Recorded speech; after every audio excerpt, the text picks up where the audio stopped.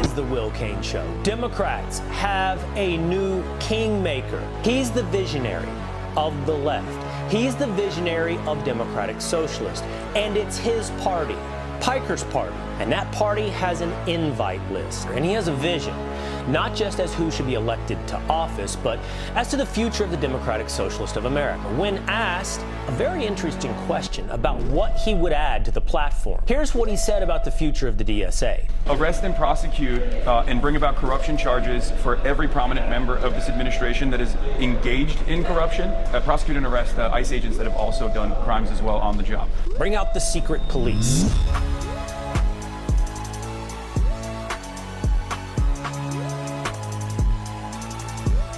What's going on, everybody?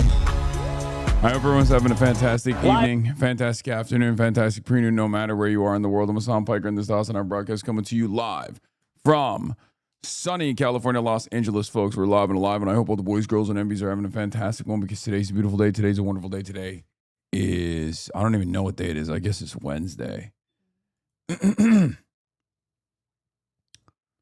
Today is Wednesday. That's right. We're live. We're alive. It's Wednesday, August 5th. It's one day after Election Day. You already know what's up. You already know what it is. You already know what's going on. I'm Hasan Piker, and I had a very long night and a very long morning, and I am running on the edge of my rope, if that's the right term to use here, but nonetheless, we're still doing it. We're still doing the damn thing, and I'm going to continue doing the damn thing. Ladies and gentlemen, take some time for yourself, okay? Take some time for yourself and just take a deep breath, take a breather, and just feel. Allow yourself to feel for a brief moment, okay? Allow yourself to feel for a brief moment because we won. But our job is not done, of course, as always.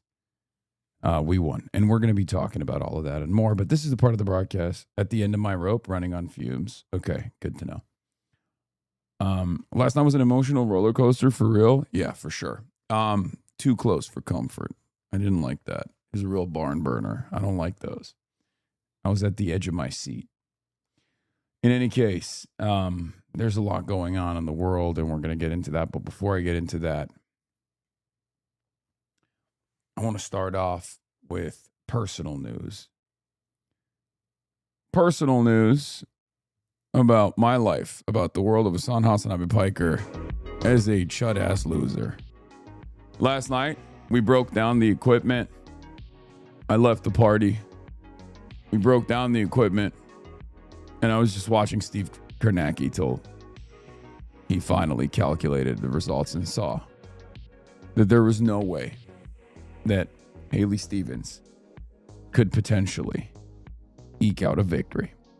And I tweeted about it immediately. And then I tried to go to sleep, but I couldn't. I couldn't sleep because I was very excited. I was too excited to be able to go to sleep. Okay.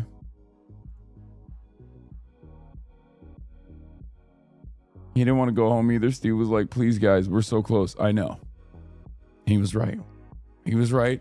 The Union Jib crew was wrong. They didn't understand the mind of Steve Kornacki.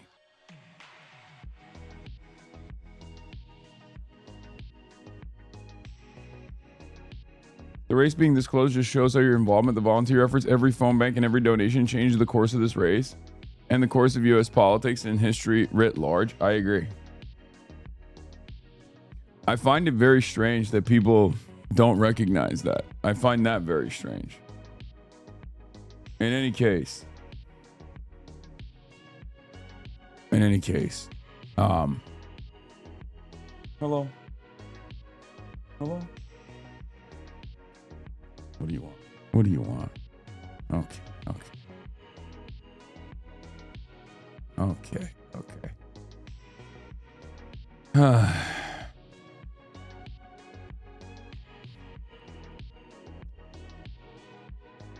With an open primary, will we know how many Republicans voted for Haley Stevens? Potentially. We're gonna get into all the analysis. How'd you sleep, big dog? Sleep. I don't know what that is. But yeah, I'll tell you this much. The establishment is uniting behind Abdul, so of course I'm not going to talk shit about any of them, including Mallory McMurrow, Haley Stevens, or any number of different people, because at this point, there's only one goal, and that is to defeat Mike Rogers, establish a Democratic majority for the Senate. I don't give a fuck what the crusty, third worldist position is on the matter. It's time to lock in. If they're consolidating support behind our boy, we gotta fucking be chill. That's it. We have to be tactical. We have to be smart. We have to be disciplined. I'm not gonna sit there and rip people, unless there's temporary alliances potentially. But ultimately, our goal is always to defeat fascism. And if the Democrats are actually invested in defeating fascism in some meaningful capacity for the duration, then great. For the consultant class, well, they could be sent out to the glue factory. That's a different story. But in any case, God, I'm so tired. Okay. We got a lot going on. We got the funny Republican race as well. We'll be talking about that. That was really funny. A guy who suspended his race won over the guy who had a Muslim sounding name.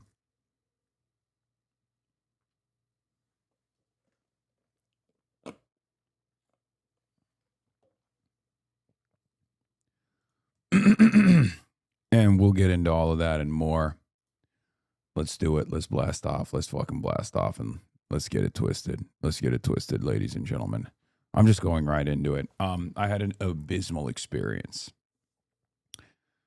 at the airport. It is unfucking believable how bad the Detroit airport was. It is actually alarming. It's actually alarming how bad it is. We get into the airport. And the lines are out of control. Completely out of control. And there is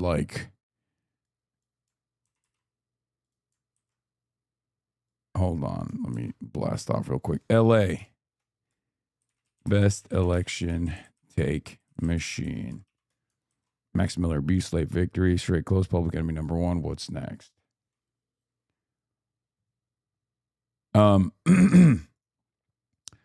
If any of you have ever had the misfortune of being at the Detroit airport on a Monday morning, oh my God, I forgot that's crazy. I didn't even put the edit. I have to edit my blast off because I forgot to write twitch.tv/HasanAbi. Isn't that wild? I'm all over the fucking place. Okay.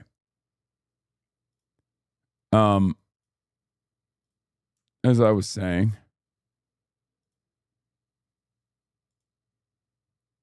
hold on. Thanks for the Norm interview on YouTube. It's nice to hear someone intellectual. Yeah. Maybe Mondays are. HasanAbi, you were clearly crucial for this victory. What? Oh, so I don't know if you guys have ever been at Detroit Airport in the morning when it's the most congested. DTW has always been a nightmare. Thanks for coming to Michigan. Michigan loves you, and I love Michigan. Okay. I thought Nick Shirley hacked your account judging by that one tweet last night. What did I tweet? I don't even know. I was out of control. I'll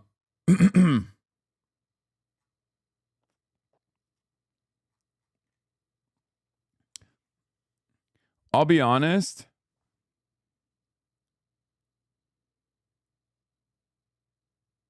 With you. I'm more worried about Abdul's chances if Republicans were actually coming out in large numbers to vote for Haley Stevens. Because if Haley Stevens' base was reliable, if Haley Stevens' base was solid, and we're going to obviously parse through those numbers, then it's over. It's over for Mike Rogers by like an insane margin. So I hope it's not Republicans taking advantage of open primaries. I don't know if they would. I don't know how like, I don't know what the precedent looks like for gamifying like that. It's happened in the past, but I don't know what the margins would look like in that situation. I assume that it's still mostly Haley Stevens voters, like the electability voters, stuff like that. But we'll get into all of that and more. Obviously, I'm blasting off, ladies and gentlemen, boys, girls, and MBs. We're freaking blasting off. Let the people know. Let the people know that we're live. We're alive, and there's so much to talk about, from Max Miller abuse to the SLATE victory that took place last night, and so much more. I'm going to get into all of that and more, of course, as always. This shirt color looks great on you, King. Thank you. But yeah, personal news-wise, honestly, the only thing I got for you is I didn't get to sleep a lot last night for obvious reasons. 50K viewers at midnight. I mean, yeah, that's normal. Is a special night. I'm very proud of you guys. I'm very proud of all of you. I'm very proud of the work that you put in. This is your opportunity. Voss said that how close it was, he needs to separate from you. Yeah, I know that every single person from the outside is going to have election takes that are really fucking annoying like that. And it's ironic because we won this race by an ass hair, which means that like my involvement in the primaries was definitely, well, not only was it welcomed by the campaign, but it definitely was to a certain degree necessary. And we're not even talking about the fact that when I stumped with Abdul, he went from third place to first place. I'm talking specifically about the organizing, the fundraising that we did, the door knocking that we did. So I don't want to hear from people who aren't personally involved in these sorts of incidents, in these sorts of races, who are coming from a place of timid restraint, coming from a place of fear, who actually hand it to the opposition, the oppositional framing to say, look, man, sorry, you're too toxic. You're far too toxic. Because the reality of the matter is, perhaps if Abdul had listened to those concerns, tonight would look awfully different. Today would look awfully different. Every little bit helps. Every little bit matters. Just like every dollar matters on the opposing front. And there were many, many dollars on the opposing front. $70 million in smears, slanders, lies, racialized animus tuned up. So yeah, for all of you, this is your moment to, take a breather and pat yourselves on the back. You did it. We all played a role in this, in history being made.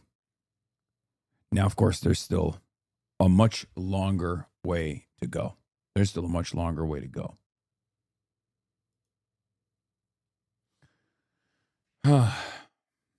So,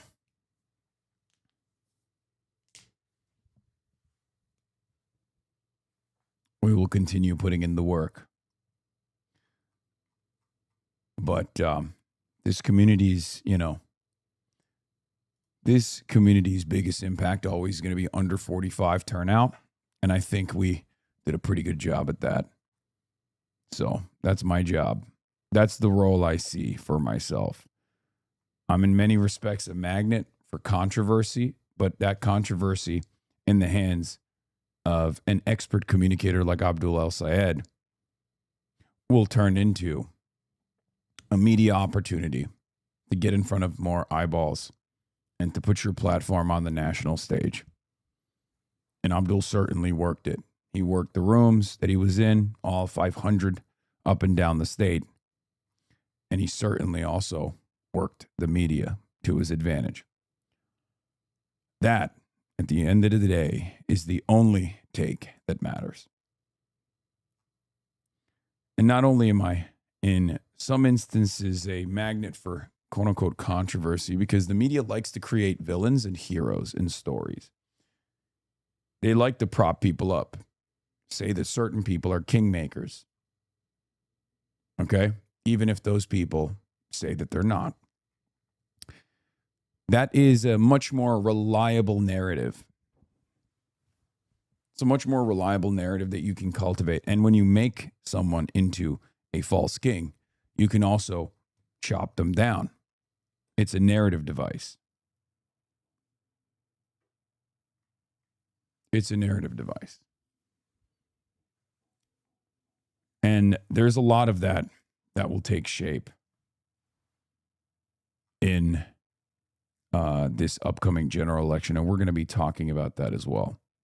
But again, remember, $70 million.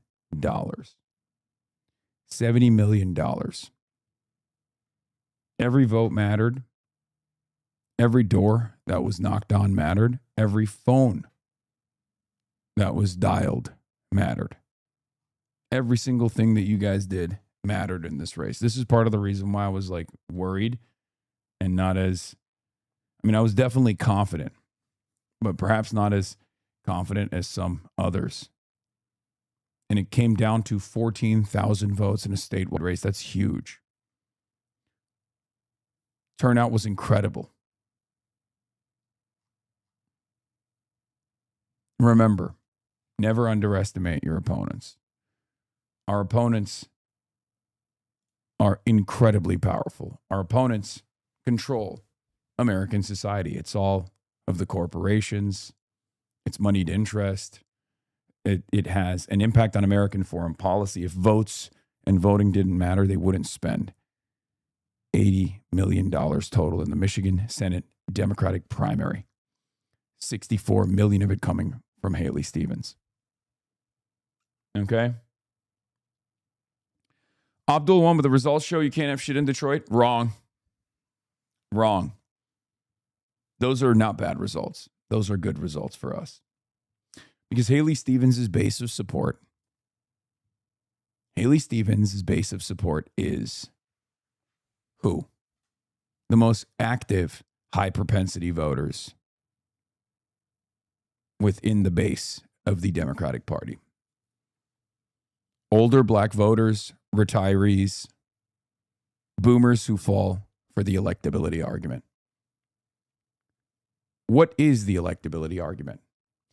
The primary vehicle that drives them to the polls is to oppose the Republicans. The electability argument dictates that these are straight up, lifelong, down ticket, down ballot, blue, no matter who, riders of the party.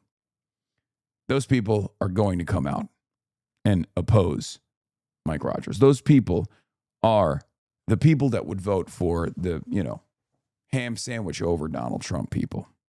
Okay? Are you speaking like Abdul lost? I'm not. I'm just tired. I'm a human being. I'm one person. Also, my voice is shot. Perhaps that's the reason why I sound a little bit tired. I apologize, chatter. I don't know if you know this, but I was, away from home for the last week almost, and traveled all up and down. I went to Wisconsin. I was in Michigan. And last night I was up very, very late. So that's the only reason why I sound the way that I do.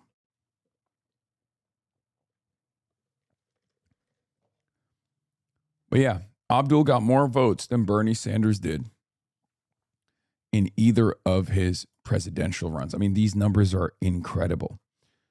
Abdul in 2026 was 735,000 votes. Abdul got more votes than Elisa Slotkin did in her primary. And that was, leading up to a general election with the president on the ballot. So it was spectacular. The turnout was enormous. Your impact was important. Okay?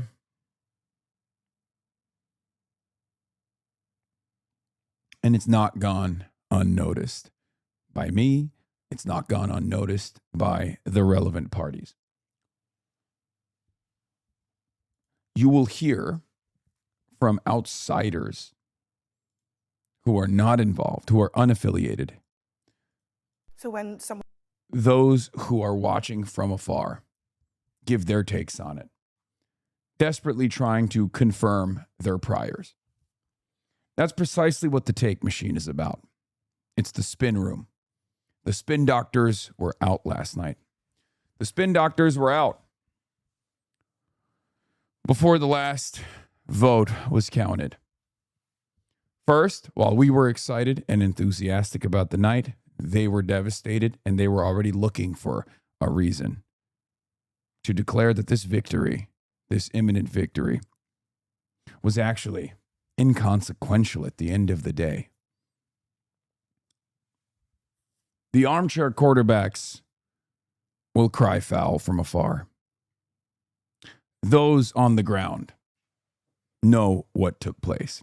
And what took place last night and what took place over the last couple of months was the power of organized people. Organized people defeating organized money. That's exactly what happened.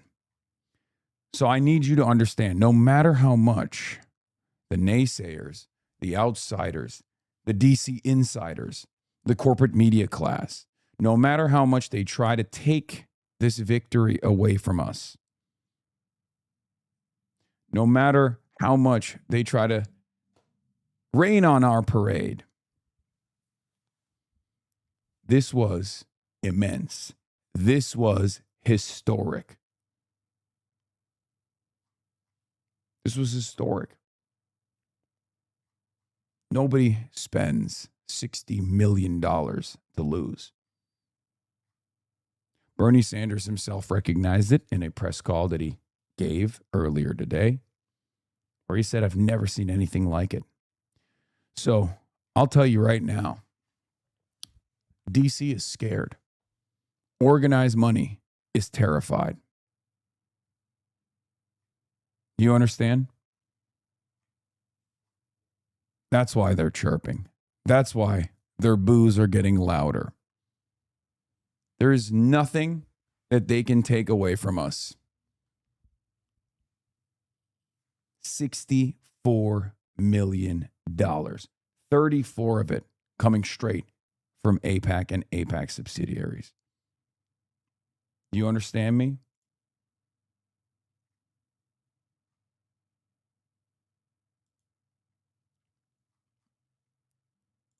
Yeah.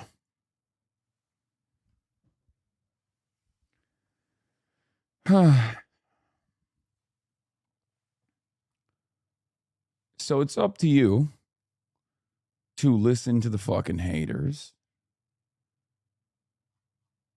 It's up to you to listen to the fucking haters, or it's up to you to lock the fuck in. Carville getting cooked on the timeline. James Carville is time grandpa. Leave the party as you promised. That's funny. Yeah.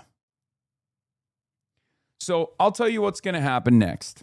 I've called the shots so far.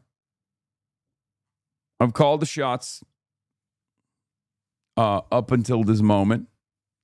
Told you what was going to happen. And I'm still unbelievably confident about Abdul's chances against Mike Rogers and the general. More confident than I have ever before. Okay? More confident today than I was yesterday even. So I'll tell you what's going to happen next. Unfortunately, your boy, without wanting to be an active part of this beyond just, helping out wherever I can going where I'm needed. They are going to put the crosshairs. The Republicans are going to do that. They already started. And the Democrats that also have a significant distaste for the initiatives that we get up to here and the HasanAbi broadcast will lean into those attacks. They know that they can't make Abdul shy away from his positions. His positions are ultimately fairly moderate. His positions are not radical at all. Perhaps the most radical position that he has is his Israel position. And I think we all know that that is only radical in Washington, D.C. That's not the radical position in the heartland. That's not the radical position in Michigan. That's the radical position for the corporate media. It's the radical position for the political class, the commentariat. But they know they can't make him budge on that. So what they will try to do is get a scalp. So they'll say, look, you got to you got to trim the fat. You got to get this guy Hasan out of here. Just wait. They started last night. They started last night before they even knew that they'd lost the election. That is waving the white flag of defeat. You understand? That's waving the white flag of defeat. It's already happening. It's a truly abnormal response. I mean, this person is irrelevant. That's just like a obsessed former fan behaving like a jilted lover. That's not what I'm talking about. What I'm actually talking about are like going to be the consultant class. They're going to go to the Abdul campaign. They're going to say, look, you gotta at least throw us a bone. You got to throw us a bone and you got to cut this guy out. He's too radical. He's too bold. He says things that are unaccountable to you. He says things that are unaccountable to you.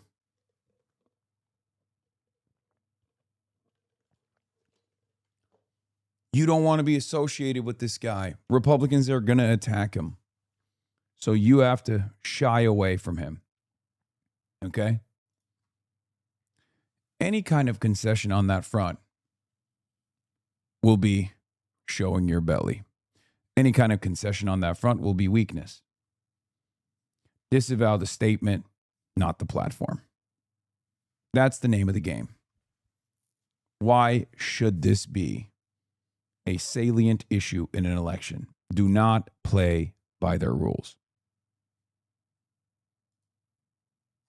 Always flip the narrative.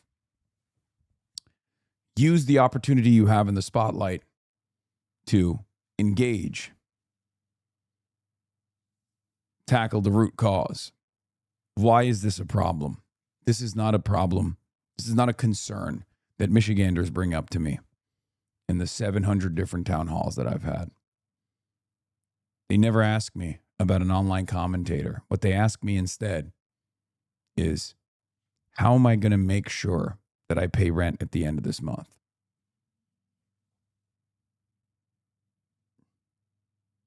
That's it. They want to lower the stakes. They want to reduce the importance of this race by talking about content creators on the internet. You got to talk about data centers, DTE, and how DTE is an ever-present, I'm talking Michigan specific now. For those of you who don't know, DTE is the major power provider. It's the worst in the country. Okay? I'm going to say DTE has ruined your life. They've donated to every politician in this state, including Democrats.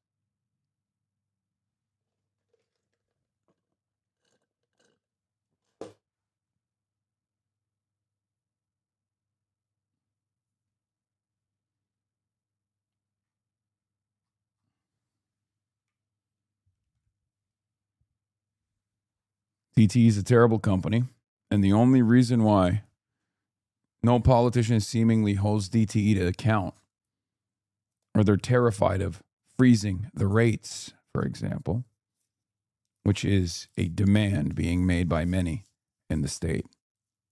Very popular demand.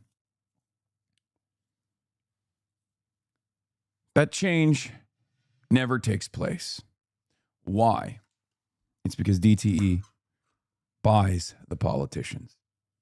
And at the federal level, it's not just DTE, it's Chevron. It's Exxon.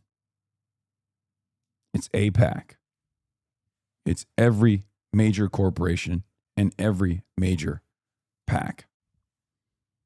This is how democracy is subverted. And we got to put a stop to it. That's it.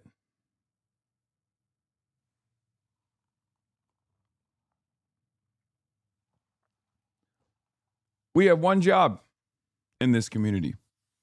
We represent, from the perspective of DC, we represent the activist base of the party. We're the door knockers. We're the phone bankers. We're the canvassers. We are the excitement. We are the momentum. Okay? We're there to fight back against moneyed interest. The way I see my role is not to bring out 75-year-olds to come out and vote for a candidate that I'm working with.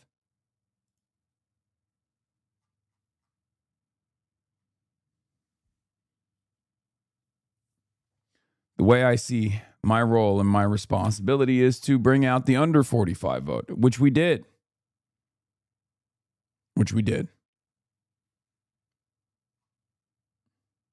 You know? We're going to continue to do that in the general.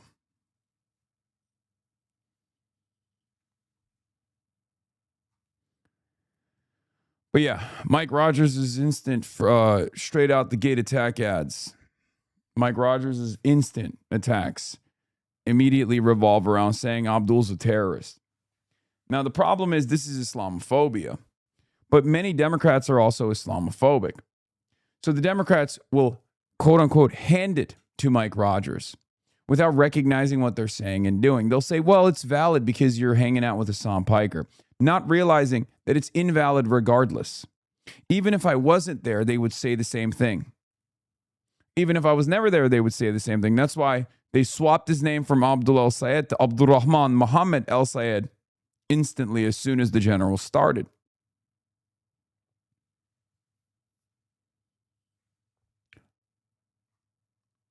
So any kind of concession that you offer to the Republican Party on their framing on this issue is handing them a rhetorical W. Do not do this. You understand? Do not do this. The Hasan Abdul transited property on display. Rogers says he's running against someone who believes America deserved 9/11. First ad that came out instantly after. It was clear that Abdul El-Sayed won the election. By the way, I apologize. I'm like running into it already. I'm going head first into it. We're going to analyze the results in a little bit. There's a lot to extrapolate from this. There's also a lot of takes, the spins. The take factory is very much alive and well.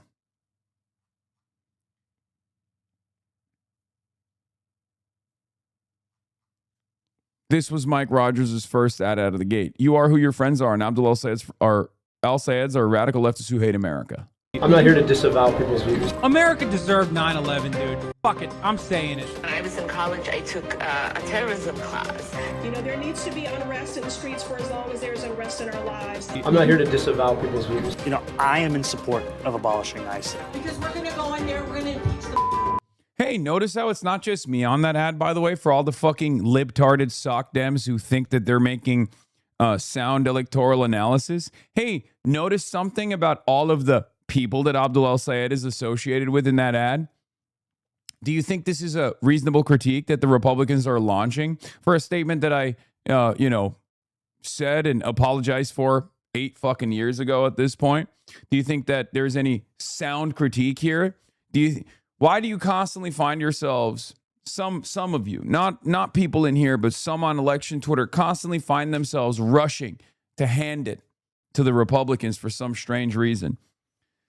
Do you think the Republicans make a distinction between someone like myself and someone like Ayanna Pressley?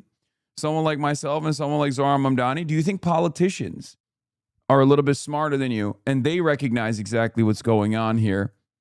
And perhaps that's the reason why they take this differently than you do. Everyone loves to be an armchair consultant, backseat quarterback, backseat driver. Do you think this is coming from a place of well-reasoned thought, or do you think it's just like unbelievable racial agitation? Just racial agit slop?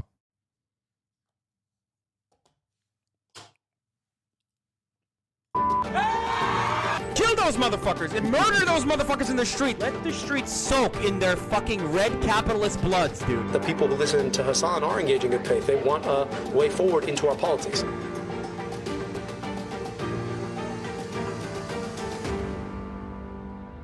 I'm not here to disavow people's views. America deserved 9/11, dude.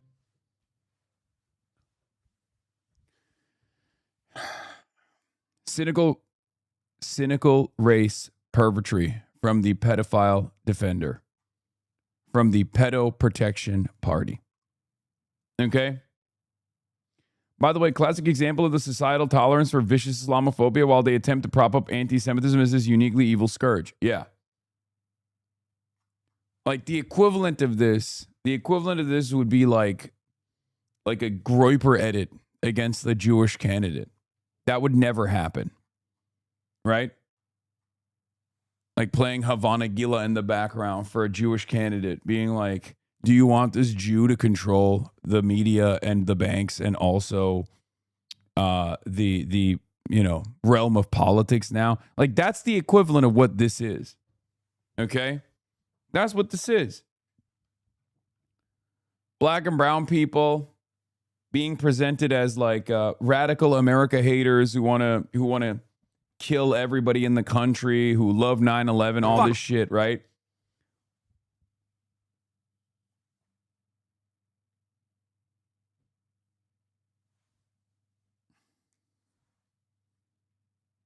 That's what this is.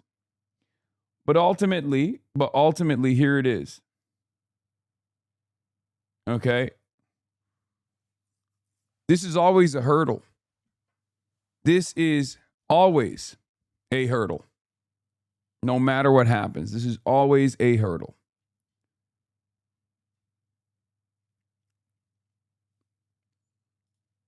But it's a hurdle you can climb.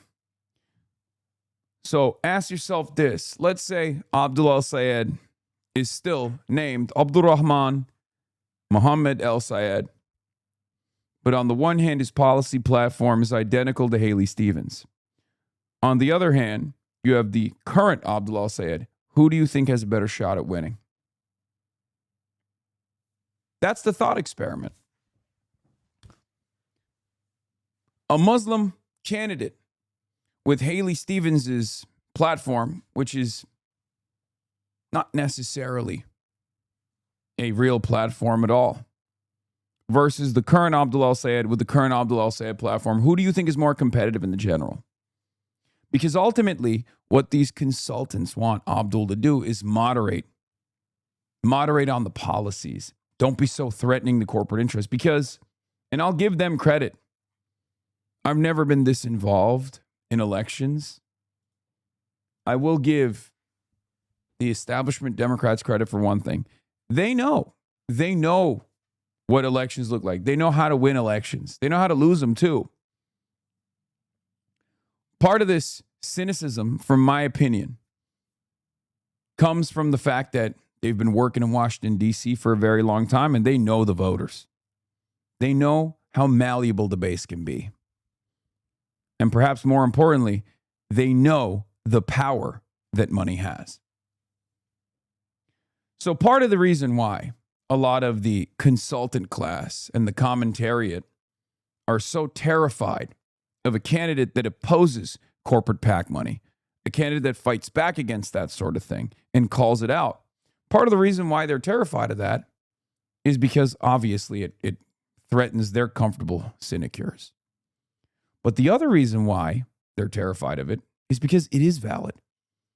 Because a $70 million money cannon is virtually impossible to defeat. You have to be exceptional. You have to have tremendous messaging discipline. You have to have organic interest. You have to excite the base. You have to draw not only turnout, but also a real grassroots mobilization. You have to mobilize people to go out and knock on doors for you. That is the only way that you can defeat $70 million. And the inverse of it is that $70 million can still carry you to a close enough race, even if you don't have any policy. So, from the most charitable estimation, my most charitable interpretation of why the DC consultant class is always running scared is because I do think that some of them understand how malleable voters are, how susceptible they are to television ads, and how much of that could be bought like that by corporate PACs. Do you understand? It works. It works very well. And I think that's part of the reason why a lot of people say, just moderate your positions. Just don't say anything about Israel. I think that is AIPAC's power. AIPAC is just a, political action committee I'm talking about. Okay? AIPAC's power as a political action committee, in my opinion, stems from not some kind of, anti-Semitic suspicion that people have, like where there's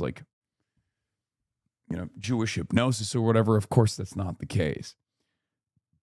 It comes from the fact that they can instill fear in the hearts and minds of every elected representative. It can get the amount of money that they can dump into small races, into otherwise sleepy races, scares off people from saying what they know the overwhelming majority believe. That's why Abdul al-Sayed's victory was unbelievably important. Because I hope that it will give people a little bit more courage to come out and reveal what their moral conviction is, or rather, what they know their base wants them to say. So any victory that we seize from the onslaught of corporate expenditure is moving the needle in the appropriate direction in ways that you probably can't even fathom right now, in ways that you probably can't recognize at this moment. What do I mean by this? When Abdul al-Sayed is uncompromising on the issue of Israel, and he still ends up winning, that shows other people who are paying attention in smaller races that they too can be unafraid. They too can say the truth. Slowly but surely, it opens up new opportunities. You guys keep saying, like Liz Smith. Okay, let's take a look at what she had to say. As you guys know, Liz Smith famously was the first person that unfortunately for her, experienced it firsthand. Liz Smith is a famous consultant. She is a big Pete Buttigieg consultant. Initially, she's worked with Andrew Cuomo and stuff like that. But Liz Smith was consulting the Mallory McMorrow campaign.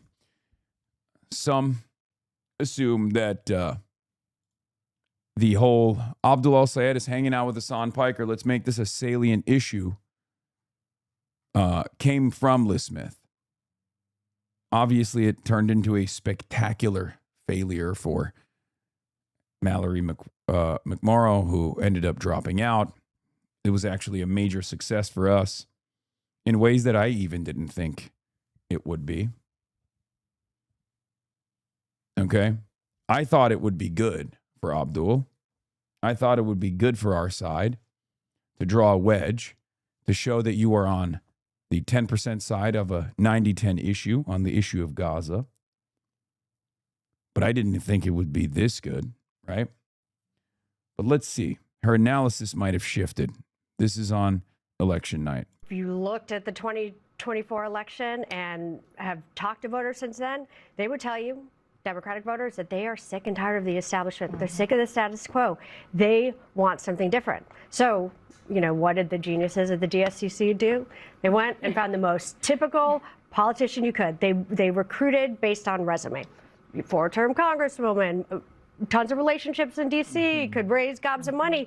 Guess what? People do not vote on resumes anymore. They want someone who can speak to the anger, who can call for change, who can, excite them to go out and vote. And that was not something that Haley Stevens offered. And this idea of electability, I hate that we discuss it so much, but let me tell you something. Electability is not something that can be conferred by people in Washington, D.C. It is the voters who decide what is electable.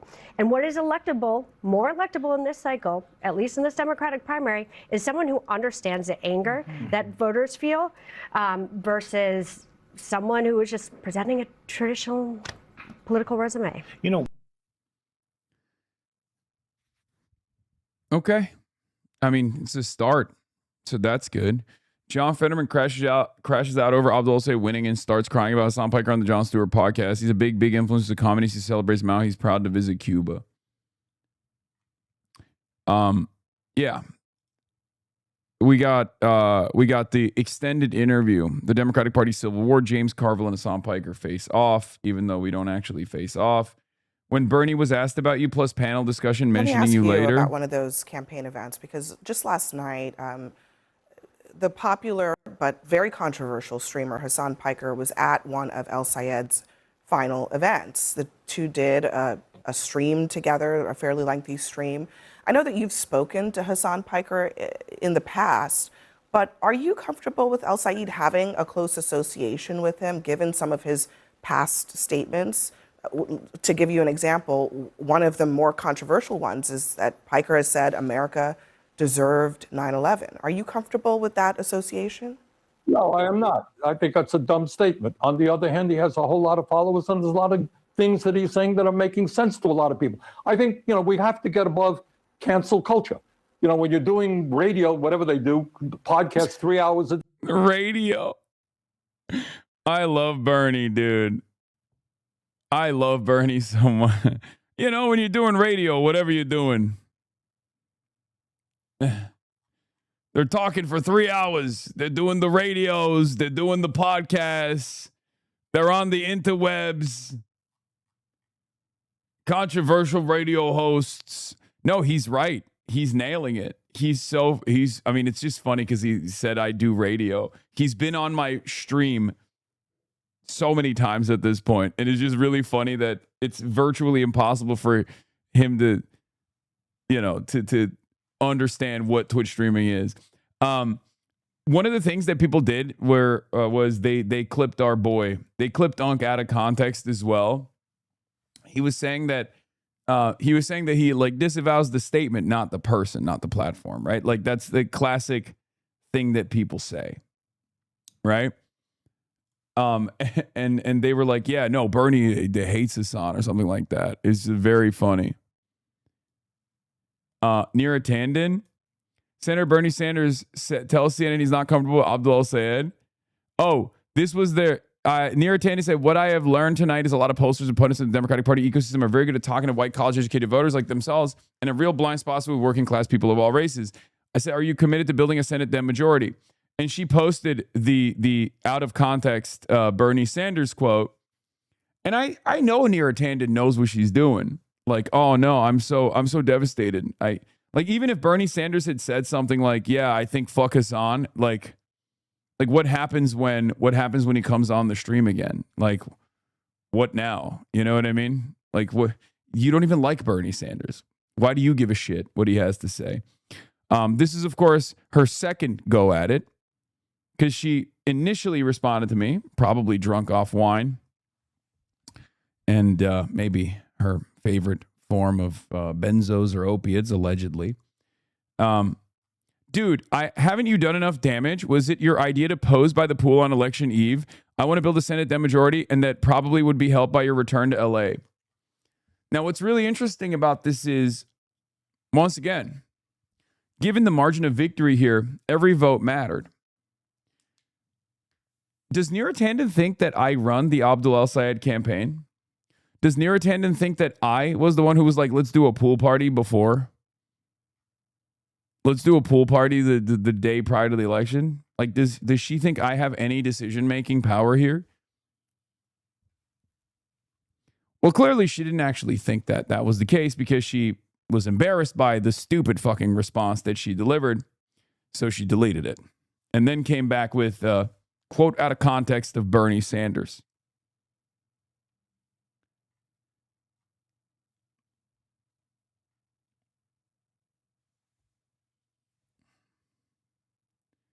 If you suggested the pool party, why the hell would you show up in the wrong type of suit? Yeah. I know that for a lot of people who are stuck on Twitter, whose brains are completely melted by being on Twitter so much, they think, I guess, I'm responsible for the polls. They think I'm responsible for all the campaign events. I didn't go to Michigan to go to a pool party. I went to Michigan to knock on doors, to canvass. And not only for Abdul El-Sayed, but also for Donovan McKinney, who won his race. To fundraise for Donovan McKinney, to phone bank for him, which we did. We weren't there for pool parties. But if people tell me to attend something, I'm going to attend it. I have no say in the matter. Okay? I think a lot of people, like I said, are desperately trying to throw some stink on this victory to the best of their ability. We're not going to let it happen. Okay? Yeah, I was in and out. I was there at the pool party for 5 minutes. That was enough for Neera Tanden.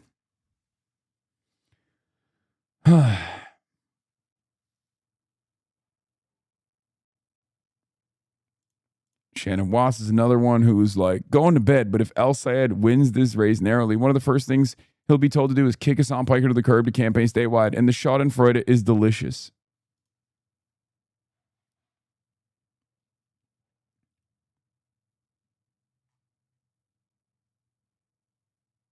I think I fully updated the endorsement tracker for you when you want. Yeah. Here it is. Here's the endorsement tracker. We now have 4 losses on here. Unfortunately. Hartzell Gray with a close loss. And Cori Bush with a devastating loss in Missouri. Now, when people are going to come in here and say, what the fuck happened with Cori? What happened with Cori? I'll tell you what happened with Cori. 27-1. That's what happened with Cori Bush. Cori Bush was outspent almost 30-1. So yes, money is still unbelievably important in races. So there is a degree. Now we know the margin. Now we know. Wasn't that last time? Last time and this time, to the total is like, the total is insane.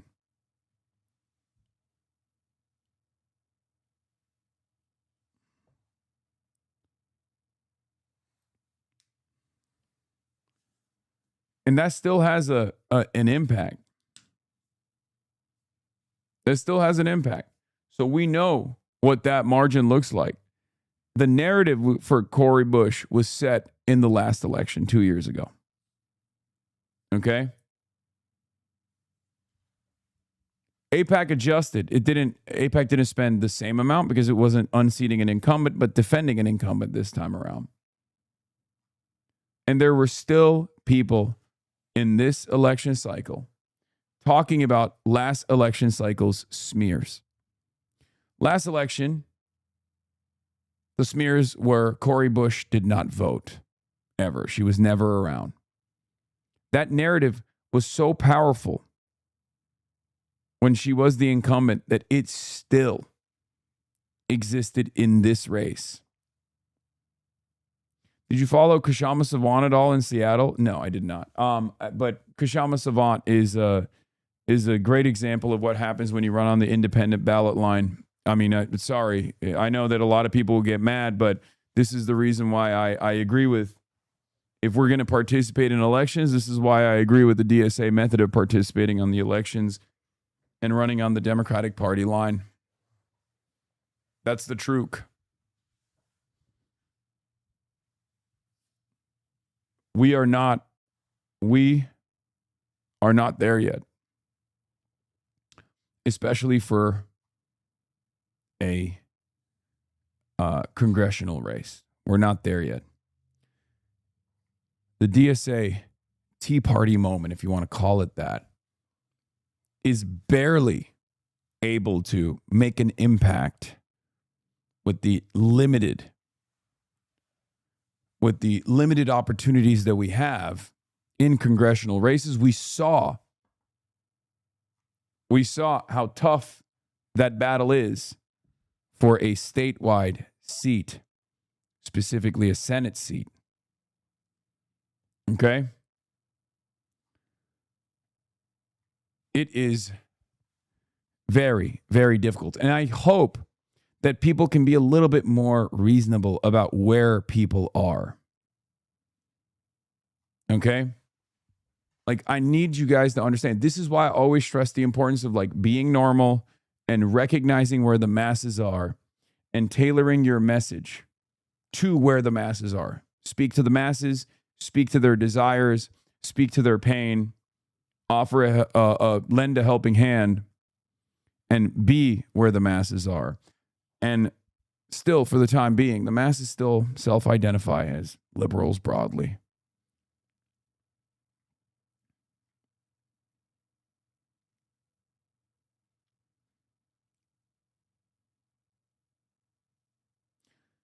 Does the guy who refuses to stop wearing the Chinese suit? I mean, there's a degree of silliness that people engage with, but I'm fairly certain that the normies on the Chinese suit saga responded in the way that was expected. Who gives a shit was the resounding response. Also, I'm not a candidate. I'm not a political candidate.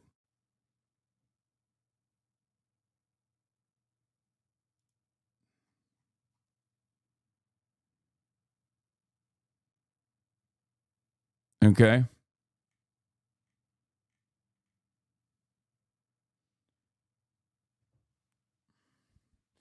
I have people asking me, didn't Cori Bush scam us? And I just couldn't believe how susceptible to misinformation campaigns people are. Even with my own extended family, people predominantly get their political opinions from what's being fed to them on TV. No one can be bothered to do the littlest bit of reading. Yeah, it makes sense.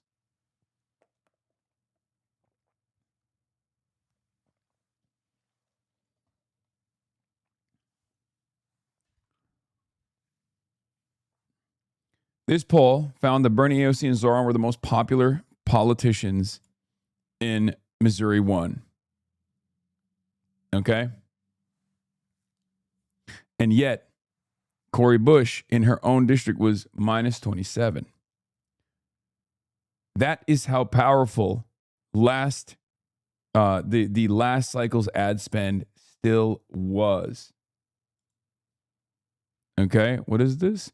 The populist left has a theory from Michelle Goldberg. God damn it. I don't have an account. God, we gotta fucking.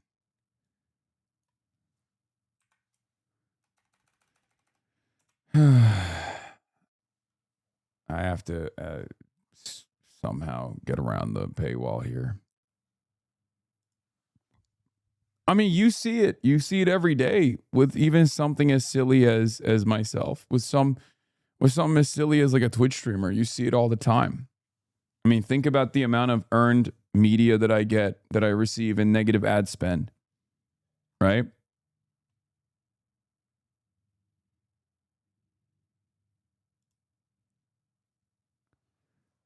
This is my take. Truly, no offense intended to Hasan, but expecting normal people to know who a Twitch streamer is actually crazy. Exactly. No, that's my take. It's an extremely online and extremely echo chambered take.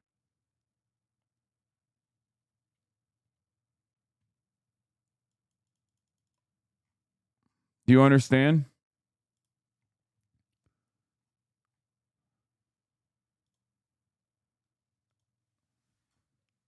But unfortunately, while Twitter is not real life, and this little pocket on the internet that we exist in is not real life either, although we can have an impact in real life, and we showed that last night,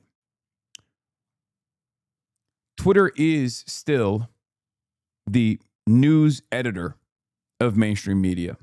Discourse that thrives on Twitter makes its way to mainstream news outlets.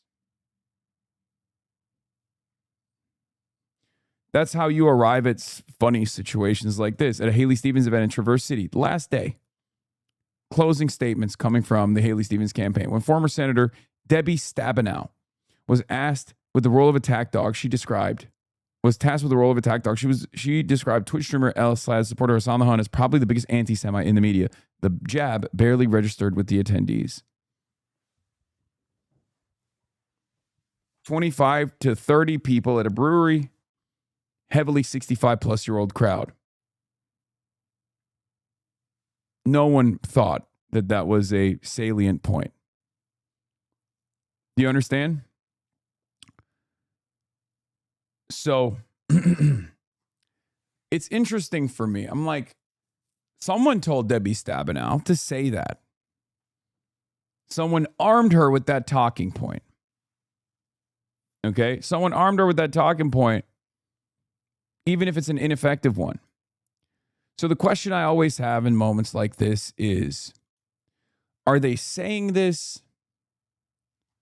Are they saying this because they think it's a good talking point?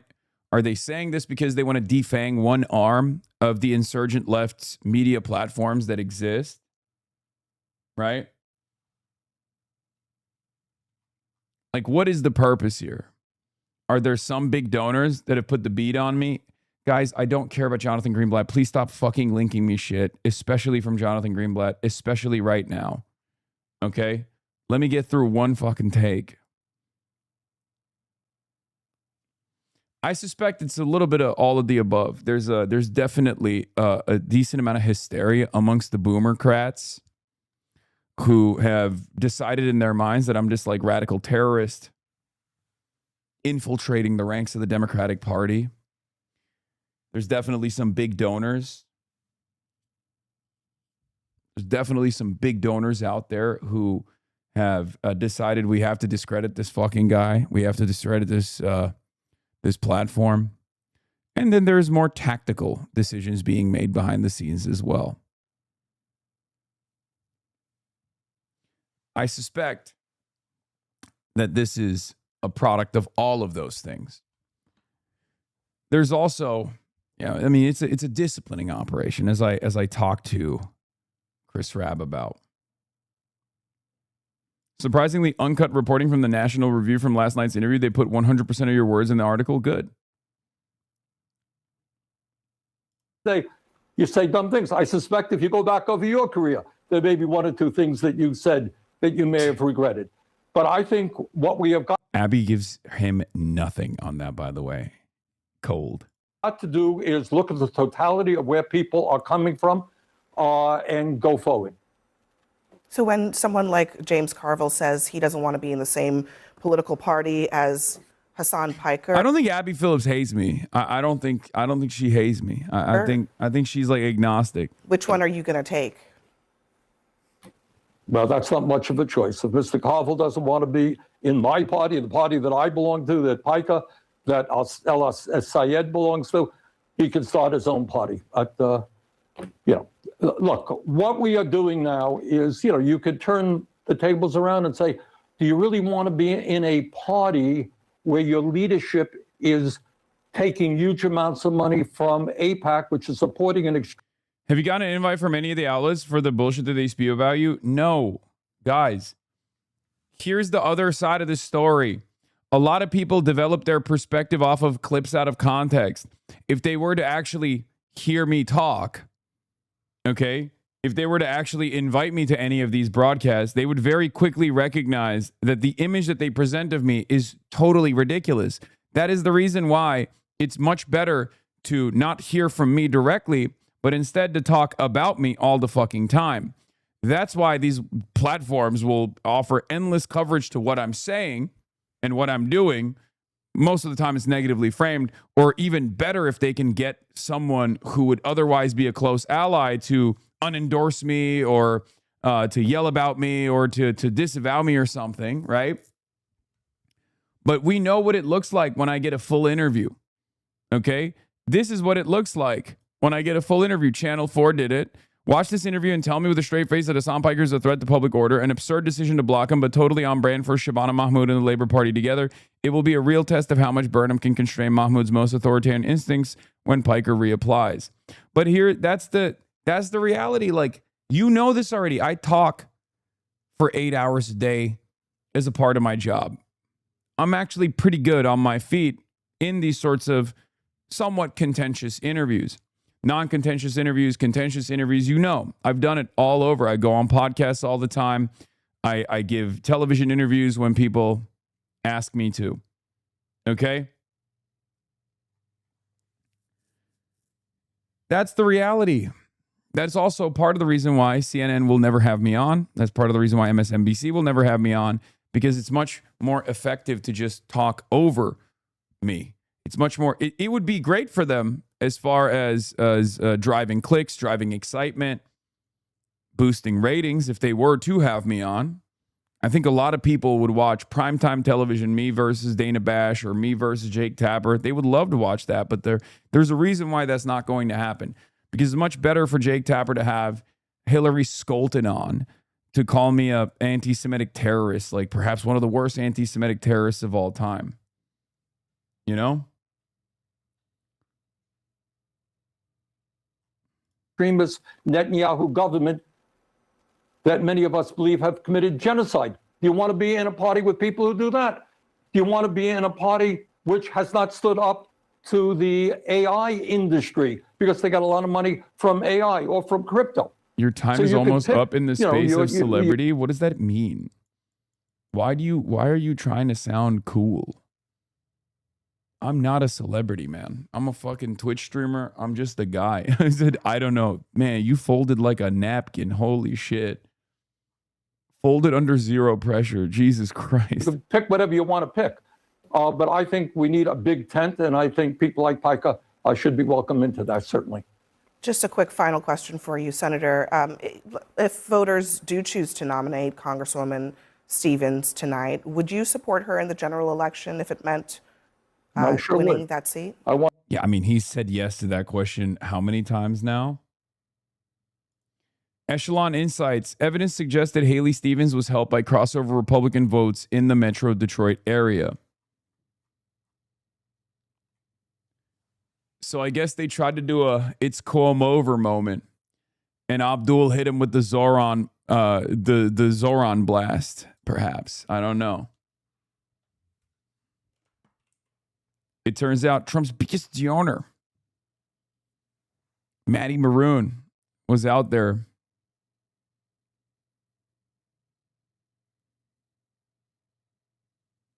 You know? I do everything I can to put a brake on Trump's disastrous policies. We need to have Democrats control the House and the Senate, and I will do my best to elect all Democrats to the United States Senate.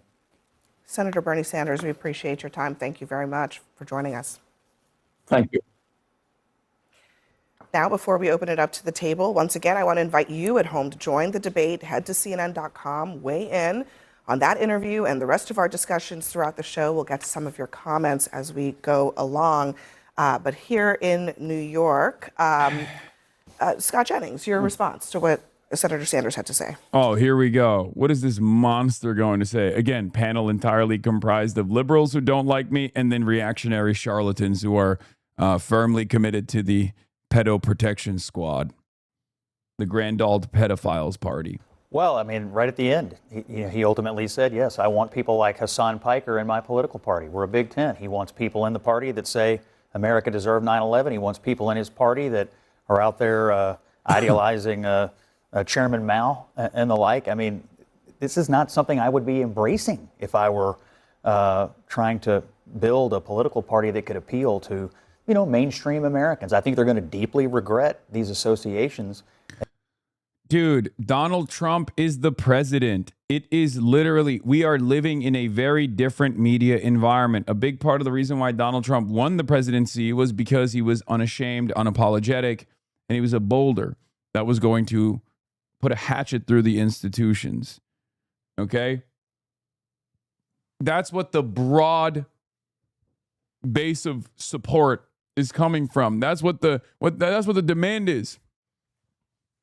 Okay? Anyone who can actually capture that populist rage and redirect it back to appropriate avenues in spite of the money cannon that they will have to face in retaliation for doing such things will win. Okay? That's it. The 9/11 thing is so overused. I swear mainstream media love it so much. I know. And it wasn't used at all. It's a post-October 7 rehashing. I've been interviewed a million I've been interviewed a million times by all of these outlets. I've had profiles, puff pieces, whatever. Many, many years past the point of the 9/11 comments, they would just like briefly mention it or never mention it at all. It just got spammed after Cuomo deployed it against Zohran Mamdani. Even though it was ineffective, it was effective in terms of setting a precedent. Anytime this person is discussed, the 9/11 comments will be discussed alongside it. Okay?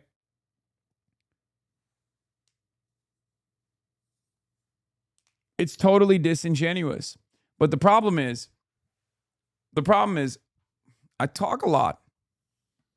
So there's no expectation, at least from my perspective, at least from where I'm standing, because I'm not running for office or anything like that, for anyone to operate like a surrogate for me.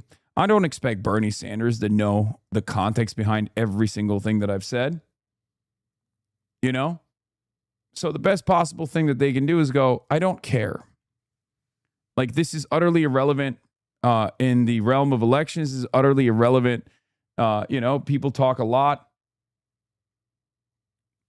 This guy talks a lot. He's a talker. He's a yapper. You're going to arrive at something that sounds stupid or silly. I need your advice, bro. It's an emergency. Let me guess. You're going to get banned for sure. It's coming. Where the fuck is Hasan? Scuba. Okay, you're getting time now for that.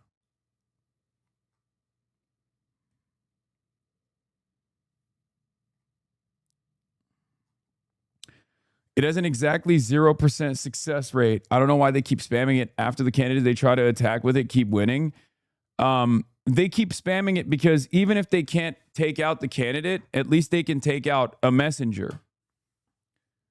Because I think at this stage, how I perceive myself is utterly irrelevant.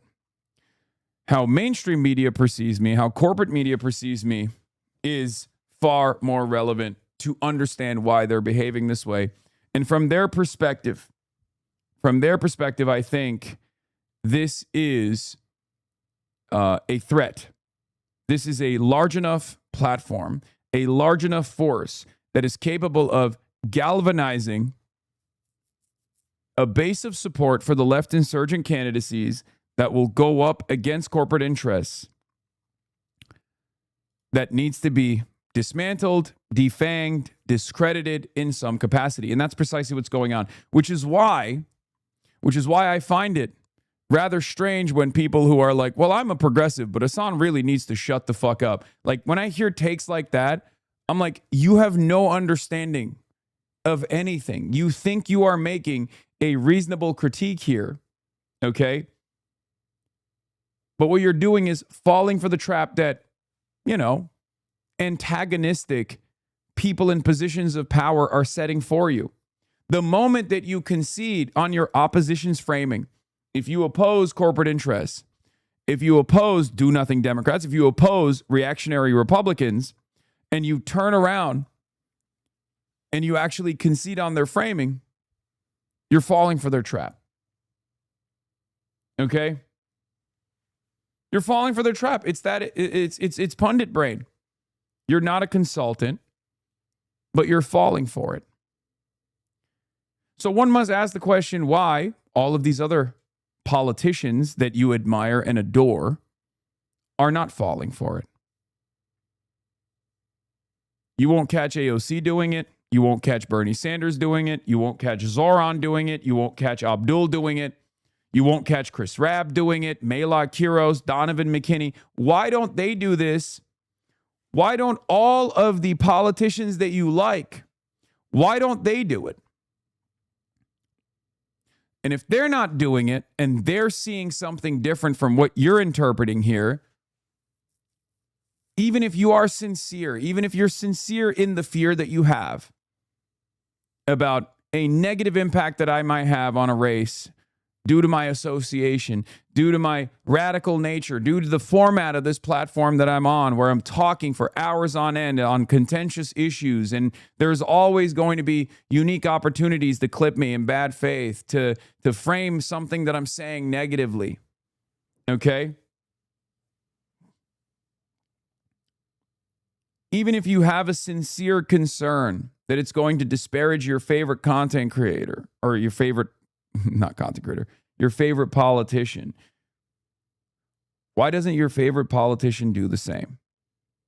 Because at the end of the day, they understand, just like the Democratic Socialists of America understand, that there is a necessity for independent media. There's a necessity for these platforms. We need to exist. I'm not overemphasizing my importance here in any way, shape, or form. I don't think I'm all that significant at the end of the day.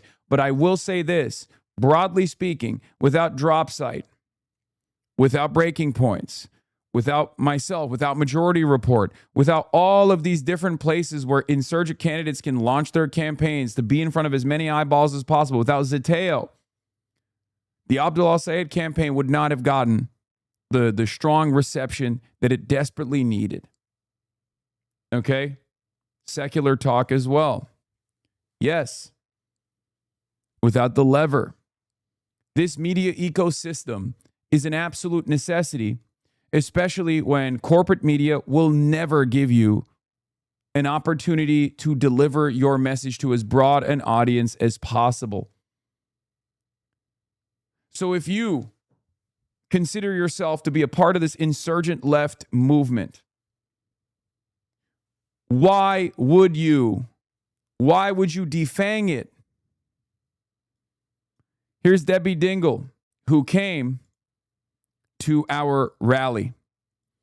When Abdul al-Sayed and myself did a rally in first Lansing and then in Ann Arbor many, many months ago, as the tide of Abdul's race shifted dramatically in our favor. Debbie Dingell, who is a very important politician for the state of Michigan, who I have a lot of respect for, whose husband basically wrote Medicare for All, okay? Debbie Dingell, who is very good with her instincts. Debbie Dingell, who also famously was critical of Hillary Rodham Clinton, who was also critical of what was going on in Michigan twice and was correct twice. Okay, an OG. Debbie Dingell was at that Ann Arbor rally at University of Michigan, Ann Arbor. Associated Press approached her, said, wow, Debbie, are you here to endorse Abdul El-Sayed? I mean, this is months ago, right? Mallory McMorrow was still in the race. Haley Stevens was seen as the front runner. Debbie Dingell said, look, I'm here to understand why so many young people are at this rally months out from a primary during the midterms. And she said, I have never seen this much youth enthusiasm in a primary 5-6 months out from a midterm election for a Senate seat. That's why she's always stayed ahead of the game.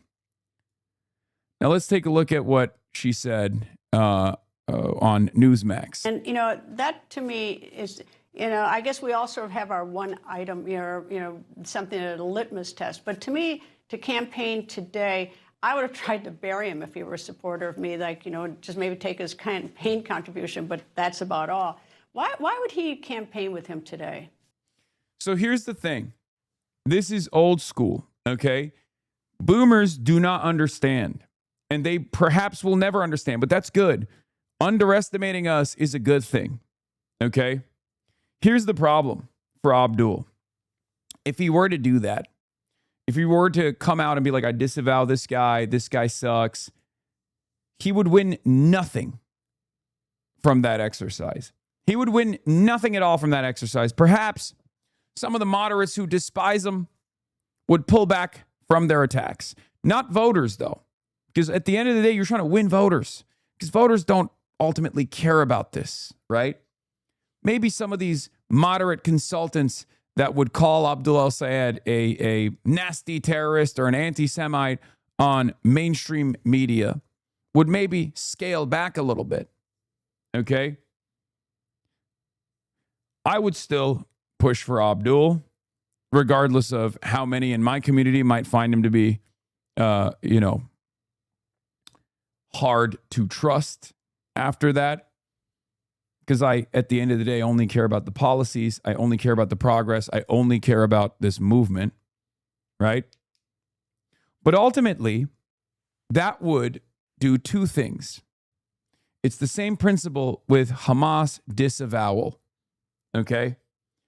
If you recall, going back to the previous election cycle with Kamala Harris, whenever there was a protest, a pro-Palestine protest, people would go to those protests and be like, see, there's a person there that is like pro-Hamas. And then they would go to every Democrat and say, Kamala Harris, disavow Hamas, disavow this pro-Hamas protester. That was always a stupid exercise. Because when you disavow, even if you disagree, just don't disavow. Why? Because when you disavow the pro-Hamas protester, you took ownership over that person. Okay? You now not only took ownership over that person, but you also turned around and said, this is what my movement looks like, and I'm actually embarrassed by it. Okay? You don't ever have to do that. You do not ever have to do that. It only harms you. There is no upside, only downsides when you do that. And a similar situation exists here. If Abdul were to come out and be like, yeah, you know what? You guys are right. I fucked up. I should have never asked this guy to stump with me. He's a bad guy. That process of throwing someone under the bus, maybe in the 90s used to work. It's called the Sister Soldier moment. Bill Clinton did this. A more recent example of this is Barack Obama distancing himself publicly, cutting ties with Reverend Wright, Reverend Jeremiah Wright. Okay? By my estimation, we're in a very different media environment now. That's number one. And that matters. That's important. But number two, I don't think that distancing operation is actually all that beneficial. Because you only look weaker. In this current political landscape, you just look weaker. Okay? And it turns out we don't even have to look at the results and wonder if it was beneficial or not. While consultants on the outside, establishment Democrats who fucking despise me, could say, oh, this race was close because of Hasan, they're wrong. Every vote mattered at the end of the day. And it's very clear that this community's efforts played a formative role in carrying this campaign across the finish line. That's it. That's it.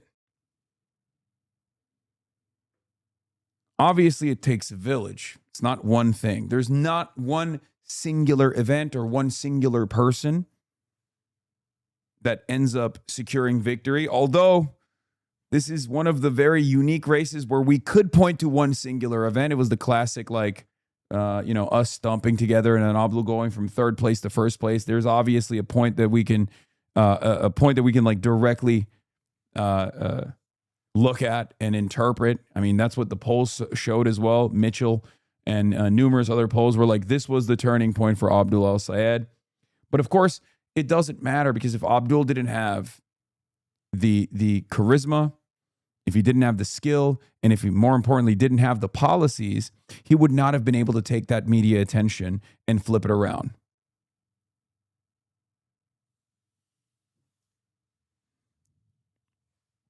I think it's safe to say that we helped win at least 3 close races this cycle. Dadi Aliza, Donovan McKinney, and Abdul, where the margins showed that our help was a big difference. I think so too.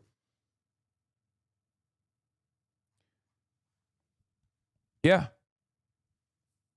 The close races were not lost because of the close races were not close because of our involvement. We won those races because of our involvement. It's so totally ridiculous. So I'm going to actually tell you, I'm Debbie, so I don't follow him. And when he was here earlier in the year, he was here in my district. And anybody who knows me knows I try to understand what people are thinking. I try to understand the mood. And so I went to the back of the event that he was at, because it was in my district. And I'm just trying to understand him. And I quite frankly, don't agree with many of the statements Hasan Piker has made, but he is I've learned, very, very popular online. He's an influencer. He has a great deal of followers. And that's the way that Abdul's been running his campaign. He's run a very strong social media campaign. I don't get how he has so many followers, to be perfectly frank, but I'm following him now because I'm trying to understand it. So I'm not defending it. I don't agree with things that he has said, but it's an interesting phenomenon, and you can tell that there's a difference in generations, because I don't know. He's got a lot of followers, and I'm still trying to. I guess he works out, and when he works out, he looks really good. No. Oh my God. Oh my God. Debbie Dingle, that is why did you say that? Ain't no way. Oh my God. Is Debbie Dingle on FanCam TikTok?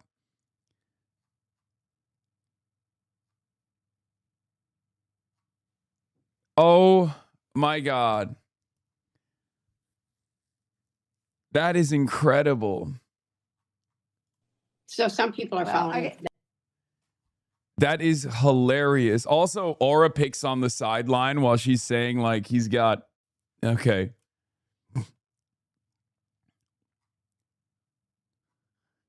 Wow. That's something. Okay. We take those. I don't agree with Hasan Piker, but he's got a lot of followers, says Debbie Dingle. So yeah, look. Hey, what can I say? What can I say? I mean, I'll take it. We take those. We win those. That's fine. Whichever, any means possible. Okay. Yeah, I just, but like even her response, because like that speech I delivered at Ann Arbor wasn't radical at all. And she was there and she heard me talk. So I find it very odd, like that. I guess she's referencing like all the comments that are in the ecosystem at this point that is associated with me that will be following me everywhere I go for the rest of my life. I guess those are the comments that she's talking about when she says like, I don't agree with everything he says. I guess that's what it is, right? Like that's what she's referencing, I suspect.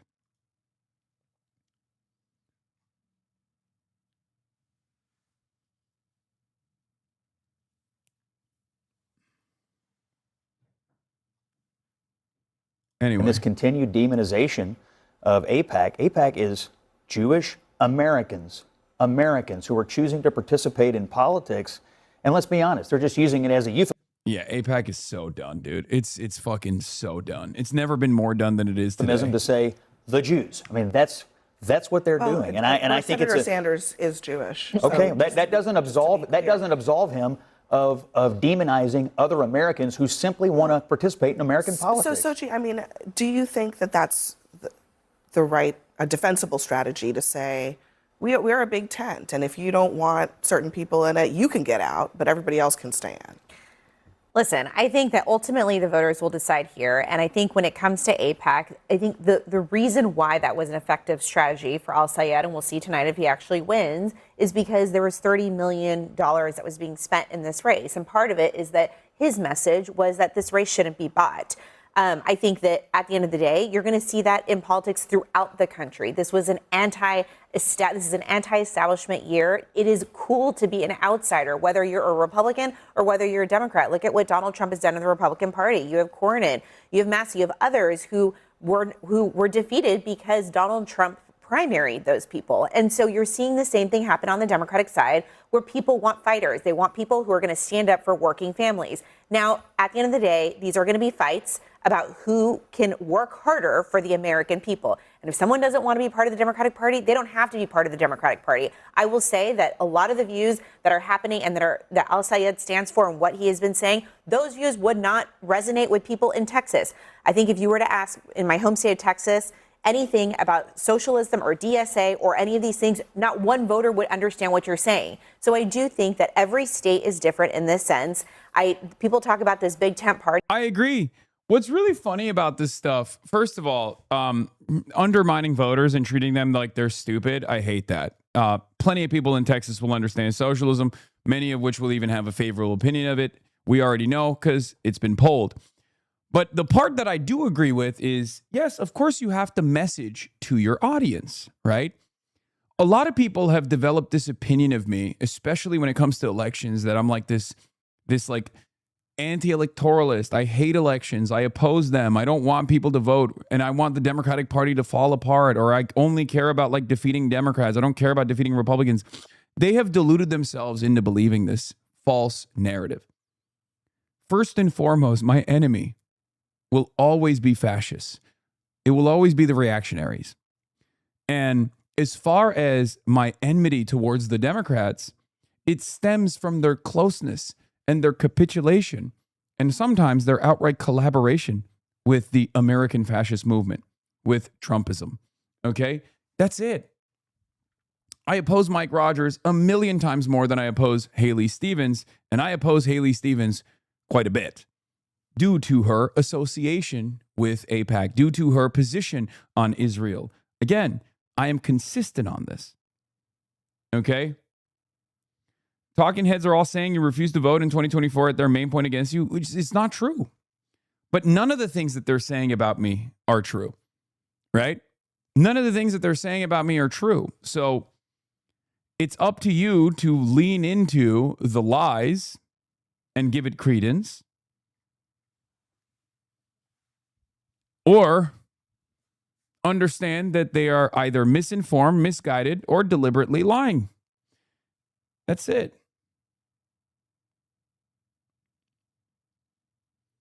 I think it is a matter, the enthusiasm is where are the fighters, whether it's Democrats or Republicans. It's not about party labels anymore, and we have to get over that as a country. People do not like the labels. I think people are looking at this race totally wrong. First of all, Hasan Piker is not the candidate.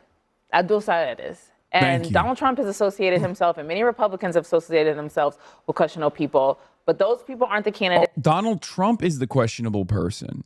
See, this is the other side of the story. Donald Trump is the questionable person. Look, it's not an accident or a secret that there are some in the media that treat certain individuals as unbelievably toxic. Regardless of what those individuals' personal point of view is, regardless of what their track record looks like.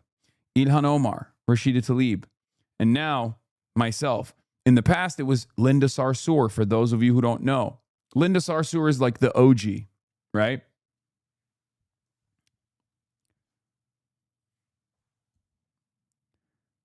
That's it. These are people who get disparaged. Now, even someone who is running for office, who obviously needs and achieves a shit ton of name ID, name recognition, like Linda, or not Linda, sorry, like Rashida Tlaib and like Ilhan Omar, I have a very unique position in this because I am a media platform on my own. Okay? So I have the capacity to use the platform that I have to push back against these false narratives. Many people don't have that opportunity. For someone like Rashida or someone like Ilhan, they have to go to sometimes my platform and sometimes others to be able to communicate what their goals are, to be able to communicate what their positions are. For me, it's all I do. All I do is yap. That's why there's this massive divergence between what the media ecosystem is presenting me as and what the truth is. And the truth in this day and age, given the diversity of the media landscape, is endlessly accessible.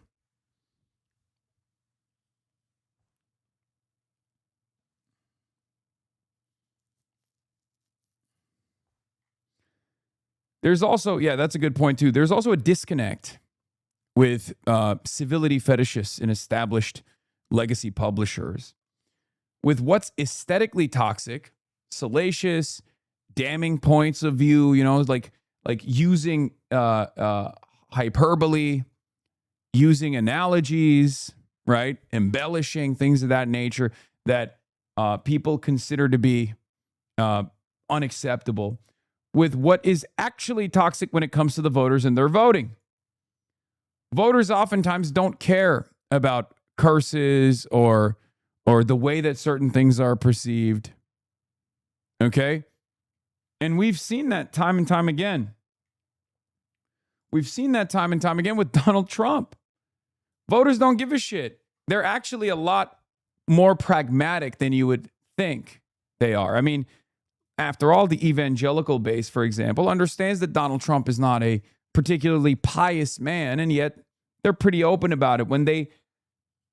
When you ask them directly, like, why are you voting for this guy? They go, well, he's going to carry out this agenda that I care about, an agenda of white supremacy, for sure. But that's still a policy. It's a policy that I oppose. It's an ideology that I oppose, but it's one that they obviously care about. Okay? They see him as an imperfect vessel.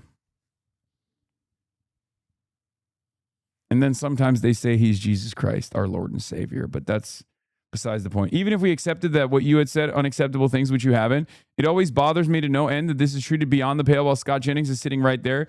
He has said stuff that is murderous, hateful, bigoted. Trump said Somalis are roving bands who hunt white people. Even if we took America Deserved at face value with none of the nuance, it will still pale in comparison to anything they said.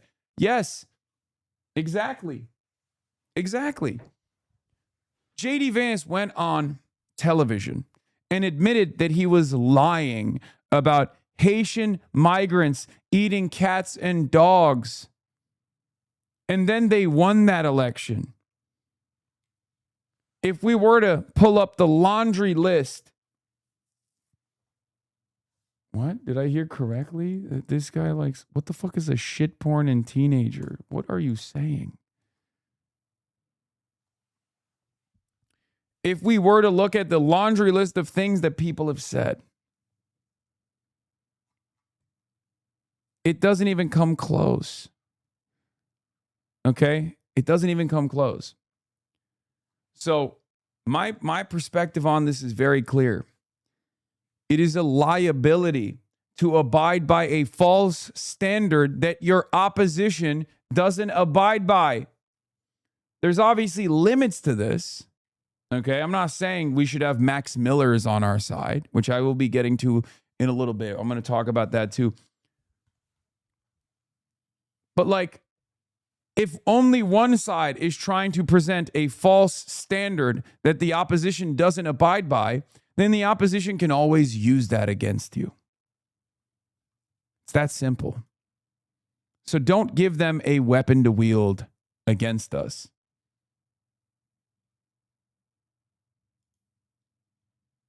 Yeah. Matthew Chapman says, MAGA is just reflexively attacking anyone with a Middle Eastern sounding name. Now, between this and MAGA voters in Michigan rejecting Trump-endorsed Amir Hasan in favor of some dude who dropped out of the race weeks ago, just insanely bleak.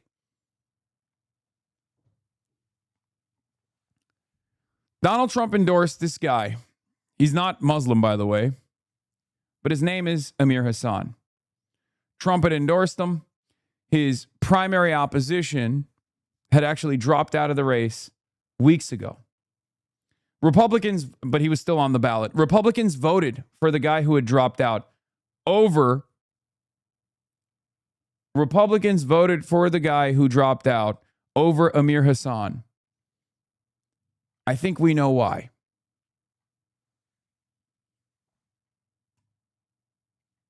They voted for the guy with the white name over the guy with the Muslim sounding name.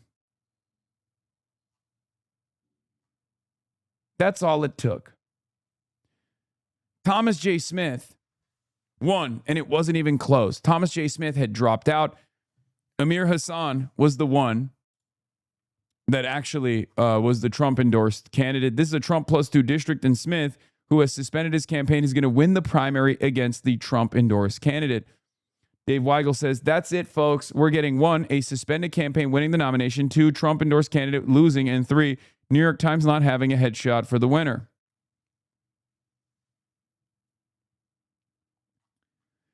I wonder, I'm not even kidding, I wonder if there were people, because this is the Republican primary, I wonder if there were people who were like, Hasan, you mean that 9/11 guy who did 9/11? I'm not voting for that. I'm not voting for that terrorist. I wonder if there was at least like one voter in that primary who voted for Thomas Smith. Out of 2,000 or 25,500 voters, there must be like a couple, right? There has to be a couple who are at least like 10. Because here's the thing. While most voters don't give a shit about me, there are a group of voters who, at the mere mention of the name Hasan, probably shudder now. Okay? And those are 75-year-old Fox News boomers.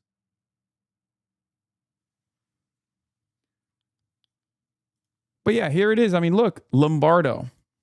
So I know Pastor Tice spoke about Officer Abdel Nabi a few moments ago. No, we're not booing. We're not booing him. He's the officer that passed away here recently. So, and I asked. Yeah. Why do you think they were doing that? Why do you think they were booing at Officer Abdel Nabi? Because his name sounds Muslim. That's it. These guys are cattle. They're incredibly racist cattle. That's the only thing. The only thing that fucking motivates them.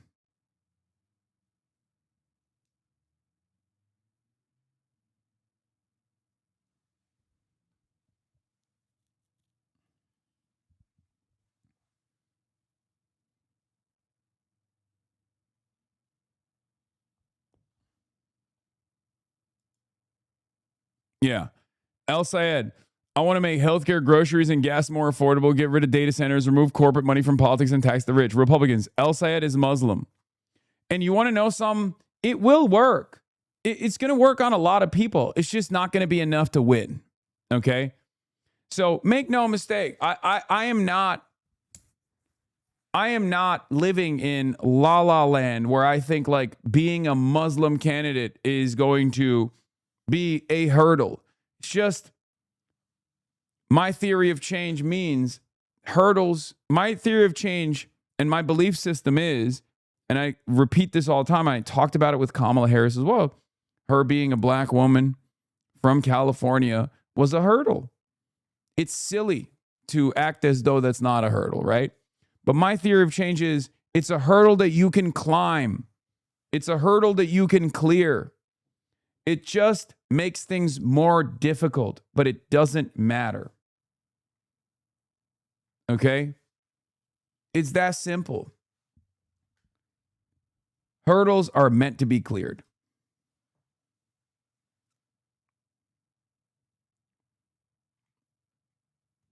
And Abdul cleared it. He cleared it last night, and he will clear it in the general. So, obviously, we're going to talk about expenditures as well. You have to be an extraordinary candidate running a strong campaign to overcome a 10-to-1 spending disadvantage, 62 million against in a high-profile race like this. Everyone trying to spin this result as anything short of that is lying. This isn't disappointing at all. Just because a bunch of polling discourse, it's crazy. Even being competitive against that kind of headwind is not supposed to be possible, and that's without even touching the endorsement by Whitmer, Peters, and Clyburn. Outspent 10-to-1. Mamdani was outspent 3-to-1. Okay? That's it. The only reason why people are saying like this is a disappointment, this sucks, is because of the standard that was set by really bad polls. And perhaps we will get a better understanding of why the polls got it so wrong. And perhaps it's because maybe there was additional turnout from Republicans. And the polls were obviously not calculating that there would be a decent amount of Republicans that would go out in the open primary and vote for the Democrat that they want to oppose in the general. That Democrat being Haley Stevens. Okay? Because if there is like an additional 10 points that they were able to secure from all of the different districts, with Republicans coming out in droves, which is unlikely for the record. Okay, when will you stop glazing at Dubai landlord because he's a Democrat? What happened to democratic socialism? Never. I love Dubai chocolate, and I hope he buys more properties. What do you want me to do, man? It's his father-in-law. His father-in-law owns properties and put his wife's name on the fucking deed. How does that have anything to do with who he is and what he's advocating for? Like, what are we doing? Do you think there is like intergenerational ideological predispositions? Is that what you think? I mean, he is not even a socialist. You can attack me on that if you want. Neither is my father. You know? Neither are my grandparents.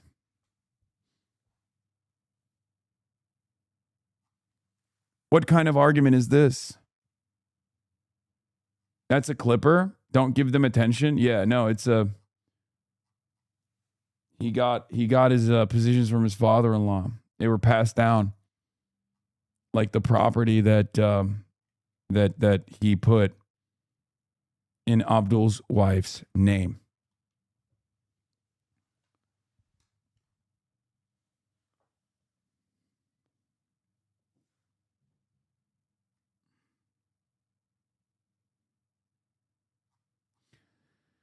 But yeah, Patrick Ruffini, pollster at Echelon Insights, says, controlling for 2024, the results kind of suggest Stevens was buoyed by crossover Republican votes, especially in Metro Detroit, where the primary composition swung 30 points towards D's.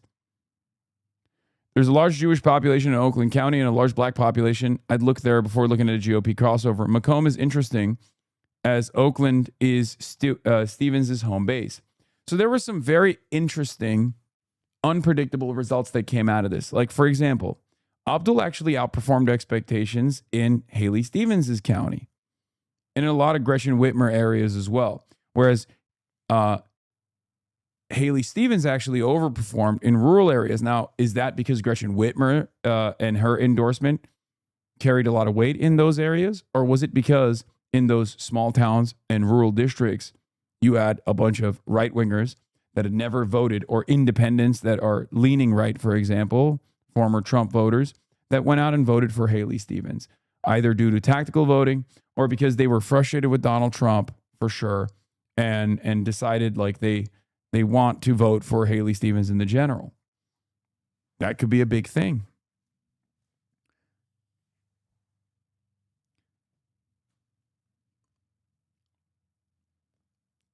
There was a Republican governor primary. No, I don't think these Republicans are motivated enough to vote for the primary, would bother trying to get a moderate Dem. I just, we'll see.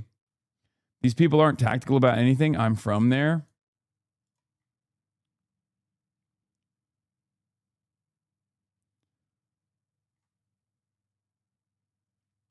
Yes, we have an open primary. The ballot had 2 columns with Dems and reps, and the reps didn't have a big contest of a primary at all. So I believe some of them did at the very least. Yeah, that could be the case.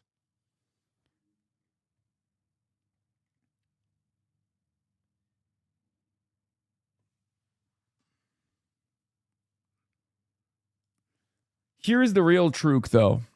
Evan Hill, open source and visual forensics and investigations of Washington Post, delivers, I think, the truth of all truths.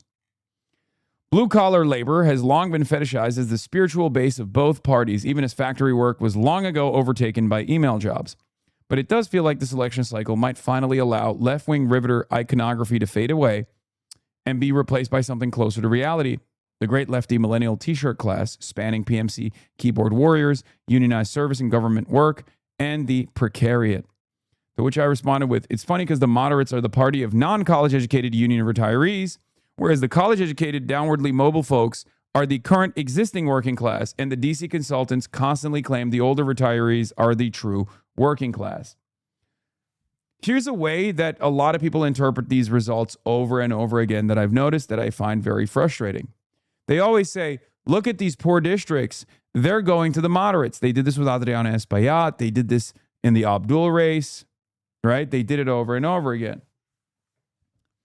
Now, what's really interesting about this is that it's actually not it's not the reality. It's this fantasy that we as Americans have of what it means to be working class in the United States of America. One example that I always used to use is one that is commonly deployed by the Republicans: coal miners.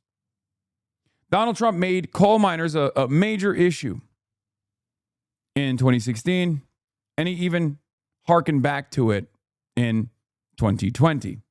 Okay? The idea of blue-collar labor, coal miners.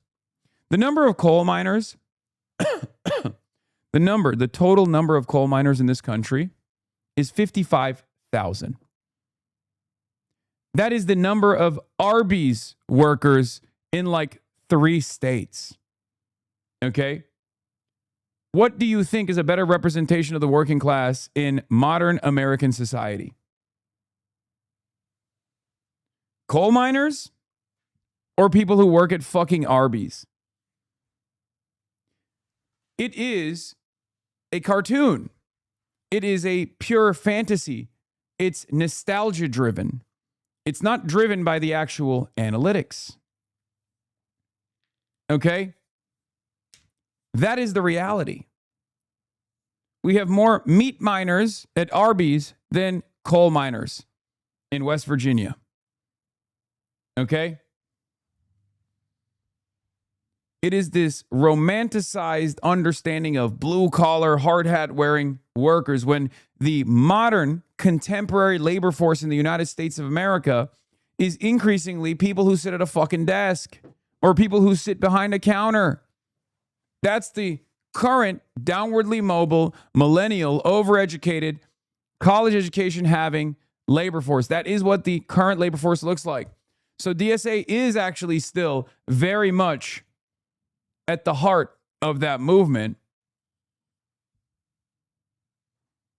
Stand behind the counter. Sorry, did I say? Yeah. Not sit behind a counter, stand behind a counter. Evan Hill says, education polarization has thrown people for a loop because 4-year college attainment increased like 20% during our lifetime. So millennials came of age during a period in which college became standard for more than a third of the adult population, and perception has been slow to catch up. Yeah.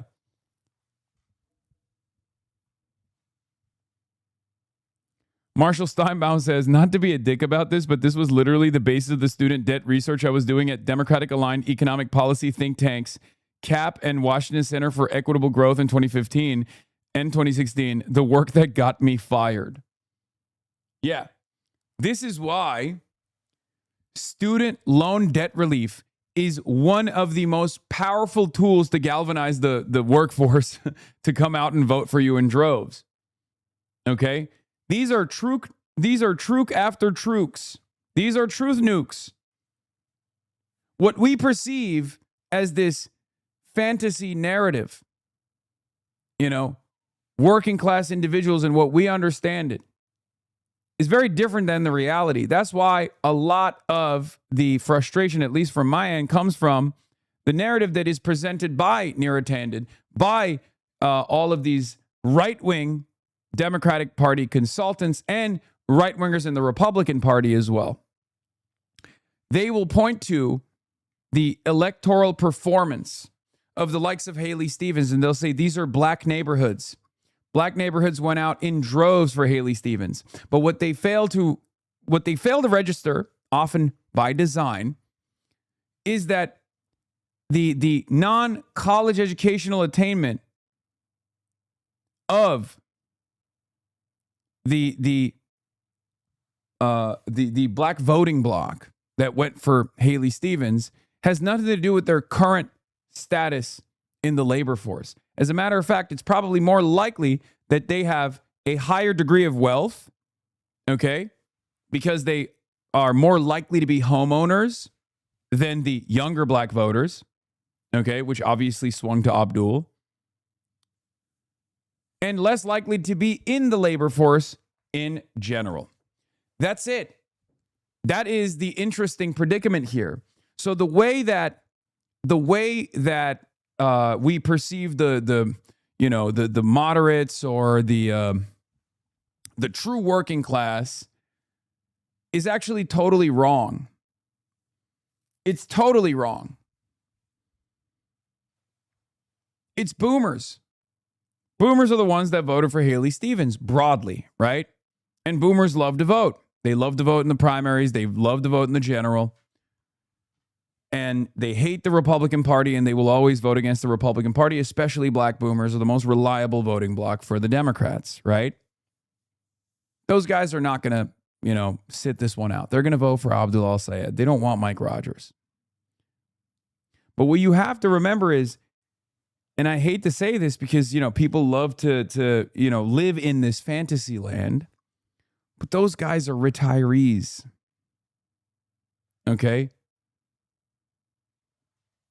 The black boomer voting bloc is oftentimes used as a talking point to say this is the true working class. And perhaps, 30 years ago, they were. They were the union labor force, the backbone of the UAW pre-NAFTA, 100%.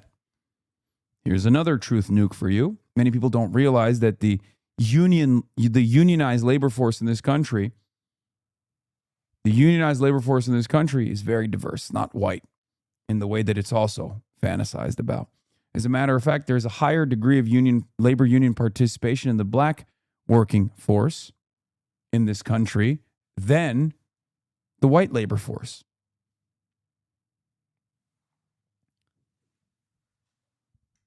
Black people have a higher union density and higher union participation. But that's the thing.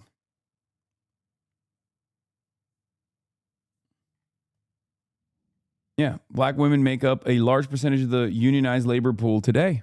Yeah. Nurses, teachers, healthcare sector jobs. People don't realize that. So our understanding of college-educated, overly educated white voters is totally silly. These are downwardly mobile, college-educated millennials who are absolutely at the heart, at the epicenter of the working class right now. Okay? They are the American labor force. So, of course, they are voting alongside their class interests. They are far more representative of the labor force than, former labor union, non-college degree having white and black boomers who are now retired and are more likely to own a home. So they have a little bit of equity, a lot more equity than or a lot higher likelihood to have some equity, some stake in the current economy than the younger college-educated white and black voters.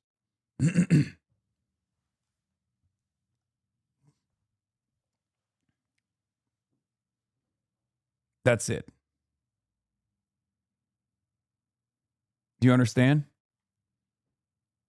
This is something that people perceive in the worst way possible. They're just wrong. They're totally wrong. So, with that knowledge, now that you're equipped with that, you can interpret the results a lot better. Okay? You can actually figure out what part of the working class is actually voting for who. But let's get to some takes. Fox News alert on a major race out of Michigan that could reset the race for November and the balance of power in the U.S. Senate. Abdul El-Sayed, age 41, ran for governor 8 years ago, unsuccessful against Gretchen Whitmer.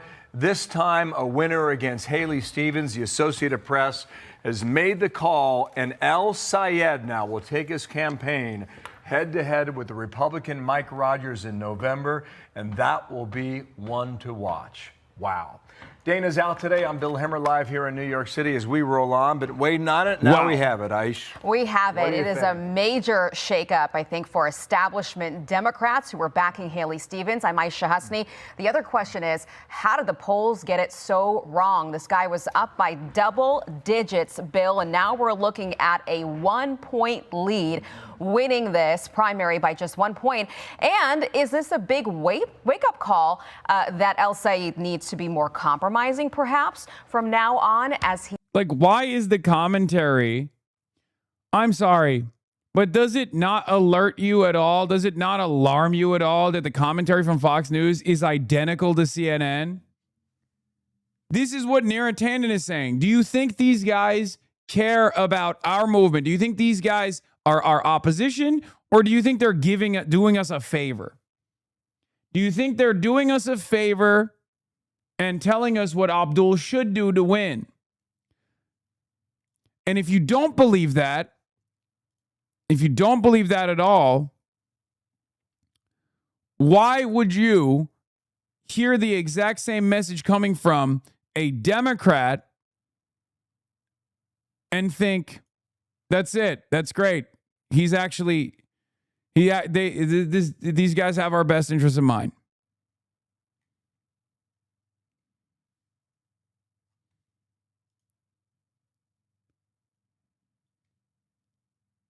It's very dumb.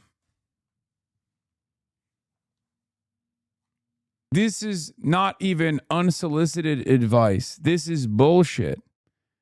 This is actually the worst advice to give. They're masking it as though it's like sound, reliable information that they're delivering to their opposition. They're just doing us a solid, doing us a favor. Just stick to your principles and you will win. Okay? Stick to your principles and you will win.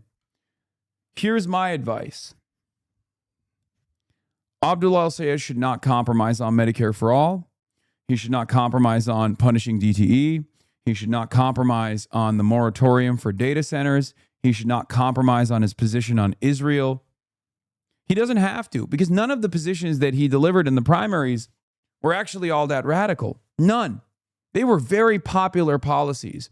So as long as he maintains his principled stance on these issues, he will comfortably win the victory. He will comfortably seize victory. Now, what should he do that he hasn't done so far? Consolidate the base. Go to the black neighborhoods. Go to the rural neighborhoods. Go to the areas where Haley Stevens overperformed. Absolutely. He should earn every single vote. You will never catch me telling a politician that I'm aligned with to not go out and win every single vote. It is not the voters' fault. I will never do the thing where I say, oh, well, campaigns can't fail. They can only be failed by the stupid voters. Like, they just don't understand it. No, it is always up to the campaign. It is always up to the candidate to ensure that no matter what the odds are, no matter what hurdles they are thrown, that they go out and they do the work and they put their policies in front of as many people as possible. Even if those voters are bigoted, even if those voters are Islamophobic, you can still win them over. Even if they go, hey, man, I've never thought that I'd vote for a man named Abdul. I don't fucking like it. I heard you did 9/11. I heard you're Al-Qaeda. You tell them, look, man, that's not the case. And I'm pretty sure you probably know a lot of Abduls. I mean, we live in Michigan after all. Here's the reality. They're saying that about me because I speak out against Israel. I speak out against the money that we're sending to Israel because I want that money to be spent here in Michigan. Boom. That's how you win those guys over. You have to do that. There's no telling people to fuck off, okay?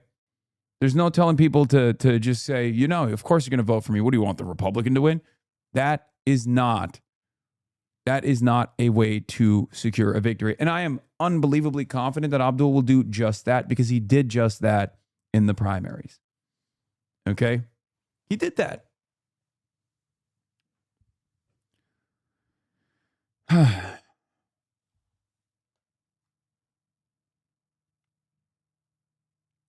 Here's the other thing.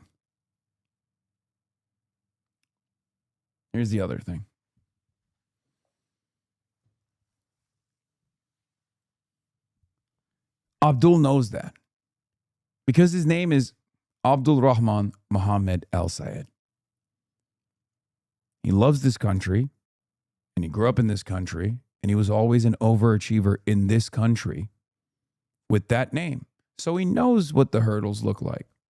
This is, in some instances, actually in many instances, why these candidates like Zoran are actually a lot better than an unassuming white boy. Because they have to be overachievers. You have to be exceptional. If your name is Barack Hussein Obama, you have to be exceptional, especially if you have the audacity to run for president as a black man whose middle name is Hussein. Okay?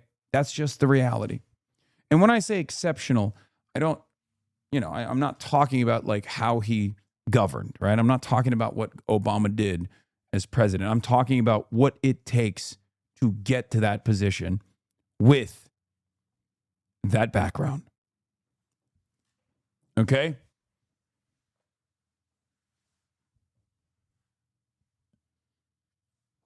Yeah. Don't make me point to the sign of the candidate that had dropped out with the white name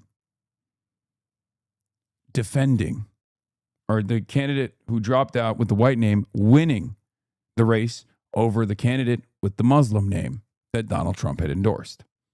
That's how easy it is at times, especially on the Republican Party side. Understand? Let's continue. He does have a lot of independents in that state, a lot of centrists in that state to win over if he's going to make it into the general. So this is what he campaigned on: Medicare for all, no military aid to Israel, tax the rich, reform ICE, abolish the filibuster in the Senate if he wins, and campaign finance reform. So we've been watching Michigan, and this is the check mark we've been waiting for either Stevens or Syed. Mallory McMorrow dropped out of this race weeks ago. She picked up 4% of the vote. You see the margin? It's 1 percentage point. You just wonder, had she endorsed or not been in at all, or dropped out some time ago and her name did not appear on the ballot, maybe this would have been different. But here is the case now. Haley Stevens rode a wave of support on behalf of AIPAC, upwards of $30 million to take down Syed, and Syed has defeated that brushback pitch against him in this campaign. And we talk about Wayne County. She won it by 6 points. That's Detroit. That's kind of where she needed to be. Up in Oakland County, she won it by almost 7 points. Pretty impressive where she needed to be. Macomb County, up by 7.5 points, where she needed to be. But Syed was driving up numbers in different parts of the state. Very good down here in Washtenaw for his campaign, almost 25 points in the victory. And out here in Grand Rapids, a bit of a surprise here in Kent County. He won the county by 61 points. A lot of smaller colleges in that part of the state. And really, this is, well, it used to be Gerald Ford country. But the demographics have changed in Michigan. That's where Ford's presidential library is. Been a hotbed for Republicans for a long time, and nobody knows that better than my guest right now, Ronna McDaniel, former head of the RNC. Ronna, what does this victory mean, not in a blue dot district in New York City, but in a purple state of Michigan? Oh, I think this is going to energize Republicans. Republicans who have been dormant a lot in the past few midterms, have sat out midterms, have not paid attention to the midterms, and suddenly they are awake and aware of the threat of the most dangerous ticket that Democrats have ever put forward. Not just with Syed. They have an attorney general nominee, a Soros-backed attorney general nominee named Ellie Savitt.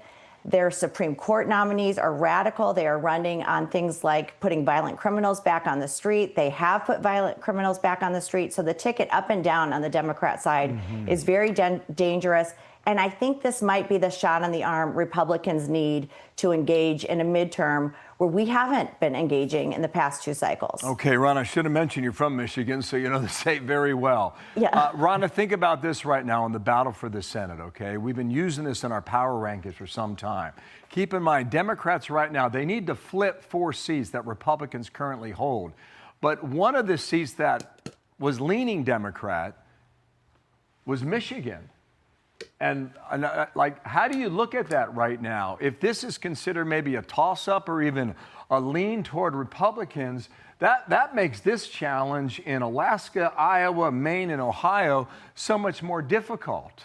But just take the Michigan case right now. If Mike Rogers were to take that seat from the Democrats, It's not lost on me that the Fox News commentary is identical.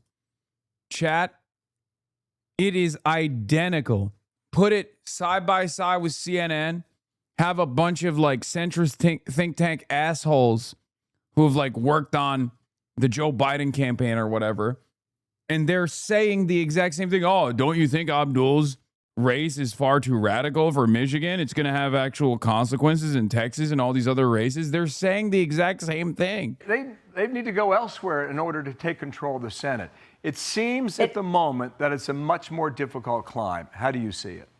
I absolutely agree. I mean, Chuck Schumer and the Democrat establishment, they were all in for Haley Stevens. She spent $60 million on TV. Syed spent $6 million on TV. And they wanted her to be their nominee because this disrupts their path to the Senate. And one other thing, Bill, Michigan's a straight party ticket state. So you go vote R at the top of the ticket. We're one of 8 that still employs this.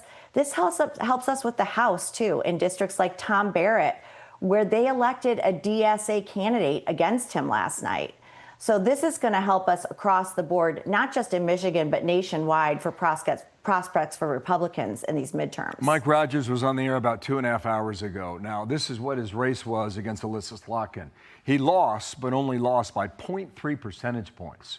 It was that close. And Ronna, many people are saying that the reason it was that close is because of what Donald Trump did all over in these rural areas in the Upper Peninsula. Do you think Mike Rogers runs this well in a race with Donald Trump's name not on the ballot? When Donald Trump's on the ballot, more Michiganders turn out. It's just a fact. That's why it's harder in the midterms. That being said, Mike had a competitive primary. You're kind of wrong. Fox mentioned AIPAC, but CNN obscured the money. Fox is almost better. That's crazy. Primary challenge last time. He didn't. The competitive primary challenge has been on the Dem side this time in August. Yeah, which is precisely the reason why there's a lot of negative favorability for Abdul right now and none for Mike Rogers, because Mike Rogers went through the primary process with no attack ads whatsoever. So the current standing on the polls is going to flip dramatically, because here's what the Democrats are going to do. One, and I'm very glad that they did this, they are proving me wrong a little bit. I will admit that, okay? Democrats are far more locked in than I gave them credit. So I will apologize to the centrist Democratic forces in the party. I was wrong. You actually do care about defeating Republicans, at least for the time being. My mistake. Thank you. Okay? Kamala Harris endorsement, immediately pulling her email list to fundraise for Abdul al-Sayed. Everyone is coalescing around him. Chuck Schumer came out and said, that's my guy. Kirsten Gillibrand, that's my guy. They did that. And I'm glad that they did. I was very worried. I was very, very worried that the centrist Democrat forces would probably lean into the negative sentiment around Abdul al-Sayed. They didn't even wait for it. Okay? Yeah. Like, I thought Haley Stevens especially would have been so, like, Israel first that she might have actually waited to endorse or never endorsed or something like that. No. Sammy is correct. Stevens is a Dem apparatchik. She obviously wouldn't endorse Rogers or sit it out. My real worry is if Stevens' rhetoric about Abdul al-Sayed caused like 2 to 5% of her voters to sit it out. Michigan is a close state. The margins count. Drew, I'm not owned is an annoying lib, but this is a funny observation. Pretty funny that this was roughly 1 trillion times more vitriolic than Texas, and she immediately endorses. Don't give these assholes credit for bare minimum. No. Look, I'm gonna keep it $1.50. That's crazy. Look, this is real talk time. Okay. And I brought this up. I brought this up in the primaries. I was really worried that the centrist forces in the party were going to try to deliver a message that progressive left flank Bernie-crat style candidates can't win in swing districts. And in order to deliver that message, they were going to tank the race. That was my real fear. And that fear still very much remains for AIPAC. Because here's what AIPAC is going to do. AIPAC already understands this territory. They were in it. They were heavily involved. I worry that AIPAC is going to try to depress black voter turnout. Let's just openly talk about it. Okay? I worry that AIPAC's number one weapon to wield in the general election will be to spam unbelievable amounts of negative attack ads in black districts to try to stop black voters from turning out for Abdul al-Sayed. Now, of course, we have a weapon on our side. His name is Barack Hussein Obama. And I do predict, maybe I'm wrong, but Barack Obama will come out and endorse Abdul al-Sayed closer to the victory, closer to the point of victory, and it will deliver a decisive blow. That's what I think is going to end up happening.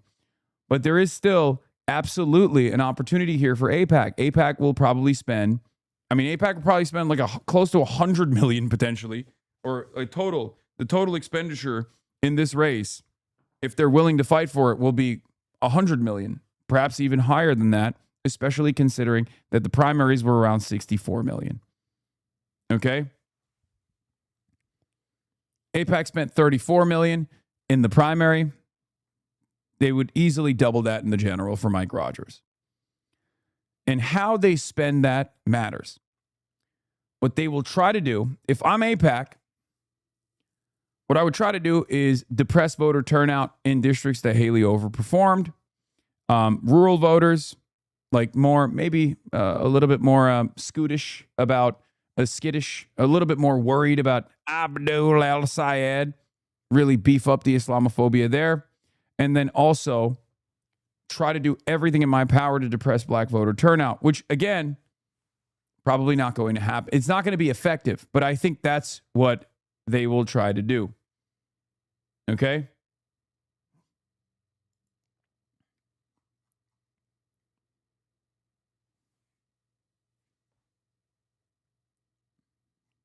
Don't give them tips. Guys, are you crazy? You think AIPAC doesn't already know what they can possibly do?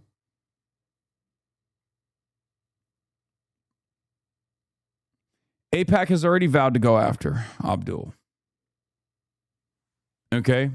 They already know where to spend and how to spend. Now, do you really think they'll just spam the terrorism button and win? Potentially.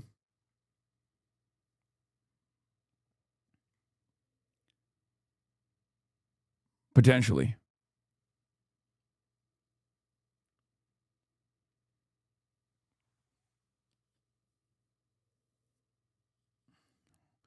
I don't think it'll be that successful, though. Especially because these boomers that voted for Haley Stevens voted for Haley Stevens not because they particularly loved Haley Stevens, but they are the most reliable voters and the most conservative voters, but not conservative on policy. Conservative as in like what they are worried would lead to a potential Republican victory. Okay? They're not conservative on the policy front. They don't really care about that as much as they care about electability. Okay? So I suspect that ad spend is going to lead to limited success. Yes, they are risk averse. Okay? They're risk averse voters. That's a better way to put it. Not conservative. Adam Johnson says, the amount of money AIPAC is going to spend on Rogers is going to break records. It's going to be increasingly unhinged, racist, and sleazy. And it's going to put in stark relief why it's so obscene elite Dems refuse to denounce and indeed heavily rely on a GOP smear operation. Izzy says, Isaiah Breen, former flack for Ilhan Omar, Keith Ellison, says AIPAC is going to spend $1 billion on Mike Rogers, and I think the Democratic Party leadership is ultimately going to have to choose between Israel and winning the Senate. So far, so good. That was my fear. So far, the Democrats have absolutely outperformed my expectations. Immediate consolidation behind the winner, and immediate endorsements came in flying for Abdul al-Sayed. So far, so good. Actually, pretty great. The only people who are chirping on the sidelines are some of the consultants that are really fucking annoyed with me, and they just refuse to be graceful losers in this regard and lock in and hopefully push to defeat Mike Rogers. If they can maybe squeeze out like one scalp in this process, mine, then great. That's the best it's gonna that's the best it's gonna get for them, right? That's what some of these consultants are working to do. But ultimately, the overwhelming majority of the centrist forces of power in this party, the establishment Democrats, very quickly consolidated support. So that's great. I think there's a stink in the air. Opportunists are starting to worry that Israel support is untenable. If they couldn't win Michigan swing state with 70 million, that money is useless. It was still pretty meaningful. The overperformance of Haley Stevens showed that it was still a meaningful amount of money.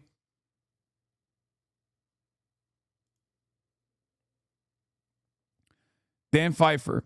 My biggest concern prior to this morning was al-Sayed winning with grace and the party reuniting, and I'm pleased to see that Haley, Gresham Whitmer, and Mallory McMorrow all doing exactly what needs to be done. Dan Pfeiffer says the Michigan primary is finally over. Even though the margin was very close, the fact that Abdullah Sayed overcame 60 million in super PAC ads and the entire Dem establishment is an incredible feat, but he has a lot of work to do. Here are some thoughts on what he has to do. Let me start by saying that there's no question in my mind that El Sayed can win and is probably a slight favorite to do so at this moment, but there is risk and work to do. El Sayed lost black voters big time to Stevens, and there's no path to victory without winning about 90% of those voters and generating high turnout. Building relationships in that community and understanding the resistance to his candidacy must be a top priority. The electorate in November is going to be older, less college educated, and more moderate.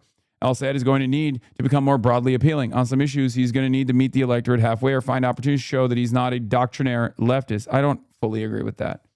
I don't think these guys are as policy driven as they are driven by the risk of a Republican winning that seat, especially the black voters. I don't think he needs to change his policy platform because his policy platform is objectively popular amongst all of the base and even amongst independents, especially Israel. I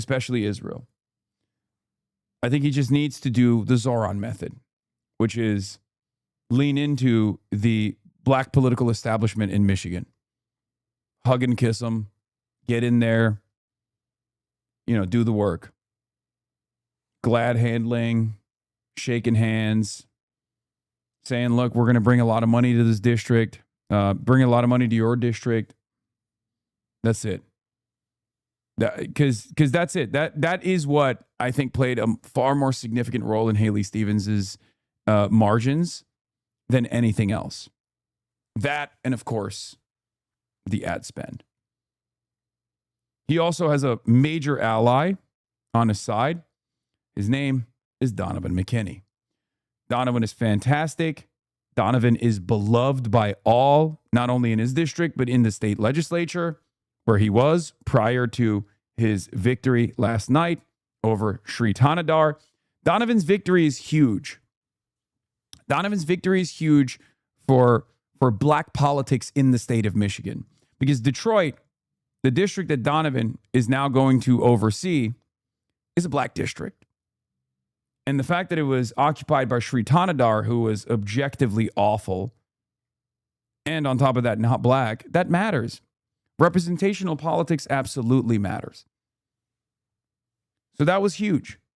Now, of course, you'll never hear that from the New York Tanners of the world, who like to present me as this like out-of-touch white guy or whatever, when I have, at this point, flipped a bunch of districts from the hands of white Democrats into the hands of young black Democrats. Ironically enough, we have done that.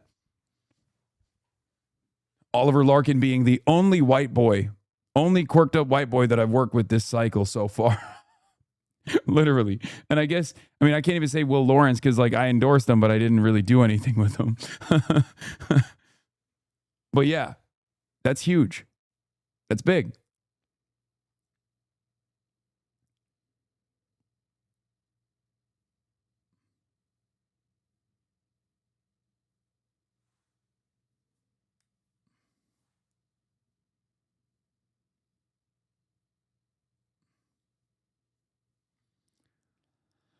So now they've got to unite and try and mobilize. And let's see if these Haley Stevens voters come out for El Sayed. It has expanded the Republican map on who we can reach. I know, Bill, even in this primary, Republicans were crossing over to vote for Haley Stevens. They were that afraid of El Sayed. I was knocking doors over the weekend in high propensity Republican areas, and they were skipping the Republican primary altogether, because in Michigan you can do that, and they were pulling a Democrat ballot to vote for Haley Stevens. That's how afraid of El Sayed they were. So I think this absolutely puts Mike on the map. So he has campaigned with Hasan Piker, right? Hasan Piker said America deserved 9/11. I'm from Ohio. I don't think Michigan's that different from Ohio.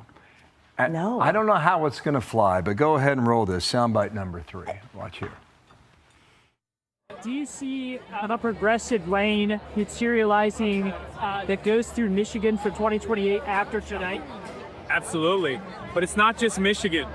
This is just the beginning. These are never supposed to be swing states, and they will never be swing states ever again if I have something to do with it. We will hopefully continue this movement all across the United States of America. We'll go to every single state. So here's what's going to happen, Ronna. Every Democrat's going to be asked whether or not they can support this. It's already happening, even before the vote yesterday. Yeah, how'd that work out? How'd that work out?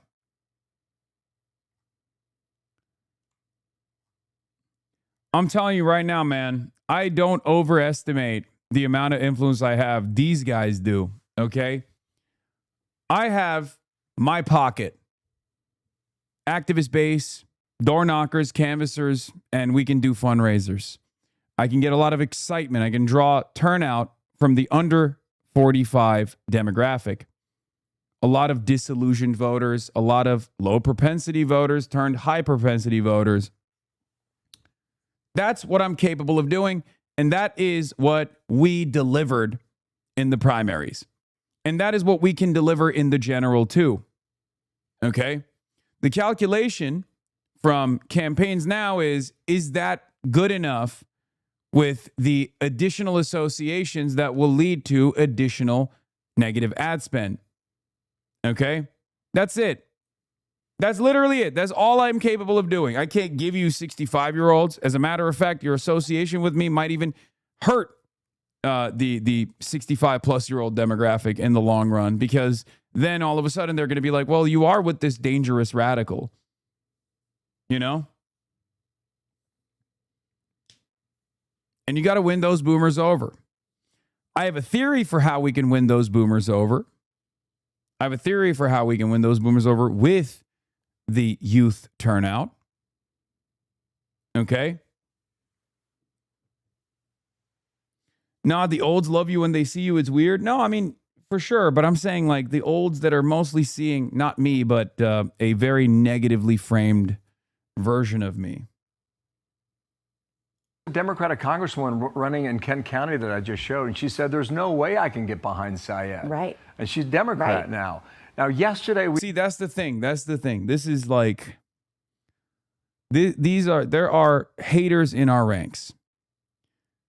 Notice how whenever someone comes out and says, yeah, that's actually a bad association, immediately it's weaponized by the Republicans. This is why you can't. This is why you have to have discipline.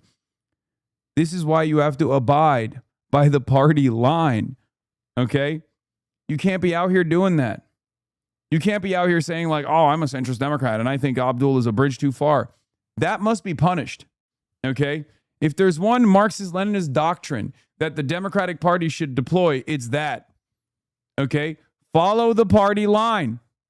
Sure, we'll have robust democracy, a robust democratic back and forth internally within the party.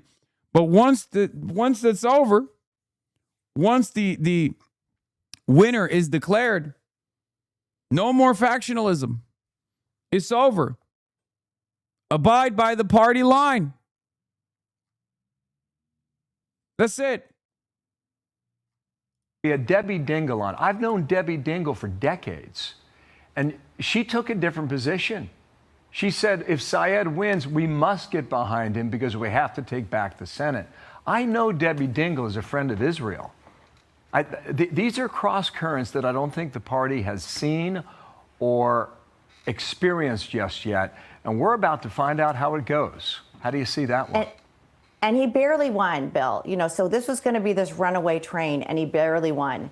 And you know what he did? He doubled down on his extreme rhetoric because he brought Hasan Piker into campaign with him in the closing days. He brought this guy who said we deserve 9/11 into campaign with him. This is who Syed is. But I want to do a little cautionary tale here. Republicans can't just say socialism or communism. We need to call these people what they are. They're anti-America. They are running on an agenda. Wow, I thought communism alone was enough. I wonder why Ronna McDaniel is now saying, yeah, just simply like saying communism or socialism is not enough. Now you got to say it's anti-America. That's good. Interesting. Perhaps Ronna McDaniel has seen the polls that we've seen, which show that Gen Z is actually positive on communism. To get rid of our Constitution, the socialist movement, to get rid of the U.S. Senate. They are saying Syed has said Gaza is more important than Detroit. Okay. He's never said that. Okay, this is what we have to fight. And where he had huge wins last night, big margins, Washtenaw County, where University of Michigan is, Ingham County, where Michigan State is. You mentioned Kent County, where, you know, a lot of universities are. Those college kids are not on campus right now. School hasn't started. So that is where they're going to be. And we as Republicans can't just use platitudes like socialism. We need to show people how scary this ticket is, because if he gets in, this is the new movement for the Democrat Party, and it's scary for our country. Okay. Ronna, thanks for coming on. Ronna McDaniel, appreciate it. We'll stay in contact. And also right now, the Associated Press is making another call, Aisha. In the city of Detroit, a congressional district number 13, Donovan McKinney has now been declared My the winner. goat. Donovan McKinney was backed by the DSA. Syed was backed by the DSA also, but he's considered a progressive, not a member of the DSA Says he's not a party socialist. per se. Right, correct on that. So in three, let's call it 3.5 races yesterday, Cori Bush lost in St. Louis, so you're 0 for 1. Progressive. But you got a progressive who has now been declared a winner in Detroit, so now you're 1-1. You had another progressive in the middle part of the state, Congressional District 7, who won, so you're now 2-1. And Syed, we'll give him a half point because it's kind of going halfway, shall we say? So it's 2.5 to 1 based on the results from last night between Missouri and Michigan. So be sure to like and subscribe for all the Fox News latest. The race for Michigan's open Senate seat was Schumer dodges on support for far-left Dem and key race. No, he doesn't. No, he said, yeah, we're ready to beat Mike Rogers. That's what he said. In response to this from Mike Johnson, Mamdani congratulates Abdul El-Sayed for his Michigan victory. He said he's spoken with El-Sayed a few times over the past several years. He can lift a lot more than I can, he says. I don't think in any way this man is a mini Mamdani. Let's take a stand and fight to protect the greatest nation in the history of the world from being overrun by mini Mamdanis. So, a lot of characters. Yeah. You must have the pro account. Well, I'm assuming that's in response to Abdul El-Sayed's victory yesterday evening. And first, I'd just like to congratulate Dr. Abdul El-Sayed on his victory. He ran a campaign where it was best described by his words of money out of politics, money in your pocket, Medicare for all. And if those simple commitments and beliefs are what drives Representative Johnson to these kinds of conclusions, I think it shows you how deeply out of touch the Republican Party is with the concerns of working class Americans. Because what we have seen is, despite him facing more than $60 million in outside spending, he was able to prevail with a focus on a cost of living crisis and the way in which healthcare is exceedingly out of reach for those who have helped to make this country what it is.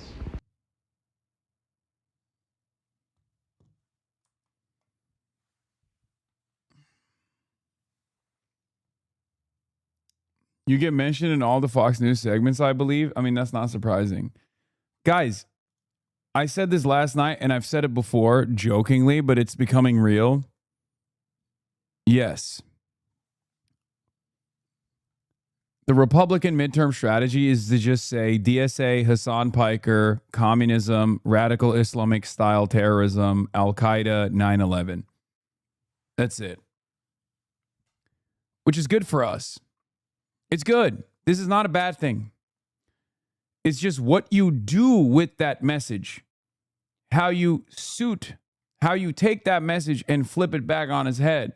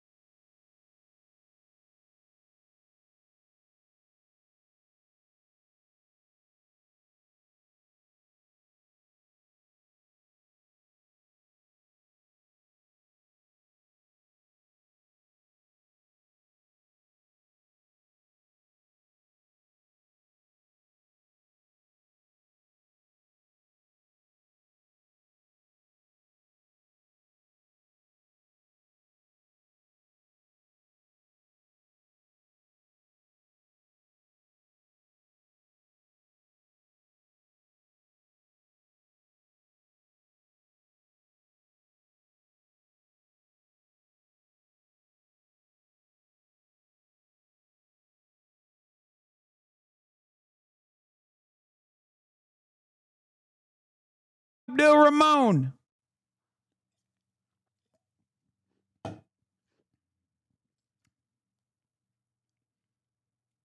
What state do you think this is? What do you mean? Yeah, no, this is. Oh my God, this is going to go so hard. Oh my God. Wow. You're one of Abdul's OG TikToks. There are more people that have $10 million in net worth in the United States of America than there are people who can bench 225. Push, push, push, push, push. Thanks, man. Give me one. 1, 2, 3. I got it. Come on. Come on. Come on. 315 for 1. 315, Habibi. That was good. That was really good. That was very Appreciate impressive. you, That was very impressive. Well, you gotta pull them up. Here, Give the people what they want. Come on. I mean, Come on. I mean, it's not that kind of show, man. It's not that kind of show. Come on. I want them to want me for my policy, man.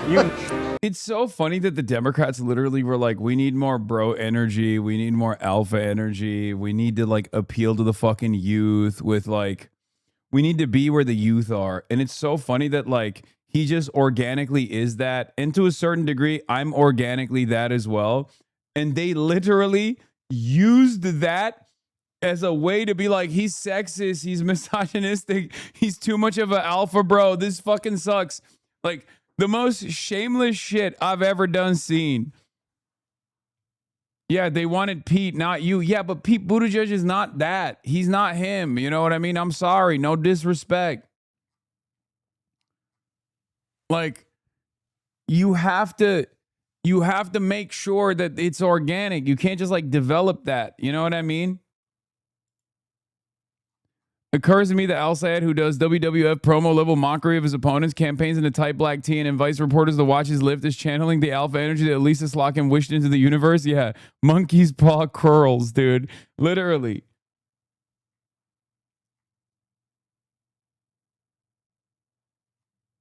My mom said, I love Schumer's ad. He got me. My mom approves.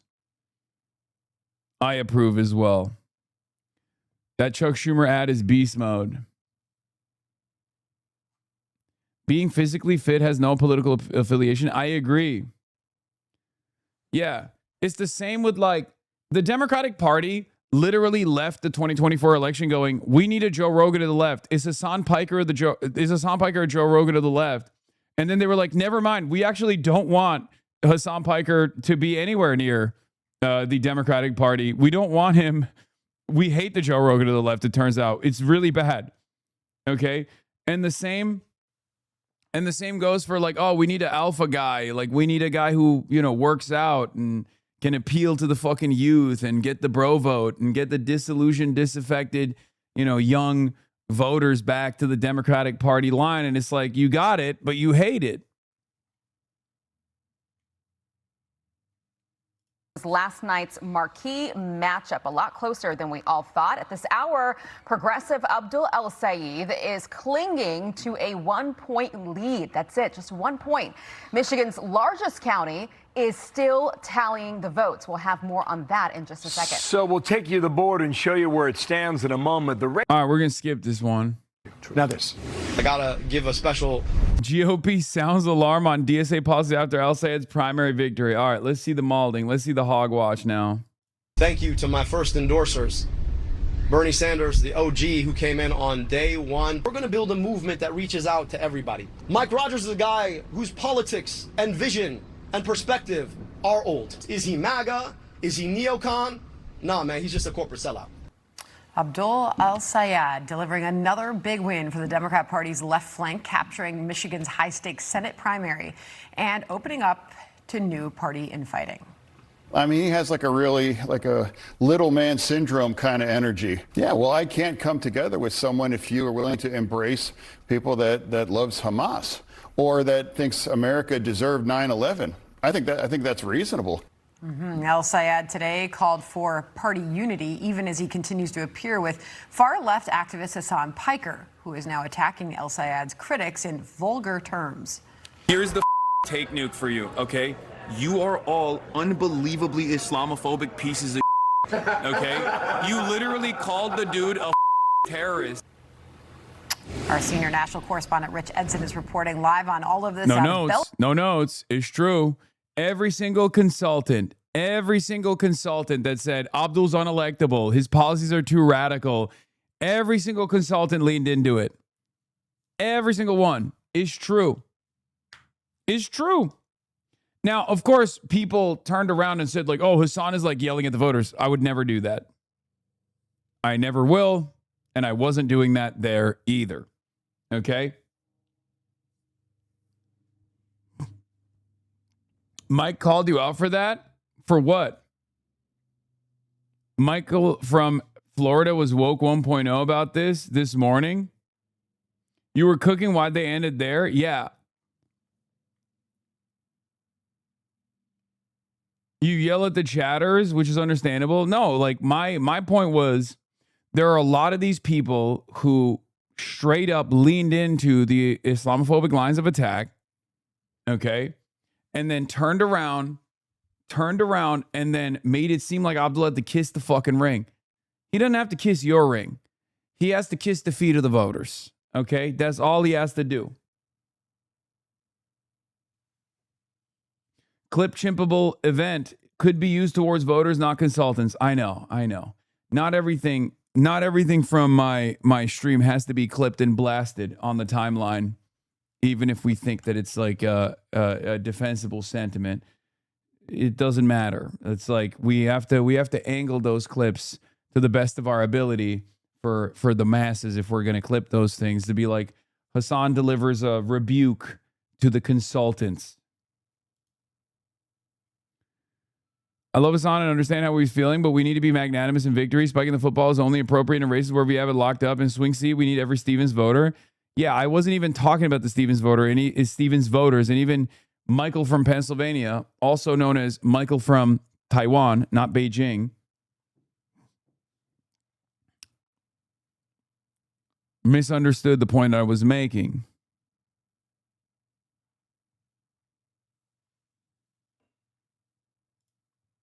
Yeah, the bots and most racist people are in the quote tweet straight up lying, but we can call it lying because we've already debunked their uncommitted bullshit, but they're still at it. At some point, we have to admit that those are bigoted extremists and work to protect our coalition. Yeah, that's exactly what I'm talking about. And Ruva, who is far more considerate and far more careful in the language that she uses, also identified it. Okay?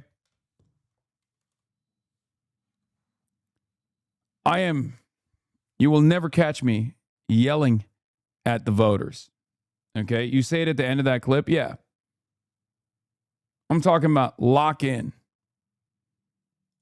To the consultant class in DC, to the media class who may favor a Democratic Senate majority, it's time to lock in.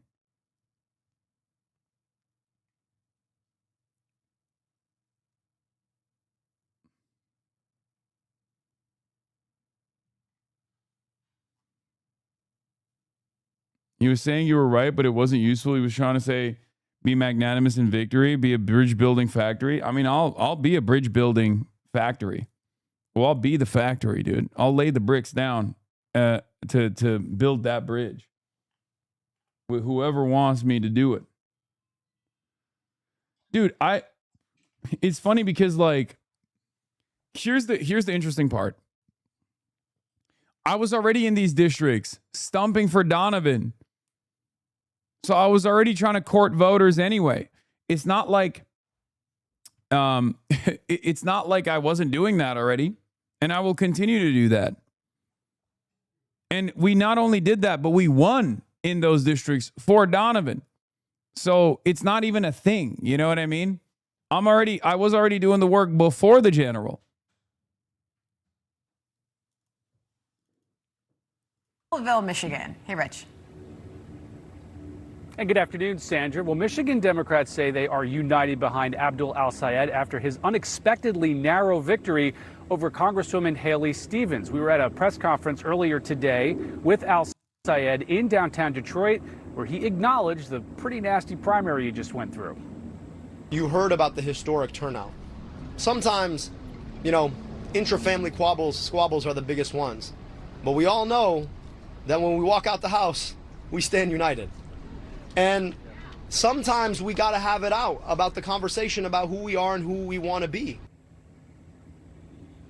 Well, he had it out with Stevens. She released a statement today saying, quote, "I am proud to offer my support as he takes on Mike Rogers. Donald Trump and Mike Rogers want us to come out of this primary tired and divided so their billionaire backers can come in and let multimillionaire Mike Rogers walk away with this Senate seat." During their primary campaign, Haley Stevens called El-Sayed's rhetoric divisive and said that he wanted to blame all his problems on Jewish Americans with his focus on criticizing Israel's government and AIPAC spending on this race. She also criticized El-Sayed for hanging out Monday night at a pool party with influencers like controversial progressive commentator Hasan Piker. Piker was also at El-Sayed's party last night. Referring to Piker, Stevens yesterday said, "We don't need demagogues or people citing allegiance to Chairman Mao coming into Michigan." Republican candidate Mike Rogers says on all... So that fucking pool party, dude. Holy shit. I mean, look, I'm not gonna lay any fault in anybody's hands here, okay? But god damn, they got a lot of fucking mileage out of that shit. Oh my lord.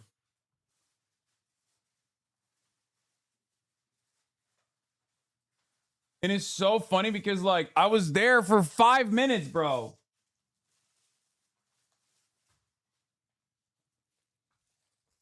I spent the overwhelming majority of my time door knocking and canvassing. Okay?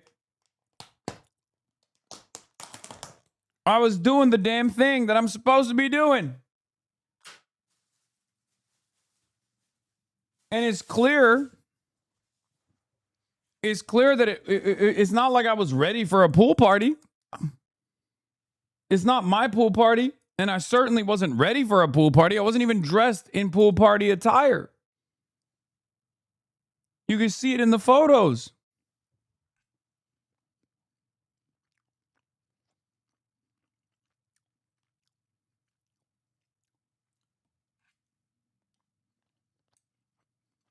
All this, quote, "The choice in November is simple, common sense or complete insanity. Abdul isn't just another liberal, he is an extremist." This morning, El-Sayed challenged Rogers to 5 debates in the next 13 weeks until Election Day. Oh, hell yeah. Also,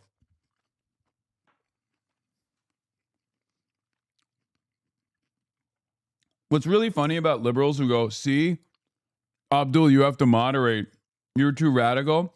What's really funny about that narrative is they call Haley Stevens a socialist, man. Like, they would have called Haley Stevens a radical socialist anyway. And it's not even a speculation. Donald Trump did that. Donald Trump did that shit. Yesterday, Donald Trump came out and was like, Haley Stevens is a socialist and Abdul's a communist.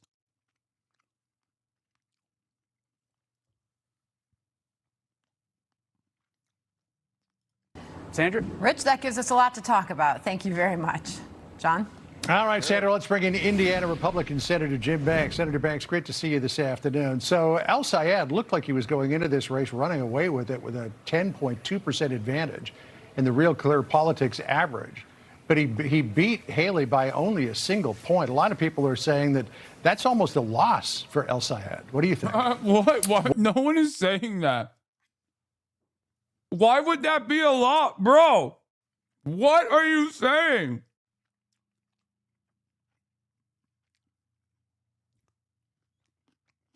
You know, I know he overcame $64 million, 10-to-1 ad spend, $34 million in AIPAC money. But, you know, that victory is actually somehow a loss. Is there ever a moment when the left wins where the left loses, they're like, well, this is a big loss for the left. The left wins and they're like, this is a big loss for the left. Okay. Well, yes, all of the pundits thought this race would be a landslide victory for El-Sayed, and it wasn't. But I think that's because Michigan is a blue-collar, working-class state. You have a lot of union Democrats, factory workers that live in that state that don't want to vote for a guy like Abdul Rahman El Sayed, who wants to take away their gun rights. He wants to. Well, not even. Just really hitting that, huh? He wants to codify Roe v. Wade and overturn the. Yeah, famously, labor union rank and filers hate codifying Roe v. Wade. What the fuck?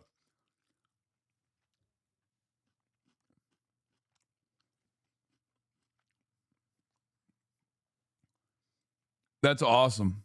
Dobbs decision.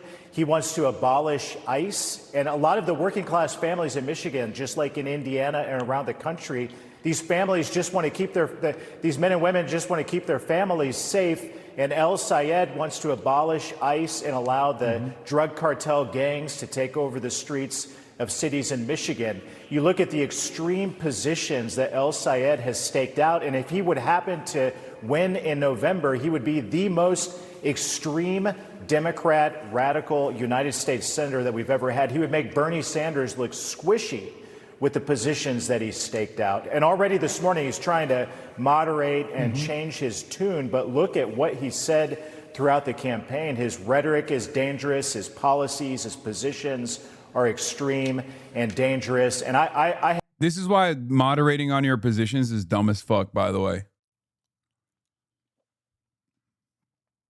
This is why.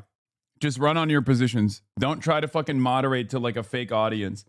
Because even if you're not doing that, but if you're perceived as like changing your tone, they punish you for it. And then you look squishy. Then you look wishy-washy. Then you look like you got caught being a hypocrite.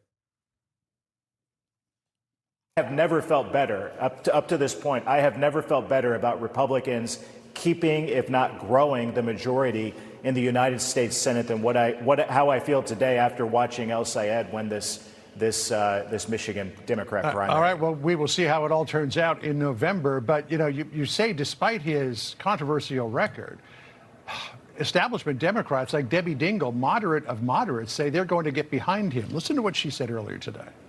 Abdul was very good at meeting with people, talking to people. We didn't see Haley that much, quite frankly. The kids can't even afford to rent, and the kids that are graduating can't find jobs. That's a problem. They want to make enough money to put food on the table, go to the grocery store. They can't. Now, Debbie Dingell is a huge supporter of Israel, but yet she's willing to give El Sayed a pass on all that. Yeah, El Sayed wouldn't even acknowledge and say whether... Yeah, I wonder why. Yeah, I wonder why Dingell heads rise up. I wonder why Debbie Dingell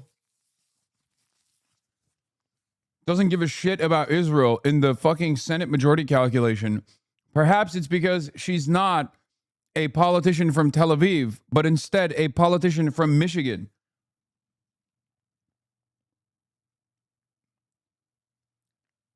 God, they're so funny. They're like, I can't believe it. Debbie Dingell is a huge supporter of Israel. What is going on? It's like, yeah, I don't know. Maybe because she's an American politician in fucking in Michigan. Maybe perhaps that's the reason. Or not Israel had a right to exist. But you hear Debbie Dingell and other Michigan Democrats around the country, they are afraid of the DSA wing, the radical extreme wing of the Democrat Party. And that's why they're going to support a very flawed extreme candidate to their own detriment. And this isn't just about Michigan. This is about the whole country and what the Democrat Party has become in America as we head into this midterm election. That's what this is all about. Dude, they keep giving us such amazing breaks here. And if we don't weaponize this, we're fucking stupid.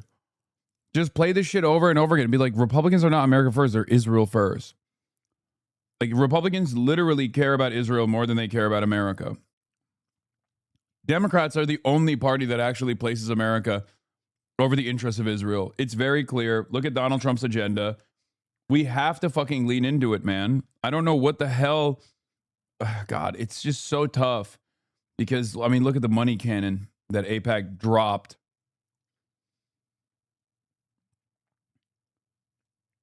But it's just crazy to me.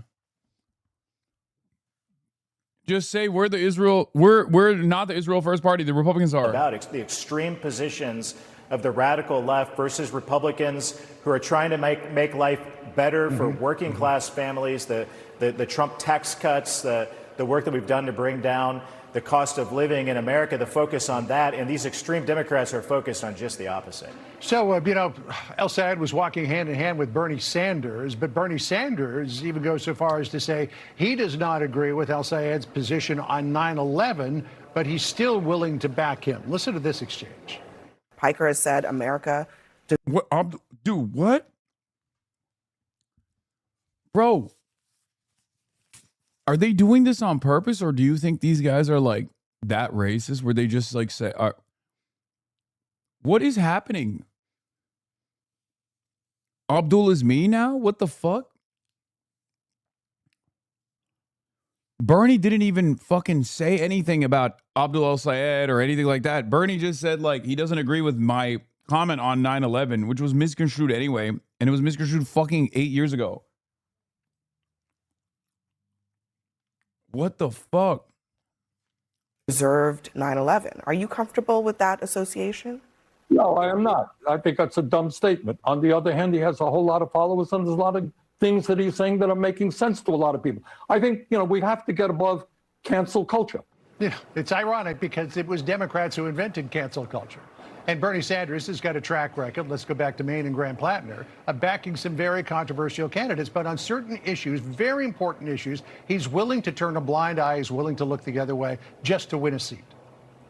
Yeah, El-Sayed would be the most extreme senator ever. And bro, this is a little bit shocking that even Fox News is doing like the I mean, that was a clip, Jim. That's on purpose. They're purposely saying this game of telephone has moved from Hasan did 9/11, Hasan loves 9/11 to actually Abdul El-Sayed loves 9/11 and did 9/11. What the fuck is happening, dude?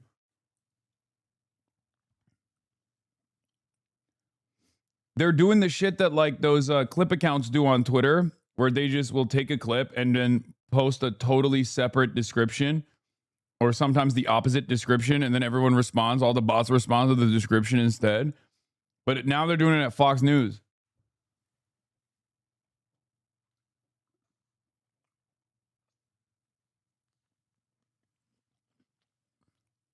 contrast that with Mike Rogers, by the way. Mike Rogers is a patriot. He served in the United States Army. He served in Congress, dedicated his life to public service, served in the FBI, has an extraordinary track record, and barely lost.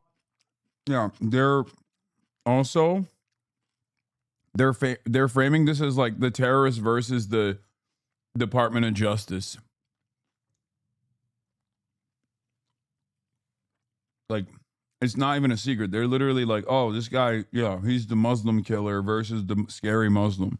In the last election to Alyssa Slotkin, who ran as a moderate. El-Sayed is running as an extreme DSA type Democrat, a radical Democrat. That's a. What's going to happen when the margin of victory for Abdul El-Sayed is far larger than Alyssa Slotkin's margin of victory against Mike Rogers?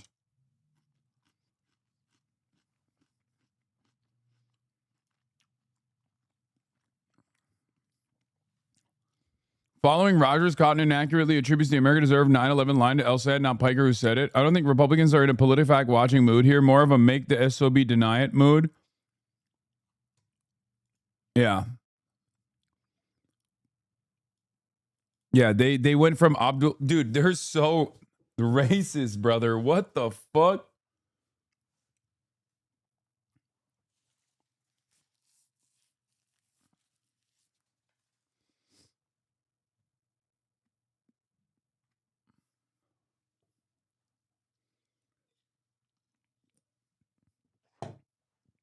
This is crazy.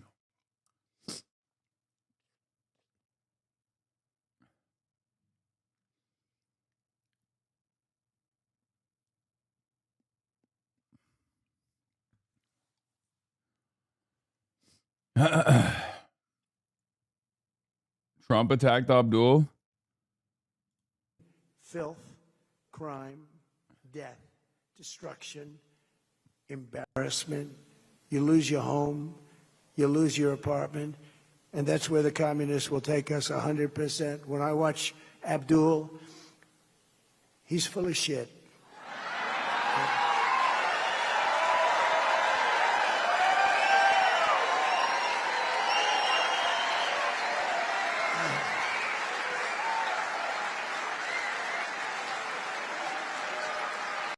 Filth, crime, death, destruction, embarrassment. You lose your home.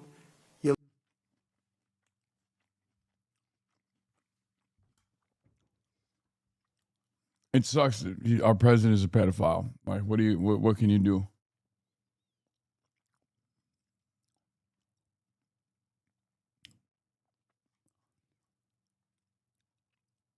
Big difference. I have a great feeling about Mike Rogers. Yeah, I know. Caitlin Collins is going to have Abdul on at 6 p.m. Pacific time in approximately 3 hours. I can't believe our president is saying shit like this. Winning Michigan and winning it in a big way. All right, we'll see. The Real Clear Politics average at the moment, I know it's just a snapshot in time, has only got Rogers ahead by 0.3 of a percentage point, but we'll see. We got a long time between now and November. It is kind of rushing at us at 100 miles an hour. Senator, always good to catch up with you. Thanks so much for joining us. Thank you. Appreciate it. All right, now this. Be sure to like and subscribe for all the Fox News latest on YouTube and catch full shows streaming now on Fox 1. Right, tonight, if the polls are accurate, Abdul El-Sayed has the edge big time in Michigan's Democratic Senate primary. Remember, this is a Democratic primary. You usually have, well, more activists on both the Republican side and the Democratic side voting in a primary. And while El-Sayed often puts a cheerful face, his policy beliefs, they are dark, they are scary. At the core of his platform is at its core, a platform of obsessive dislike of Israel, the world's only Jewish state, along with American Jews who support Israel. In fact, he refuses to say whether Israel should even exist. El-Sayed seems to bring up Israel and AIPAC constantly, leaving one. This is so good. This is so fucking good for us, dude. Them panicking about Israel is so fucking good for us because, again, unbelievably unpopular, only slated to get worse. Like,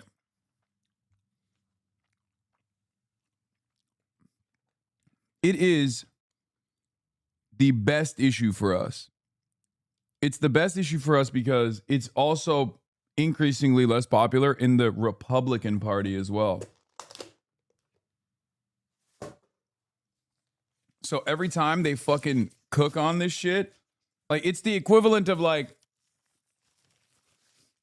it's a layup. It's easy money. It's the equivalent of them complaining that Abdul El-Sayed is, like, too anti-data center or anti-flock cameras or some shit. You know what I mean?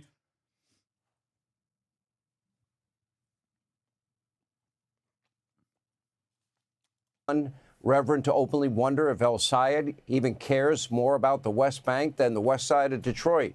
And to make matters worse, El-Sayed, well, of course, we've been talking about it. He's very good buddies with radical socialist Hasan Piker, the guy that, as Kevin Corke told you, said that America deserved 9/11. Clearly does not like Israel, features framed images of our Twin Towers burning on his podcast. In fact, according to FoxNews.com, just last night on election eve, Piker and El-Sayed, they were partying together. El-Sayed is happy to have Piker's support. Take a look. Was campaigning with him a good idea? Look, I want to reach out to his viewers. He has a 3 million person platform, and there are things that Hasan and I disagree with, if you watched any of our content together. And there are things that he and I agree with. On the question of taking on the fascism of the Trump administration, we agree. Now, it's not just a common hatred of President Trump. The pair of radicals agree on pretty much everything. Now, keep in mind that Hasan Piker hates America, wants to destroy capitalism. I like that he has to, like, keep repeating that I hate America so that people don't forget, like, why they're supposed to hate me. Because even then he understands that, like, most people in his audience still don't know who the fuck I am or why should they even care. It's like, no, you have to remember, we hate this guy, okay? We hate this guy. Why do we hate this guy? Because he hates America. A reminder to all, we hate this guy because he hates America.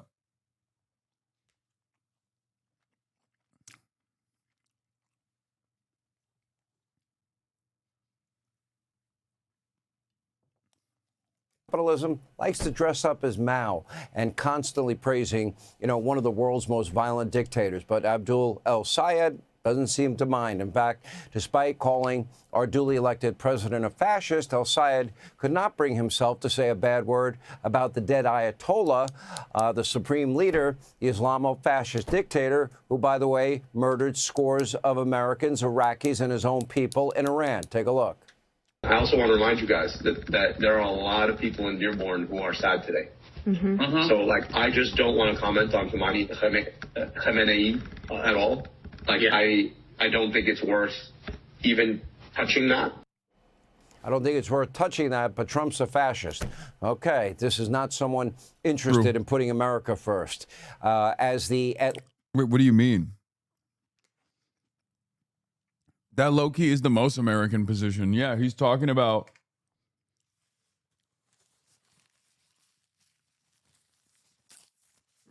he's talking about Trump being a fascist. And then being like, look, there's a lot of Americans that feel a different type of way about this religious figure. No, he doesn't agree with it. And in the broader context of the conversation, he's just saying, this is not a sad day because of the Ayatollah died. It's just a sad day because we've blown up a fucking school.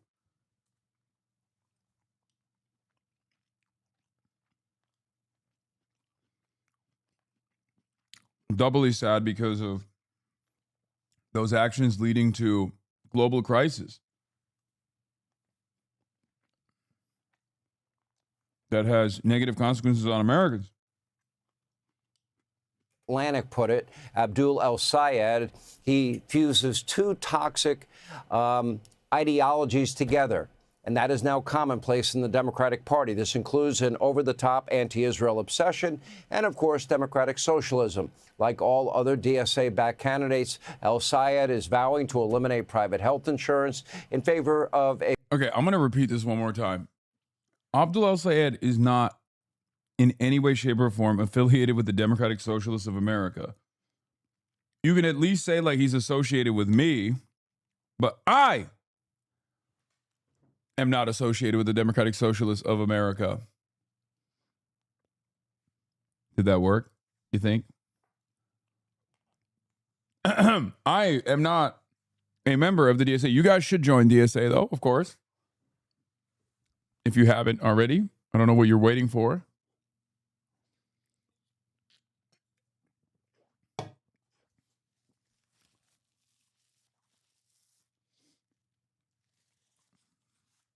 I am an independent reporter in independent media, PBS, Piker Broadcasting Service. Some might say this is the propaganda mouthpiece of the Democratic Socialists of America, the movement, the organization. To them, I say, no, I'm just independent.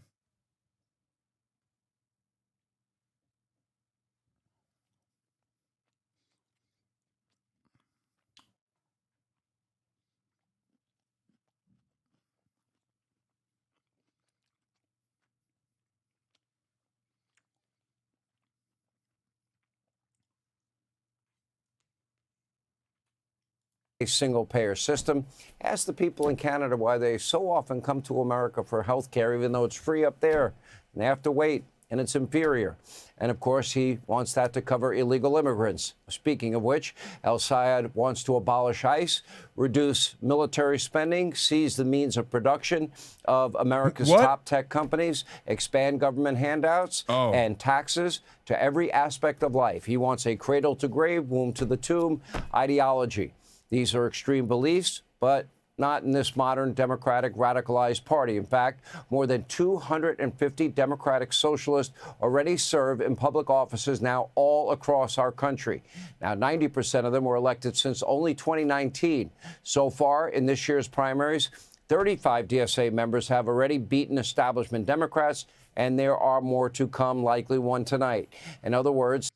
We're so fucking goated, dude. Holy shit. The Democratic Party is quickly, as you once knew it, going extinct, is now being replaced by a group of extreme, American-hating, Israel-hating communists that would like to destroy our entire way of life and, frankly, remake America in an image you wouldn't recognize while China rules the world. And despite the extremely high, stakes here, this is the best, establishment Democrats can do?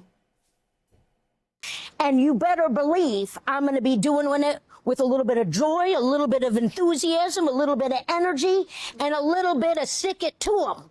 Because that's the Michigan way. And I'm not supposed to pick up this microphone. I think it's just laying down.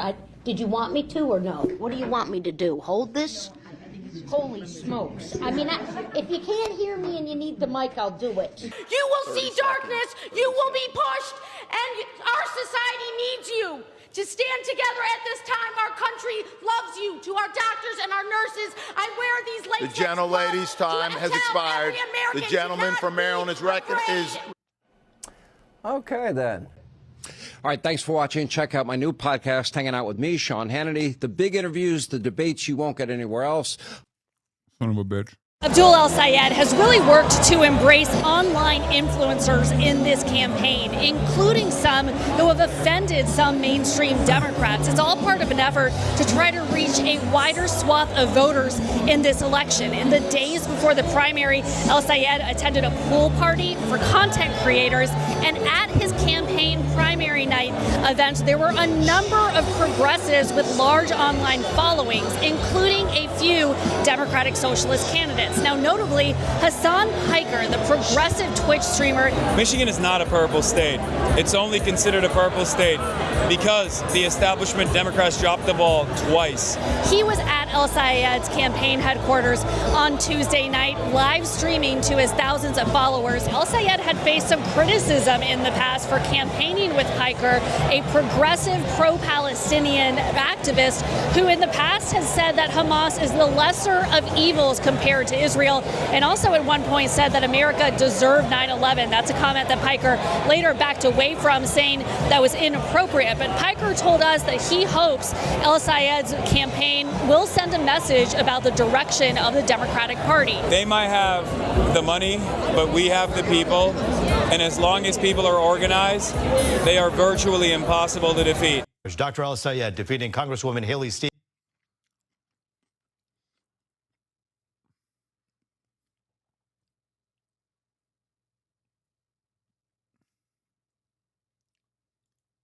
Matt Iglesias, money just doesn't actually seem that important in elections, and the main thing that Democrats should take away from this is that they'd be well advised to spend less time kowtowing to their donors who are mostly extreme left-wing and out of touch with the electorate.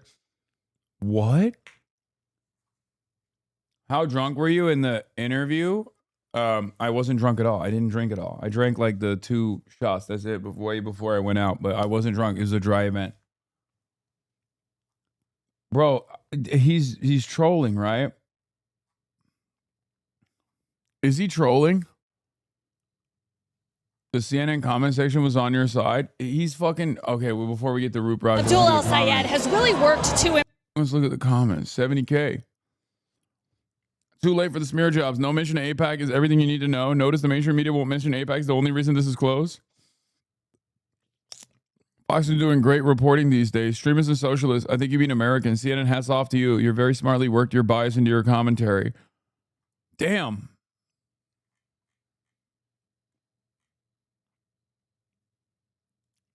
I feel like I'm being defended. Defeating Congresswoman Haley Stevens, now setting his sights on the midterm election this fall, where he'll face Republican Mike Rogers. Here's a look at the results in that Democratic primary. Dr. Abdul El-Sayed getting just over 48% of the vote. Haley Stevens getting 47%. It was a tight race. And look at this. Mallory McMurrow, who had suspended her campaign weeks ahead of the election, still received 4% of the vote as well.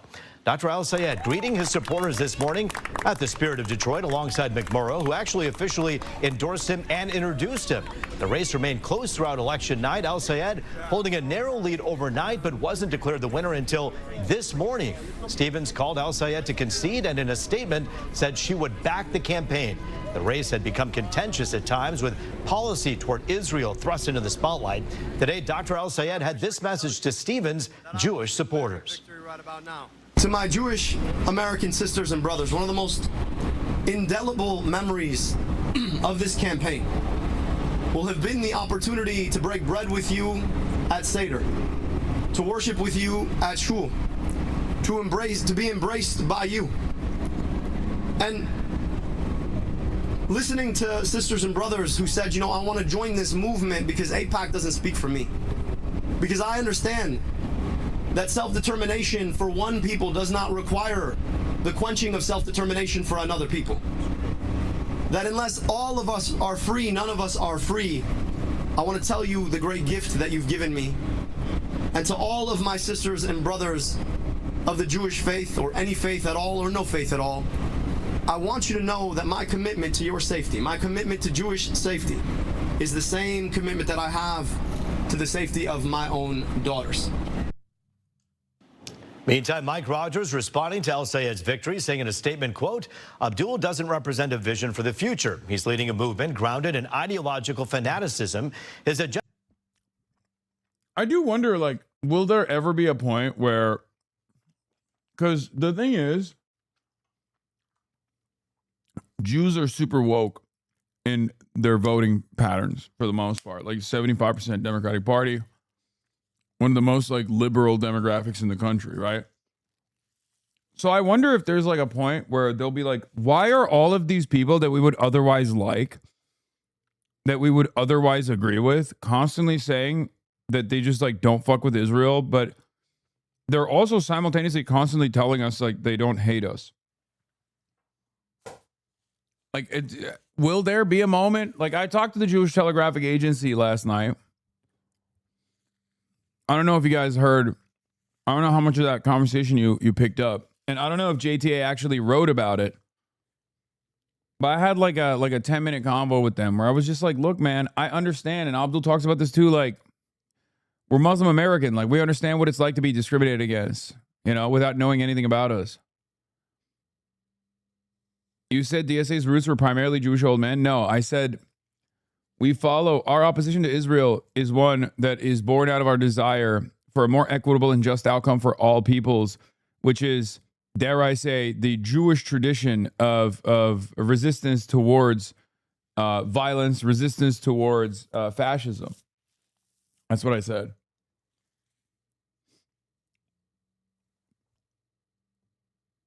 You look super depressed. Are you okay? Dog, he's in his 30s and he didn't get sleep before his flight.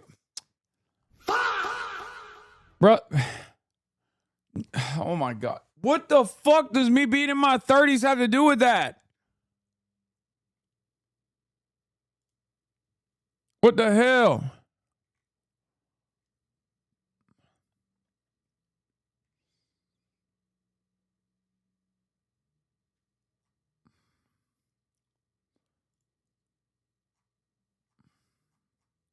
Yo, that's ageism. Agenda would make our communities less safe and our state less affordable, end quote. Joining us now live via Zoom, we welcome the Democratic nominee for U.S. Senate exclusively here at 5, Dr. Abdul Al-Sayed. And Dr. Sayed, it's good to see you. The last time we talked was on the debate stage here at Fox 2. And here you are as a victor. That's the Baltimore Maoist Roop Raj. Your thoughts moving forward into tonight and into the rest of the race? Well, Roop, it's an honor to be with you again, an honor to speak with the viewers of your channel, and grateful to be able to speak as the Democratic nominee for U.S. Senate here in Michigan. We've got an opportunity in this race to continue to build forward, to get money out of politics, put money in pockets, and pass Medicare for all. If you, like me, believe that gas shouldn't be so expensive, that groceries should be more affordable, that you should be able to see a doctor in the richest, most powerful country in the world, and that your taxes should be spent on you and your kids instead of sent somewhere else to fight wars or do even worse things, I hope that you see a future in this movement. We know that it's been a contentious. Oh, JTA put my quote in there.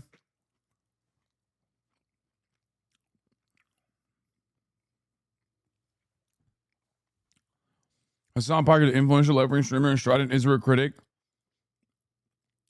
who's campaigning with El Sayed this spring, touched off a firestorm of controversy, was present and live streaming from the scene. When asked by the JTA what he would say to Jewish voters who feel El Sayed does not share their concerns about anti-Semitism, Piker replied, Abdul Sayed definitely cares about anti-Semitism. Look, we're Muslim Americans, okay? This is something that we deeply understand. That's part of the reason why it makes it all the more sad that there's so much crosstalk and so much misinformation out there, Piker continued. We oppose Israel in somewhat of a Jewish tradition of anti-fascism. It's nothing different. It has nothing to do with Jewish people at all, and everything to do with all the harm that has happened so far. I did that for the bubala, okay? I did that for like the aunties. Like I feel like if an auntie reads that, you know what I mean? Like I feel like an auntie is gonna read that and be like, oh, I actually kind of understand what he's saying. You know what I mean? I don't know. I don't know if you guys actually clocked it, but I give very different answers to different outlets. I mean, it's the same answer, but I choose my language very carefully.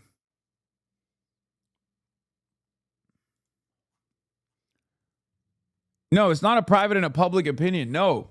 Like when I was talking to the National Review, I talked about the populist rage that Trump was able to capture.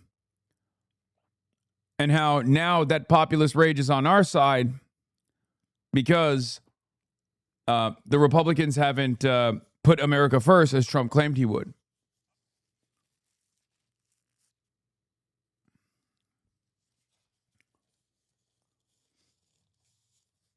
I did notice that. Are you speaking from experience here? Are there things you've worded badly in the past? Oh, good one, chatter.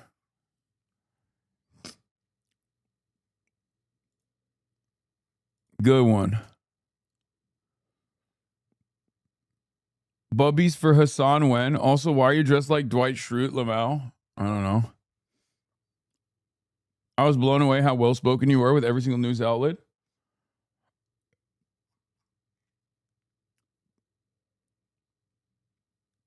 You target your speech directly to the readers of whichever outlet you're talking to. It's insanely talented to see you do it. Yeah, I would say that might be my most impressive feat. That's the thing that I'm very good at. I don't think you have worded anything badly in the past, unironically. Okay.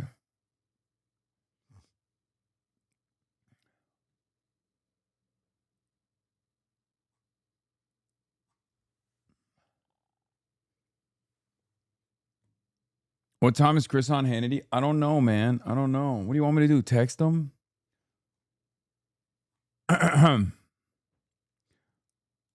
Ted Douche.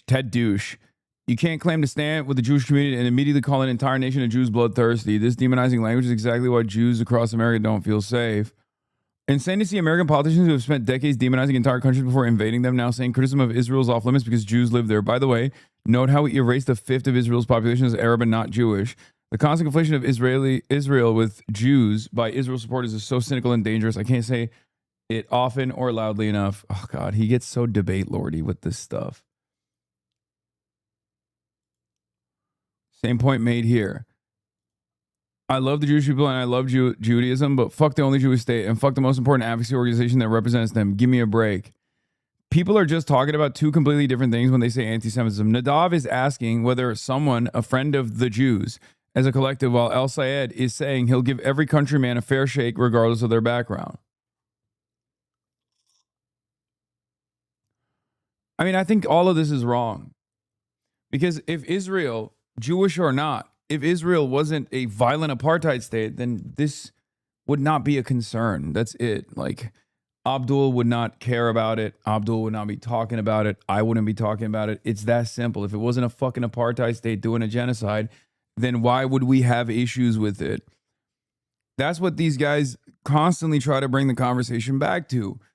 That's the problem, but they can't address that problem. So they have to turn around and say, oh, you're just saying that because it's Jews doing it. It's like, no, it has nothing to do with Judaism or Jews, dumbass. But it doesn't matter because in the mind, like I've already given up on this, and I know many of you anti-Zionist Jews in the chat probably have given up on your parents on this. Hopefully you haven't. Hopefully you're still pushing. But like at this point, it's not lost on me that I think the overwhelming majority of Zionists would rather delude themselves into thinking that like all criticisms of Israel actually come from this like hidden or not so hidden form of anti-Semitism. Like they cannot contend with a reality where it's just not anti-Semitic. Like it's not coming from a place of secret anti-Semitism. It's crazy. I'll still say what I'm saying. I'll still say what I believe, right? And I'm doing it for myself and I'm doing it for my audience. I'm doing it so that I'm like still making sure that people understand. It's not a course correction or overcorrection or throat clearing so that people don't yell at me. You know? Like a lot of people think I cynically bring this shit up. My relatives think Booker is anti-Semitic.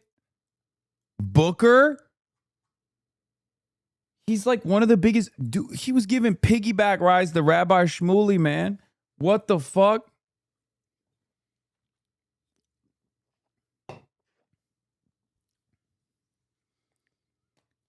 What more can you do? Cory Booker literally was at Oxford University giving motherfucking piggyback rides to Rabbi Shmuley.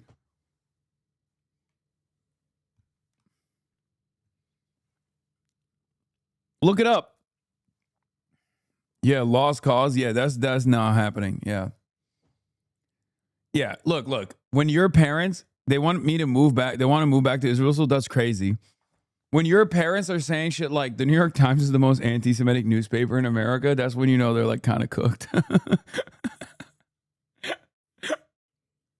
When they're saying like that's one of those. Well, I mean, the Cory Booker thing is even worse than that. Like that would be the equivalent. Saying Cory Booker is anti-Semitic would be the media equivalent of like saying the Jewish Telegraphic Agency is anti-Semitic. Like the Jerusalem Press is very anti-Semitic. They have some opinion editorial pieces that are slightly critical of Benjamin Netanyahu at times, and I can't stand it.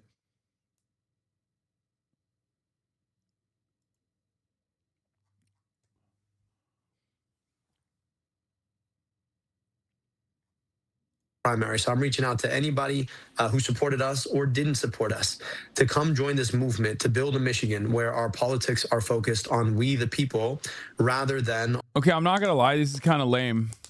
I miss Haley Stevens' voice. Come on, Abdul, just say like that's the Michigan way or something.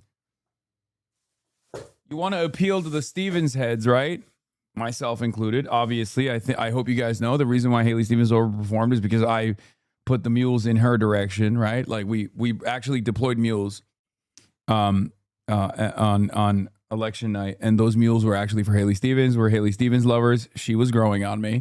What gives? She was growing on me because Israel comes to me in my dreams. What gives?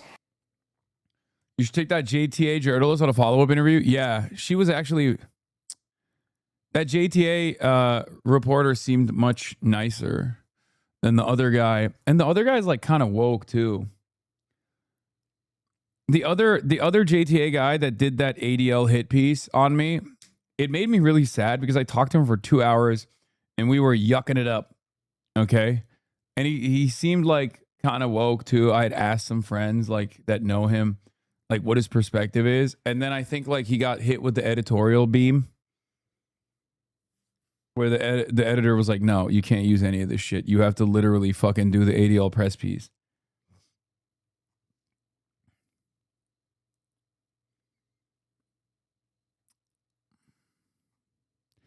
Well, stick it to him. On the corporations and the special interests who dominate Mike Rogers and have dominated our politics for far too long. Dr. Al-Sayed, I heard you talk. AIPAC is unlikely to get involved in both Maine and Michigan race. We'll probably stick to one of them per New York Times. 80 million cash on hand as of the end of June. Oh, great. We can cook them then. Easy peasy.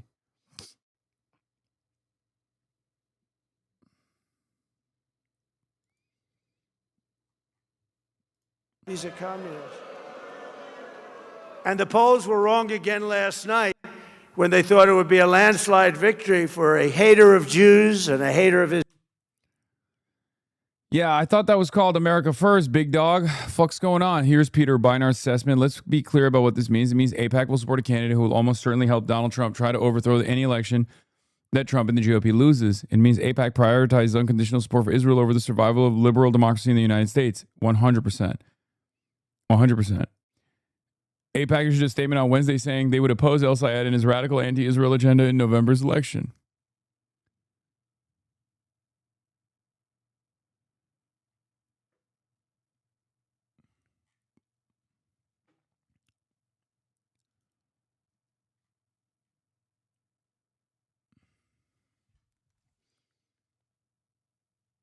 Only 80 million? What a bunch of brokies. Okay, dude, don't test them. They blew their load in the primary. Yeah, I guess they really fucking liked Haley Stevens, low key. Israel comes to me in my dreams. How long until Trump mentions you directly? I mean, I get talked about on Fox News every fucking night. So it is, at this point, it's virtually impossible that he doesn't know who I am. Or at least like hasn't heard my name, let's say. Liberals are in the death throes of identity politics. When people try to call me establishment, I look at that as a slur, particularly as an African-American candidate. I'm trying to figure out who the establishment is, right? I think that when we talk about... That's great. Dude, that's awesome. First of all, that's awesome. That's awesome.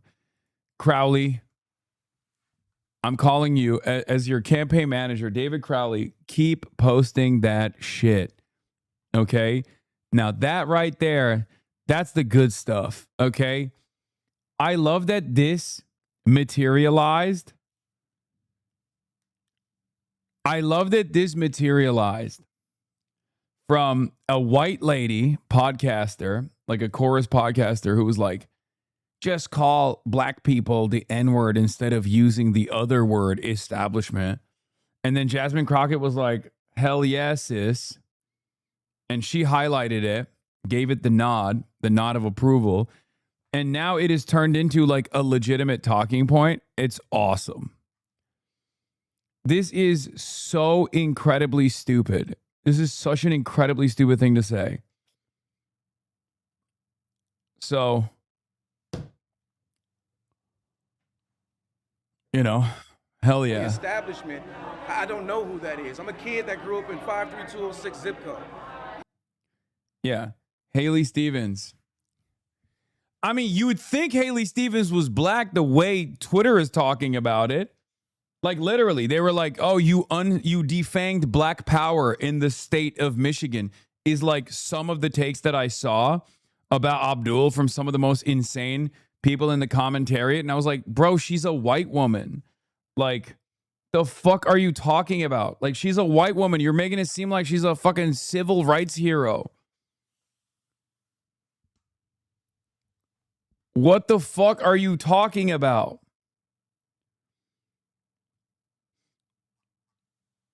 Like, here's the thing. I don't think people in Detroit perceive it as that. Haley Stevens is not a black woman and she's not a Jewish woman. She is a white Christian woman, okay? What the hell is going on? Like that argument is so interesting because like, okay, so like between Donovan McKinney and Shri Tanadar, then Shri is the actual black candidate in the race. Is that the fucking idiotic argument we're making? Shri's the one with the establishment backing. Like what are we doing? Like this is so stupid. Why can't we be normal about this shit? My parents was drug addicts and suffered from mental health. I worked extremely hard to be where I am today. And so when people try to call me the establishment, I look at that as a slur, particularly as an African-American candidate. And so I have never ran for office to protect the establishment. I've always been here to protect the people. That's my foundation. That's what I'm going to continue to do as a county executive and what I'm going to do as the governor of Wisconsin. Oh, you're doing the race science wrong. Pro-Israel equals Jewish, centrist equals black. Therefore, Stevens, black and Jewish. Okay, that makes sense. Literally, yes, Daria Lisa won't be led into the Black Caucus Yeah, I saw this. Daria Lisa Avila Chevalier's entry into the Black Caucus isn't a guarantee. Not if she doesn't support Hakeem along with other issues, one senior member told Axios. Another said, DAC absolutely will not be welcomed if she doesn't support Hakeem. But she's black. Like, this isn't like, is there a precedent for this? Like, are you going to do the same to Chris Rabb? Like, not only are these black candidates, but they're from black districts too. You know what I mean? It's not like a fucking situation like, you know, normally when you have like a Republican, like a black Republican will come from like an overwhelmingly white district. You know what I mean? Like these are black Democrats that are coming from sometimes overwhelmingly black districts. Like Chris Rabb is from the blackest district in the country, right? Chris Rabb represents the blackest district in the country. You cannot deny Chris Rabb entry into the Congressional Black Caucus, not only because of his like activism background, his familial lineage, like, but also, again, it's important. Like the districts that you come from matter, right? The districts that you come from also matter. Like if Daria Lisa, as a Afro-Latina, came from like, I don't know, like an overwhelmingly white district, you could just be like, oh, this is a representational pick, but it doesn't matter. Like they're not in charge of, they're not, you know, responsible for like a black district.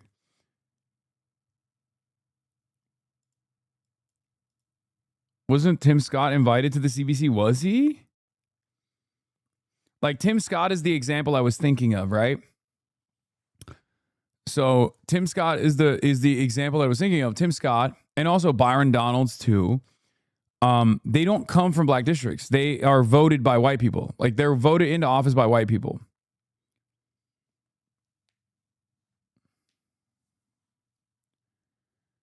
So it makes sense. As to he was invited in 2010 but declined. That's crazy.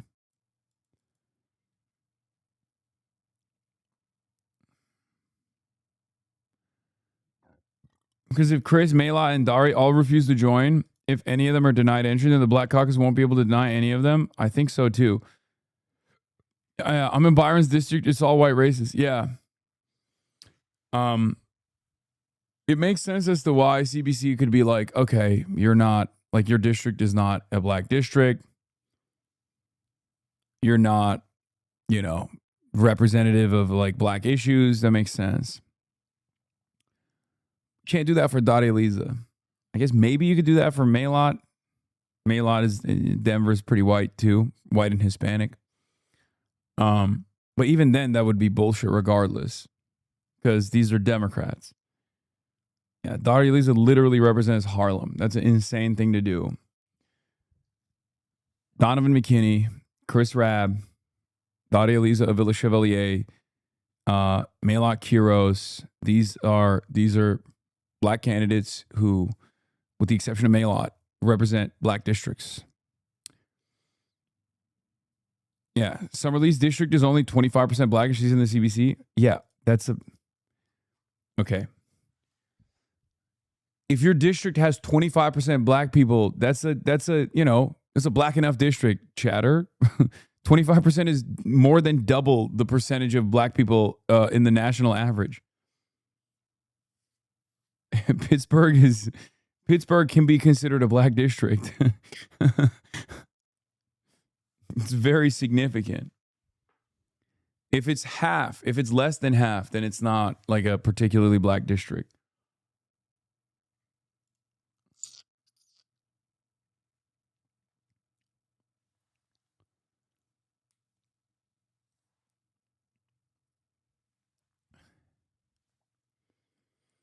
If they don't want her, she still have the Carne Asada invite. I'm sorry, but if the establishment of the CBC think they can take on Detroit, Philly, Harlem, Denver, and more, they're fucking insane. I mean, Denver is...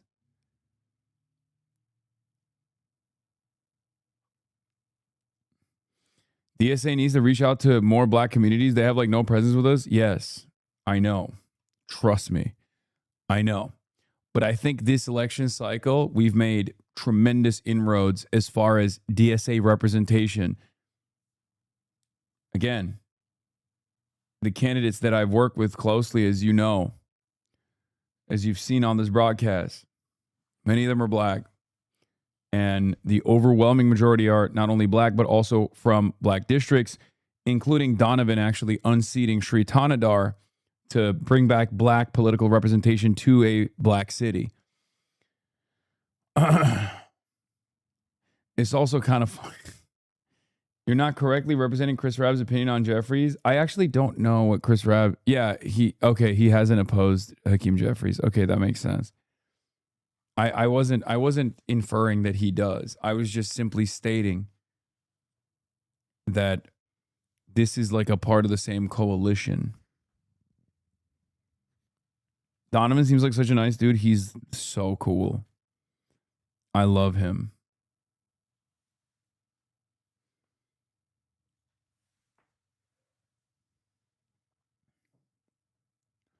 I love all the candidates that we work with this season, you know? It's fucking awesome. They're so... What a treat it's been. He hasn't said he'll support Jeffries either. He said he'll see what his options are and then decide. Yeah.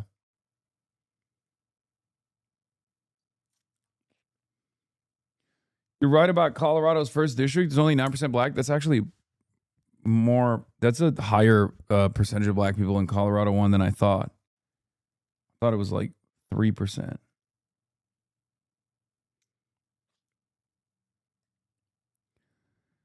This is the same Congressional Black Caucus whose executive committee voted unanimously to invite Republican Rep. Alan West and Tim Scott to join. West was a fanatical Muslim basher who boasted holding a civilian at gunpoint in Iraq, and Scott's career was bankrolled by Larry Ellison.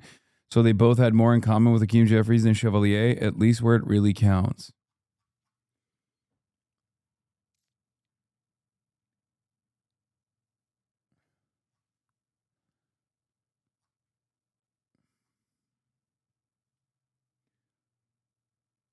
People on Reddit love the energy.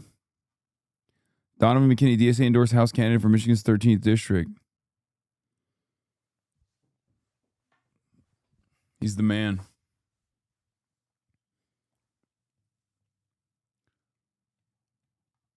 Where were we? Oh, we were talking about establishment equals black or establishment equals slur.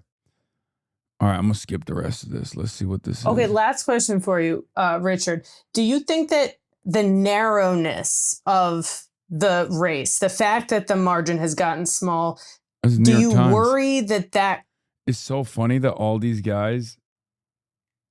Roop asked Abdul about you at what? 340? Okay, I'll hear what he had to say about the pool party shit.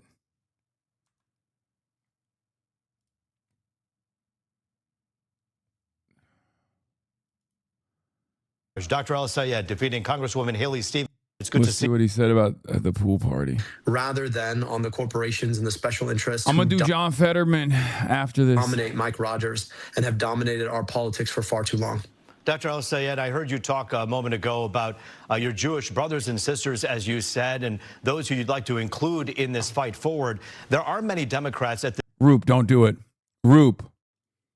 Don't do me like this. Roop.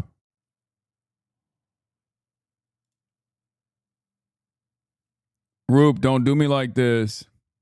This hour who, as you see on social media and elsewhere, are very concerned about the direction of the party under your leadership as a Senate candidate. And the reason is because of some of the supporters you've surrounded yourself with and who have surrounded themselves with you. What do you tell someone who sees a Hasan Piker show up here in Detroit at a pool party and says, wait a minute here, I thought Dr. Abdul Sayed, El-Sayed was for... No, Roop. Roop. Why you gotta do me like this, Roop? I thought we had something. All of us. What do you talk about when we see those followers?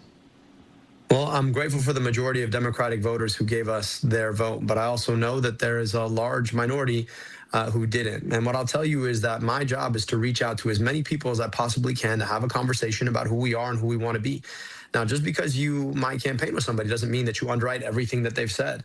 But I do think it's important for us to be reaching out to folks who can get access to a number of voters who might be thinking in different ways about where we want to go. We're building a broad-based tent movement to get money out of. I think one of the best things Abdul could say in moments like this is to be like, Hasan is a socialist. I'm not. We have our disagreements there, but that's what democracy is about. Democracy is complicated.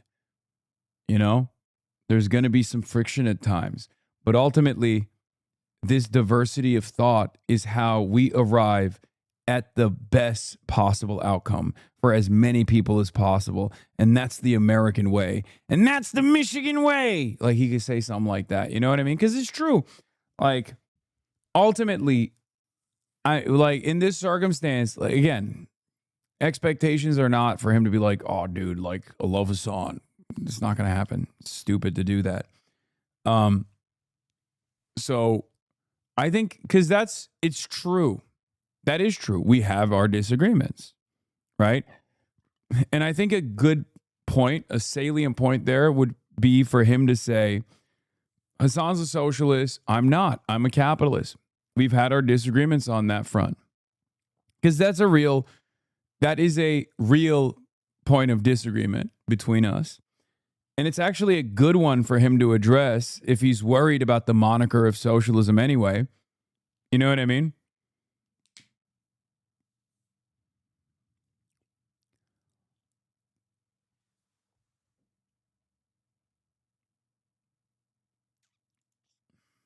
What is this? New Will Lawrence, who won a critical Dem primary in a swing House district in Michigan after a divisive three-way fight on whether he can bring Dems together and appeal to swing voters and his progressive views, says he's not a DSA member. So when did he leave DSA? In the last month, I let my membership lapse. So how does he differ from the socialists? Oh, God. That's kind of whack.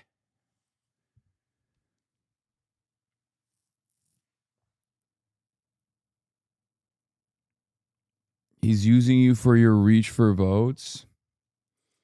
Yeah, I know.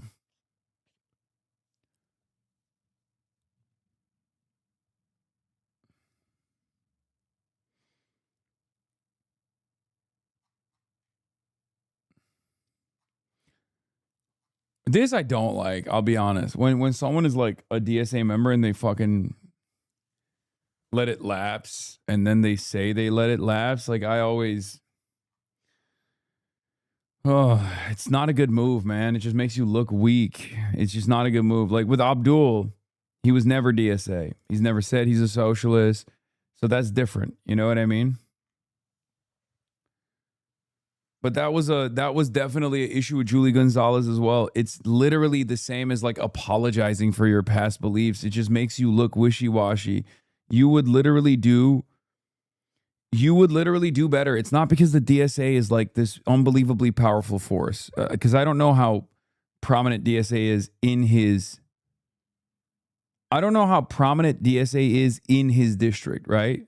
So I don't know how much of an opportunity you have. But I'm not even talking about like the door knocking capabilities of DSA. I'm talking specifically about what this signals to voters broadly.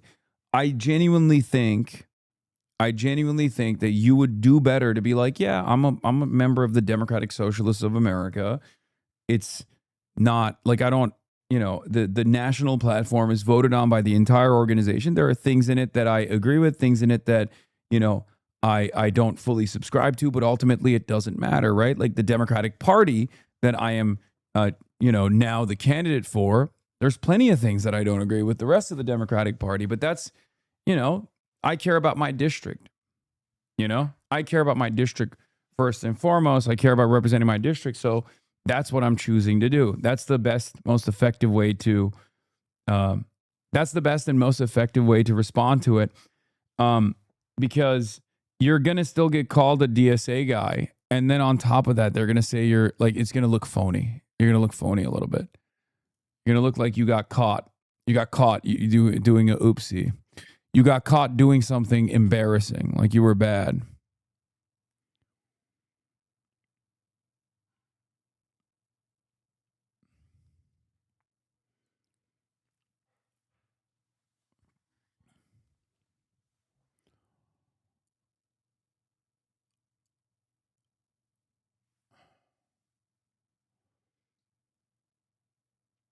He literally started his chapter in his house. They're going to time the DSA no matter what he says. Might as well own it.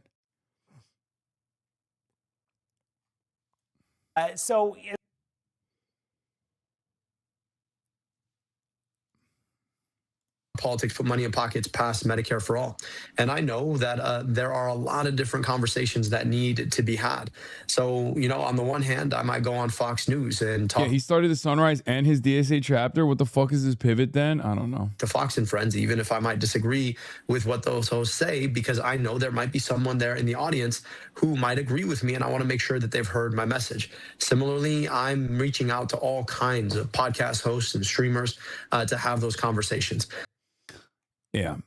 No more Hasan questions in this? Okay. This is a high-profile victory for the... This lady. Oh my God, already back to LA? When did you sleep? I didn't. This is why we don't endorse DSA white man? True, dude.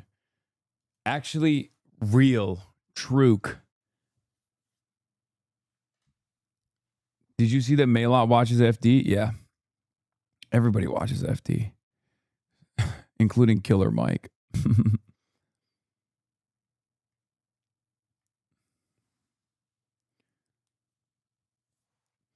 I missed the Abdul coverage, but does this narrow win change your calculation of the Democratic candidate being 100% anti-Israel? Fuck no. What?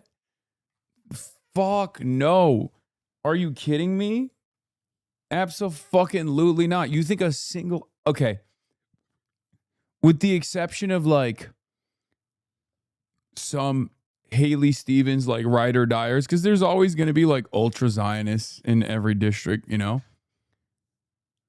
I don't think 90% of Haley Stevens voters voted for Haley Stevens because they were like, she's gonna fucking dream about Israel. Comes to me in my dreams. Like, I think 90% of Haley Stevens voters voted for her because of the ads, Obama endorsement, fake Obama endorsement, Gretchen Whitmer endorsement, Gary Peters endorsement, mostly Gretchen Whitmer and Obama, and like key endorsements from the black political machine in Wayne County, in Detroit, and also, you know, fucking $70 million of ad spend. There's not a single, first of all, there wasn't a single ad that tied Haley Stevens to Israel. Like, imagine spending $70 million in ads and not a single dollar goes to an ad that says Haley Stevens will defend Israel. You know what I mean? Not a single one. There's not even, there were barely ads that said Abdul al-Sayed will destroy Israel. They were mostly just saying he's a terrorist because of 9/11 and stuff.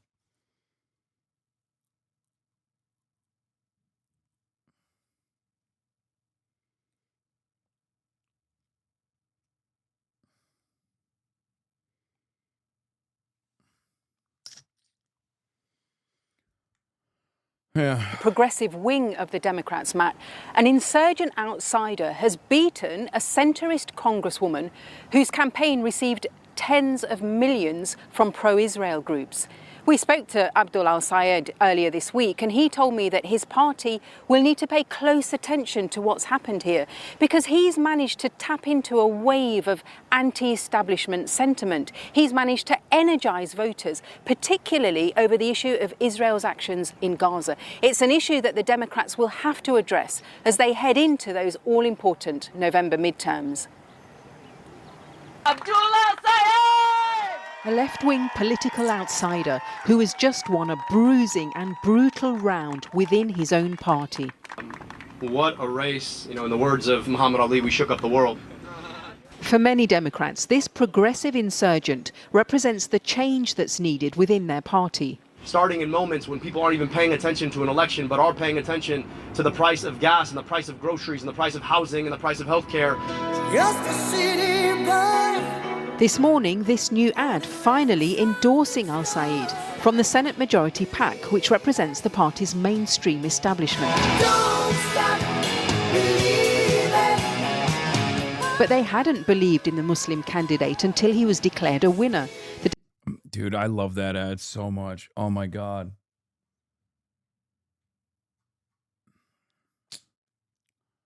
So good. Look at how favored by the whites Abdul is. Look at how not dangerous Abdul is. God, so many white people love to see it. Democrat Senate leader had this to say about the popularity of the progressives. We are a big tent party, and being a big tent party is a strength, not a weakness.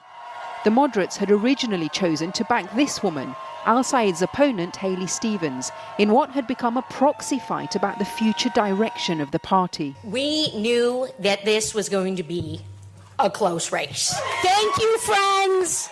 And it was incredibly close, Stevens narrowly losing despite having received more than $30 million in funding from AIPAC, the American Israel Public Affairs Committee. This became a focal point of the campaign, al-Sayed connecting with the concerns of younger and Arab voters in particular about Israel's actions in Gaza.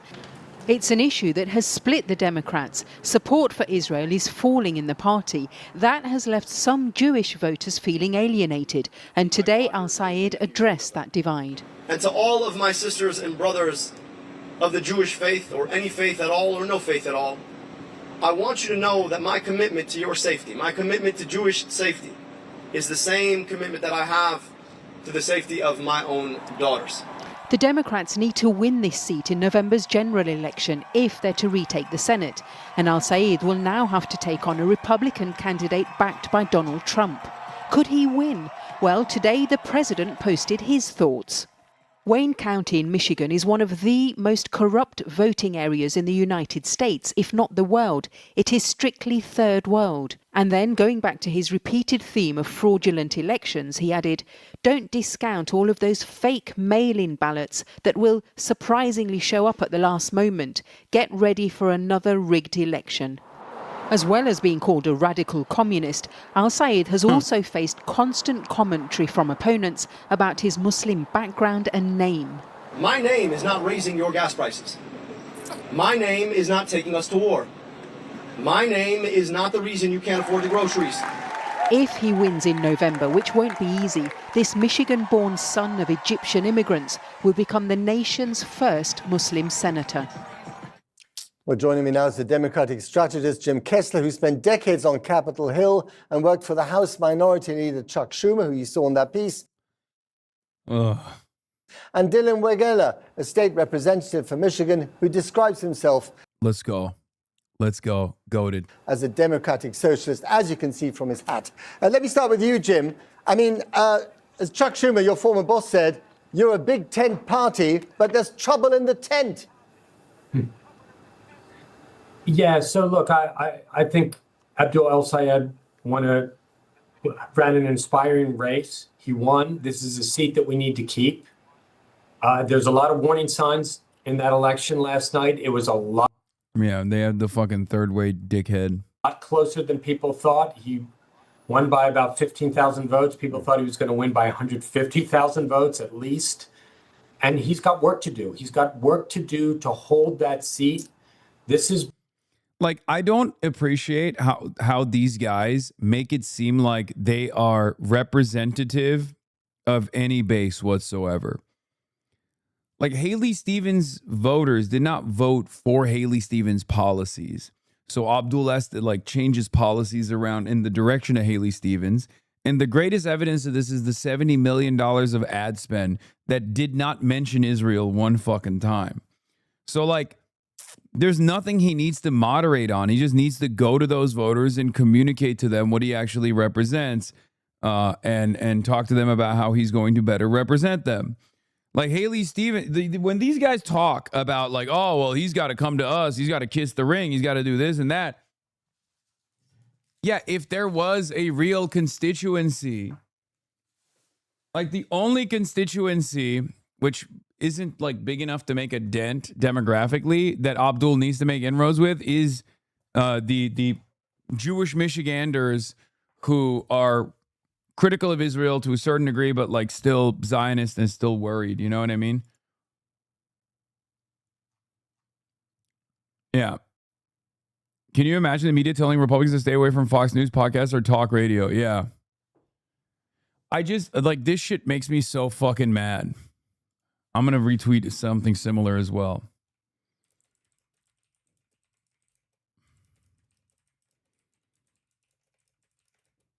And contentious.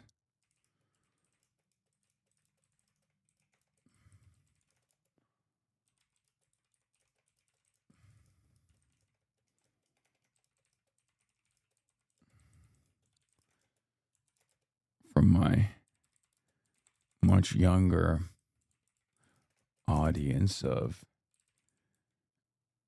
Democrats and independents.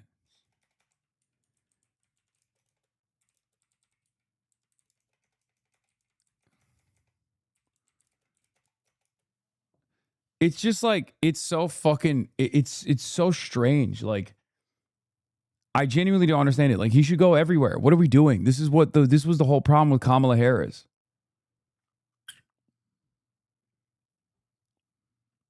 This was the whole fucking issue with Kamala Harris. What are we doing? There's no need for moderation. There's no need for him to like shy away from going on different platforms. Okay.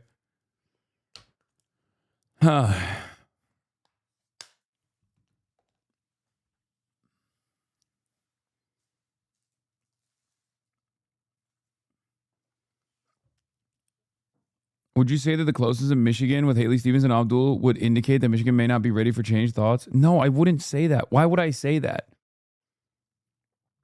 It is an unbelievably stupid assessment. The reason why it's an unbelievably stupid assessment is because he did that when he was being outspent 10-1, 10-1, 10-1. This has never happened in the fucking history of American politics. 11-1. $64 million were spent against him with a fake Obama endorsement. Jesus Christ. Wake up, everybody. Please. Please. Wake up.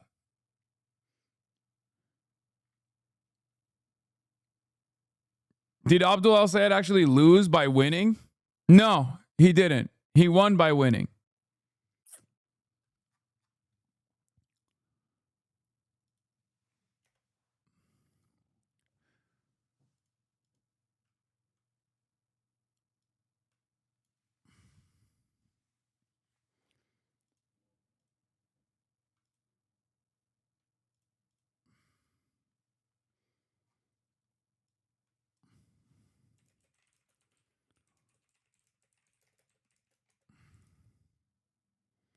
I think Abdul should only go on CNN and then also just take on Haley Stevens's.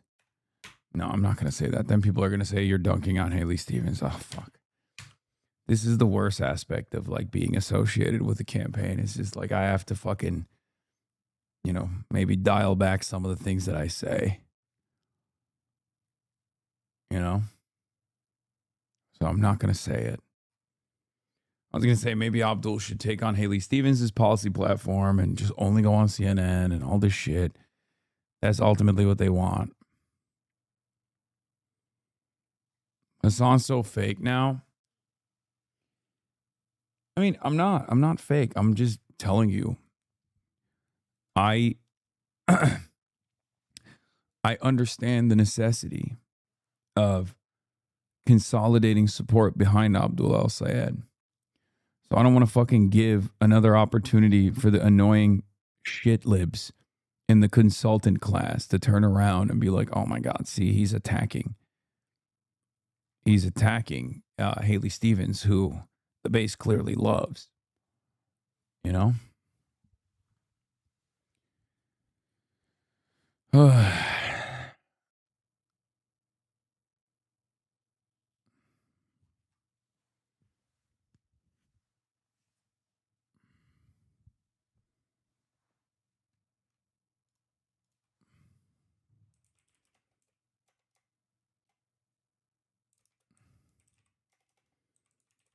brought the youth vote out. And the ground game was able to defeat $70 million.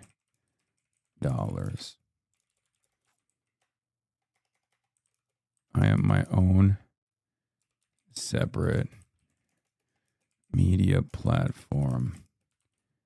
Abdul should go on all media and even convince Republicans if he can. That's how you win elections.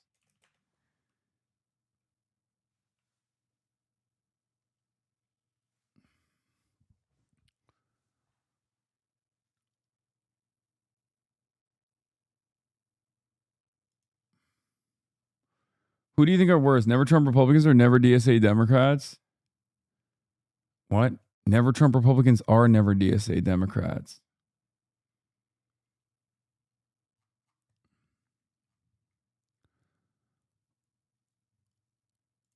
I just I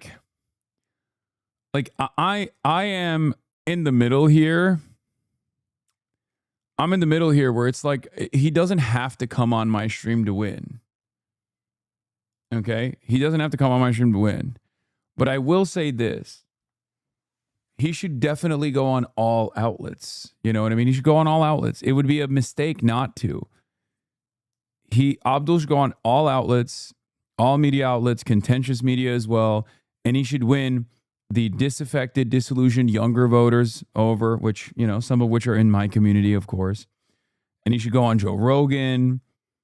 He should go and captivate voters that are Republican, triple Trump voters. Like that's what you got to do to win. So it's very stupid when people are like, no, you shouldn't go on. You can go on Fox News, but you can't go on Hasan. Like, what the fuck are you talking about, you fucking idiot? What's wrong with you?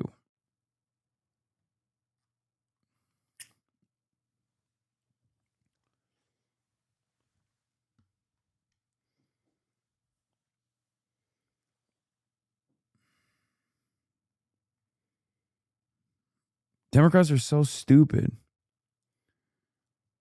Very frustrating. The Democrat consultants are just like incredibly dumb. This whole piece is oozing with snark and condescension and ideological assertions, but this is false. El-Sayed did not perform best with wealthier voters. He lost the poorest and wealthiest voters. His base is middle-income voters. See chart via WAPO. Okay? Yeah.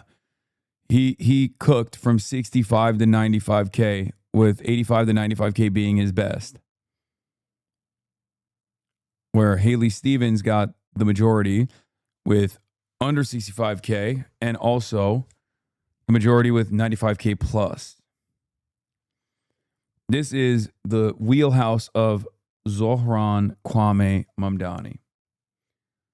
Lara citing strategist also falsely presents mainstream opinion as fringe. 50% of Americans support abolishing ICE versus who 39% oppose doing so. And 50% of Americans say Israel's committing a genocide in Gaza versus 35% who disagree.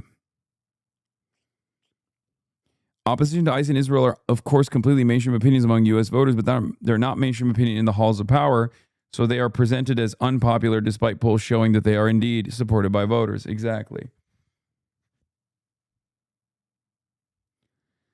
Bro, this is all very dumb because Abdul got a lot of votes from those counties. The turnout was very high. Saying he isn't supported by low-income places is straight up stupid. Yeah, I know. But it wasn't his strongest showing. Here are the full WAPO numbers. Also, despite discourse, Democrats in high-income areas did not back Abdul El-Sayed. He dominated in the most educated counties, but Stevens won the richest counties and the poorest. AES took the middle-income places. Al-Sayed obviously didn't put up Bernie numbers in rural Michigan, but he held his own in small town and rural counties and only lost suburban counties to Stevens by 5 points. That, plus his total dominance in Ann Arbor, Grand Rapids, etc., was enough for the win. Also, surprising absolutely nobody, younger Democrats love progressives. Of course, we know that. Al-Sayed dominated in counties with the most young adults. Stevens did better in counties with significant black populations, but still only won Wayne by about 6 points, less than she needed, obviously.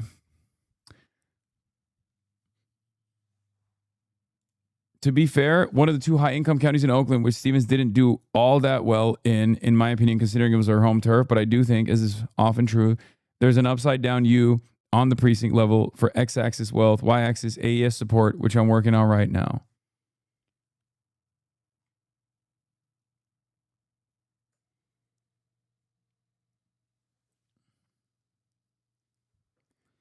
Why do the poorest who would benefit most from socialism vote for the opposite of socialism and for more poverty and struggle?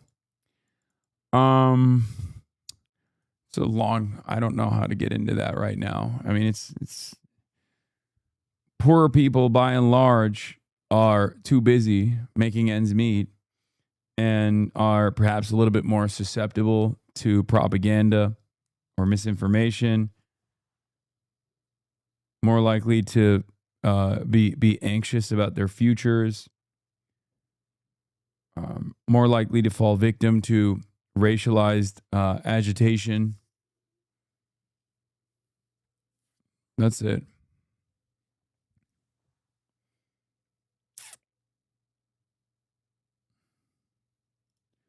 You weren't lying. They purchased all. Haley Stevens, she was a. Haley Stevens was there. Haley Stevens. Stop. How did Donald Trump? Stop. Haley Stevens was. Stop. Haley Stevens. Stop it. Haley Stevens. Stop. As county. What the fuck? Commissioner. Born, raised.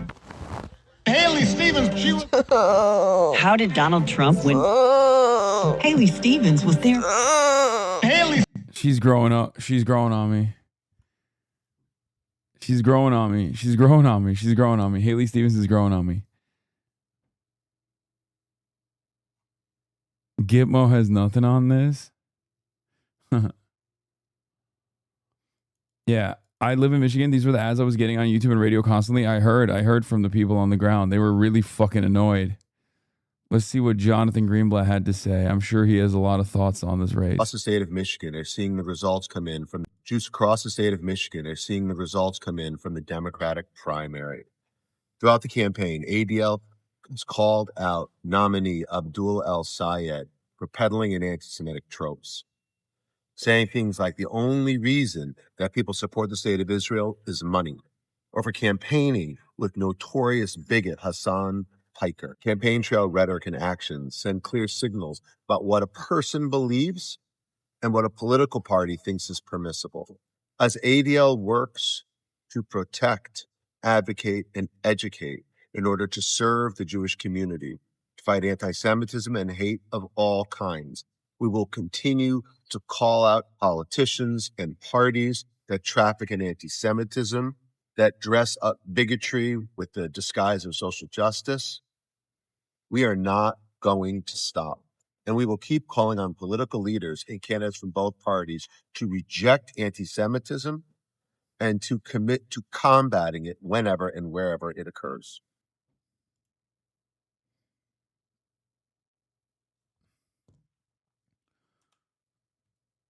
Wow, this scary thing happened to her last night. Last night at Abdul El-Sayed's watch party, I was able to overhear 3 conversations at once. All 3 were about Jews, Israel, or the Israel Defense Forces. Although El-Sayed has often brushed off the focus of his anti-Israel politics as media-driven, as a distaste for Jewish nation pulsed through the theater last night. At one point, I was able to hear 3 conversations taking place all around me, all about Jews, Israel, or the Israel Defense Forces. To my left, a man remarked that a lot of white people supported El-Sayed because he didn't want to use their money to kill babies. Another man shouted in a woman's ear, making his case that the AIPAC, a pro-Israel lobbying group, is just supported by Christian Zionists as American Jews. Wait. Shocking. I love that. I thought that she was going to at least like do us the dignity and say that like she heard something anti-Semitic. So what? This was the wokest party of all time, where people were talking about factually accurate things that they were frustrated by.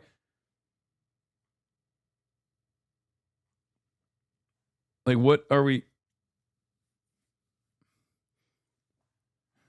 One man had the audacity to say, "I love my Jewish brothers and sisters, but I can't stand the nation state of Israel and how it cynically ties itself to Judaism, making it a much less safe for my Jewish friends." Making it a much less space for my Jewish friends who have nothing to do with Israel. I was horrified. They were saying it Islamically.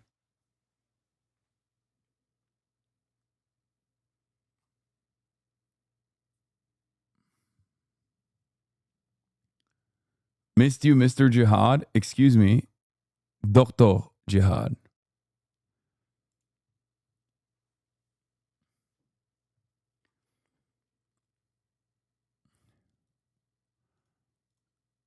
Been the last. All right, I'm skipping the rest of this shit.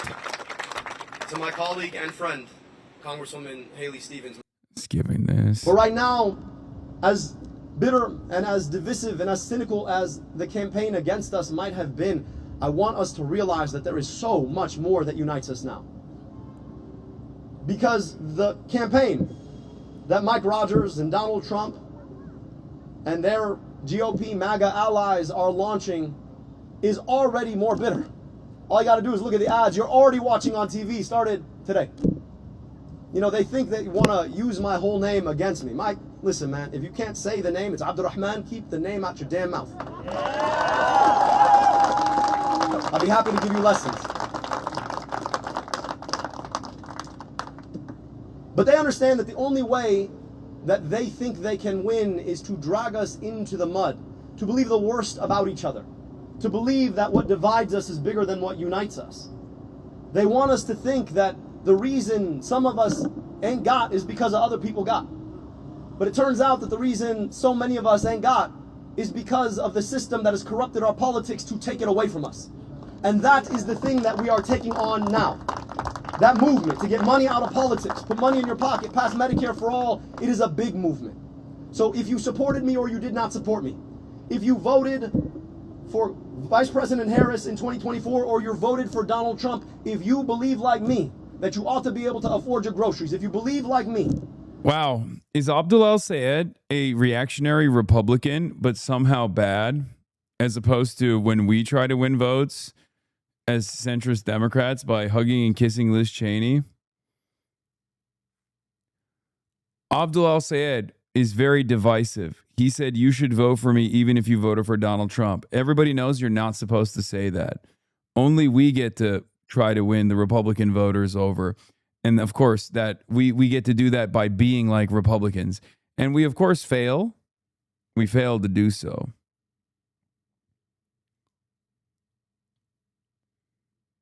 That you ought to be able to afford your home if you believe like me, that your tax dollars ought to be invested in you rather than sent somewhere else. If you believe like me, that a government of the people, by the people, and for the people is our birthright in this country. If you believe like me, that we have a responsibility to stand up and walk with our unions so that everybody has collective bargaining rights in this country.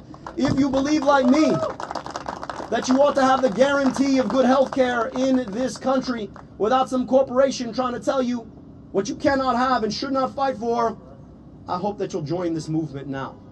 So for you, you could agree with that. Oh, hell yeah. I cannot believe Jon Stewart interviewed this fucking ogre. I cannot believe that the ogre put on a suit, not for Benjamin Netanyahu for once, but instead for Johnny Boy, Johnny Stewart. Them 90%, but Israel is the red line. Absolutely. Israel for me. Like I can't ever turn my... That's insane, man. Why are you saying that out loud is what I would say if I thought that he had working brain cells, but he doesn't. So that's why he's saying dumb shit like this. My back to Israel after where it's at. So, and I mean no disrespect on this, but that is not our country. You're saying that these candidates may have great ideas for our economy. They may want to do the exact same thing you want to do in terms of getting money out of politics. They may want to increase the social safety net. They may want to change the balance of power from capital back to labor. But if they don't agree with you on Israel, you don't want them in your party. Well, at some point, you got to realize it's not your party, big dog. Like, that's crazy. Like, okay. Israel approval ratings in the Democratic Party is the same as being like, anti-choice, okay, being pro-life. Like, could you imagine Henry Cuellar going on like CNN and being like, yeah, if a Democrat is for abortion, then they need to get the fuck out of my party. Like, if a Democrat wants to allow abortions, then they need to get the fuck out of my party, which is the obviously like anti-abortion party. That's crazy. You can't be saying stuff like that. No one will take you seriously. The only thing you can say that about is Israel, obviously, because, people are, well, up until recently, people had to be a lot more careful about how they criticize Israel because, AIPAC could dump shit ton of money. Well, I don't know who you're referencing to specifically. No, I'm referencing what you just said. Name So one. in other words, Syed or AOC or Bernie Sanders, I assume you agree with a lot of what they say economically. No, he doesn't. And what I'm saying is, like, if you are a DSA member, if you are a member of a specific political party, run under your own banner. And now I think Bill Maher said something very insightful. He said, the DSA are colonizing the Democratic Party. So just be Democrats if you're going to run under the Democratic Party for that. Why have a DSA party? Bill Maher has never said anything insightful. I mean, I guess it makes sense. You're fucking brain dead. Bernie on Witherhill endorse Hong? I don't think so. No. I noticed you haven't. No, Bernie, do it. Fucking do it. I tried. He's old. He don't got internet. All right, let's finish the John Fetterman thing and then we'll look at that. Party for overall. So run on that and you all understand. It's just an organization. It's not, we have a two-party system. It's like the Freedom Caucus in the Republican Party. There are, there's Randy Fine and Ogles and all these nutbags that are also part of an area, and Republicans, I'm sure, may not agree with all of them on all kinds of things, but there is no other party. Well, I guess you could try it, but my point is, if you don't disagree with them on a lot of things, why not use some of that energy? And even like Mamdani in New York is DSA, but there are things in the DSA platform that he disagrees with. And I'm assuming there's probably things in the Democratic platform that you might disagree with, but you don't disavow the entire thing. You're literally saying we can all have discussions, except when it comes to Israel, which is not America. It seems like a weird line to draw. Well, so then, I don't think that's weird. I think okay, this week of conversations where John Fetterman talks to prominent American Jews in the media, and those prominent American Jews in the media keep going, dude, you're a little too obsessed with Israel. What the fuck is going on with that? Has been hilarious, because this isn't the only time John Fetterman has been approached. He went on Wolf Blitzer, and Wolf Blitzer said the exact same thing. Now, John Stewart is Jewish, always been Israel critical, right? Always. Wolf Blitzer, on the other hand, used to be the spokesperson for AIPAC. Okay? Literally, Wolf Blitzer was the spokesperson for AIPAC. And even Wolf was like, why are you doing this insane red line on fucking Israel? This doesn't make any sense. Where is this coming from? I think what history demonstrates is that when people or a government or people turn their back to the Jewish community, things end really badly. And it's a dangerous... Jewish community and Israel are not the same thing, brother man. They're not, that is not the same thing. No. It's like, hey, it's like if I have to pick a side for after 10/7 and after Iran, I'm always going to stand with Israel. I'm always going to vote and support whatever that's necessary to protect themselves and to prosecute Hamas, Hezbollah, and Iran too. There are people in Netanyahu's cabinet who have. Dude, again, okay, let's go to Wolf Blitzer real quick. This is not one but two prominent Jews in American media literally calling out John Fetterman's level of fealty to Israel. It's so funny. Like, I'm sorry, dude. Like Wolf Blitzer, again, Apex posters and Wolf Blitzer, like, don't you think it's kind of weird? Why is Israel, another country, your red line right now, this is what your critics are saying, rather than a domestic issue that impacts Americans?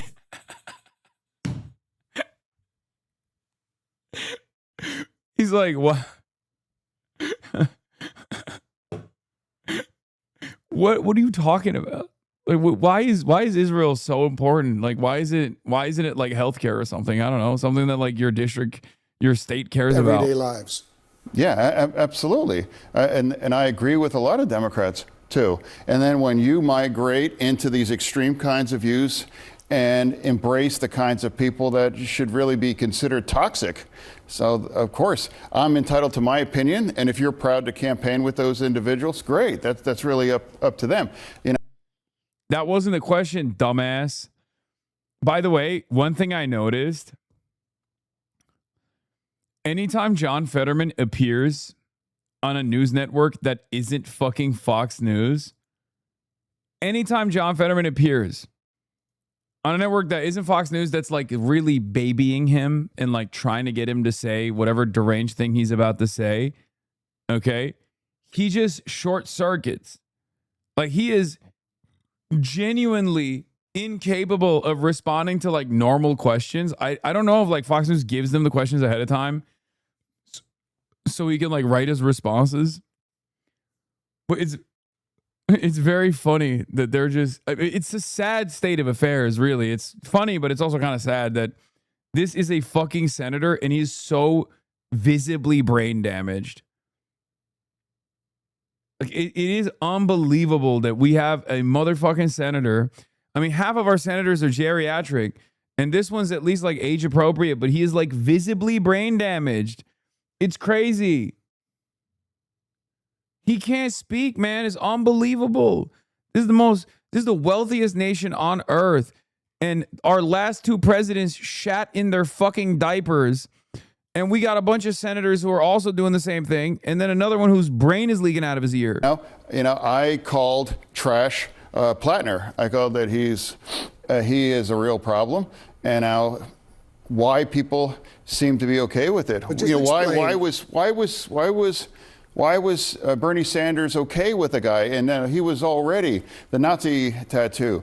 And after all the allegations of roughing up his ex-girlfriends and saying terrible things, indefensible things online, and you would push these kinds of candidates that put our ability to reclaim the majority at serious risk.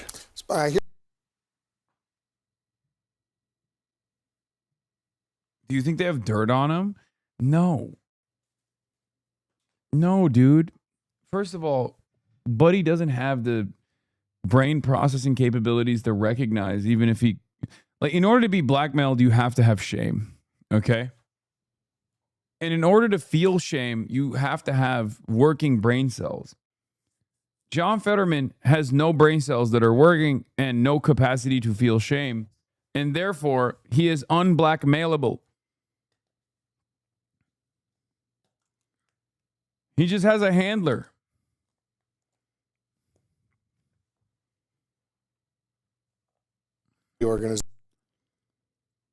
Anyway, apparently,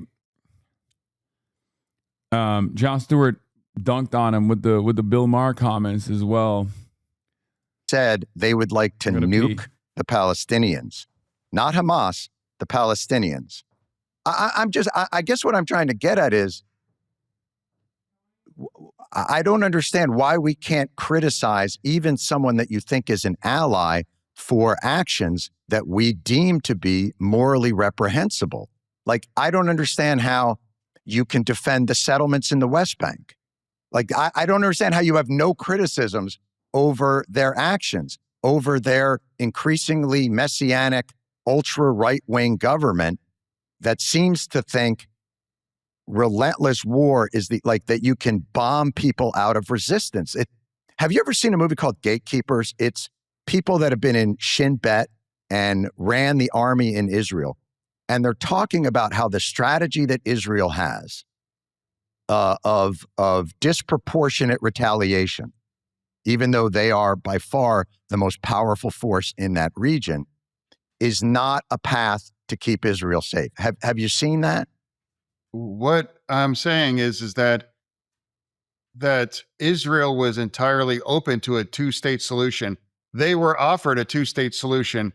You know, I actually got a chance to talk to former President Clinton about that, and reminds the people that they were offered 96% of the West Bank, and they get to pick 4%, you know, for part of Israel. And they had East Jerusalem as the capital, and they would have had their entire nation now going on 26 years. Now, they reject that. They did not want a two-state solution. They have a one-state solution, and that's from the river to the sea.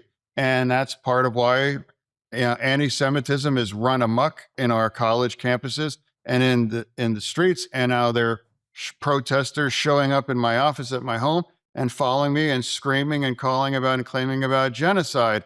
And now it's not a genocide. And if there was a genocide, that's because Iran refuses to relinquish this idea that they can destroy Israel. Now, oh, so there is also he's like, well, and if there's a genocide, it's good and worthwhile.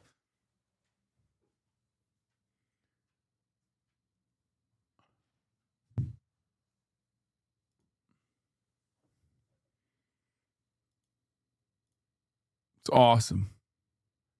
I'll live in peace and I'll live your lives and stop funneling billions into the Hezbollah and Hamas trying to destroy Israel. That's the honest and the dynamic in the region. And now there will be a democratic election in Israel in October.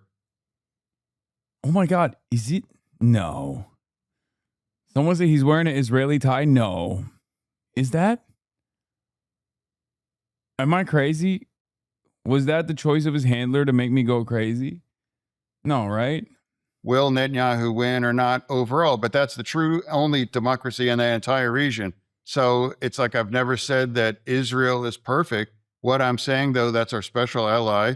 And now, until we're admittedly at war, I'm going to stand with our special ally and describe the circumstances with Hamas or Hezbollah or the way Iran continues to behave. Joining us here in the Situation Room. Yeah, I'm not going to watch this whole thing, but there was this moment. John Fetterman crashes out over Abdul El-Sayed winning and starts crying about Hassan Piker on the Jon Stewart podcast. Sort of energy and economic populism is a response to that. Well, what is that? Is that socialism? And in more, it's communism. It's, that's not an economic model that has never worked in the history. But that sounds like a caricature. El-Sayed is running on. He wants to ban corporate money, wants to tax, I guess, higher taxes on billionaires for housing and education, Medicare for all. You know, when you say that's communism, that feels like a caricature. No, I never said that. I call real communists that are cheering for communism people like Hasan Piker, for example. You know, he's a big influence, you know, in the Democratic Party conversation, and he is a communist. He celebrates Mao and describes and is going to be proud to visit Cuba and stand on people on those sides. That's not. Yeah, I am proud to have visited Cuba and delivered humanitarian aid to a country that were fucking starving. Suck my dick, dumbass. Not a smear. That's just using the kinds of words and the positions that he has made part of his platform. So you're saying he says, I'm a communist and I want America to be communist. No, I'm saying that, that he has the kinds of views. Now, you were very, very instrumental in delivering aid for victims of 9/11. Mm-hmm. You know, like, you know, you've been here and you've been very effective for doing that. Mm-hmm. You know, for an individual that says that America, we deserve that. Hey, I'm deeply offended by that, and I don't support that, and I'm certainly not going to campaign with him, or I'm not going. You notice, you know, this is a fucking talking point because he's just like going down the talking points and he's just trying to like grab onto anything he can. Explain that way. Well, Bill Maher said that the 9/11 terrorists weren't cowards, and you went on his podcast and you talk to him all the time. So I guess what I'm saying is, aren't you cherry picking certain things and maybe losing the That's forest really- for the trees. The two things are not the same. Yeah, Bill Maher's is objectively worse. And if you were to say, oh, well, Bill Maher apologized for it. Yeah, so did I, bitch. So did I.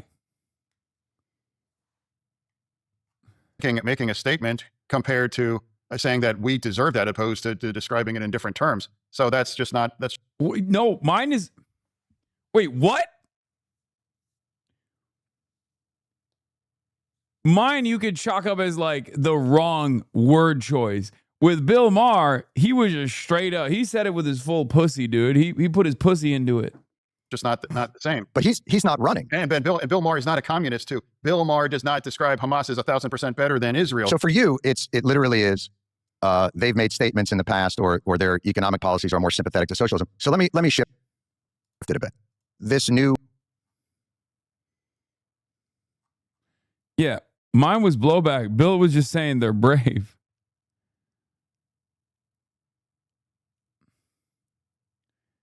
Fetterman mentions you to Wolf Blitzer at 50. I don't care about that.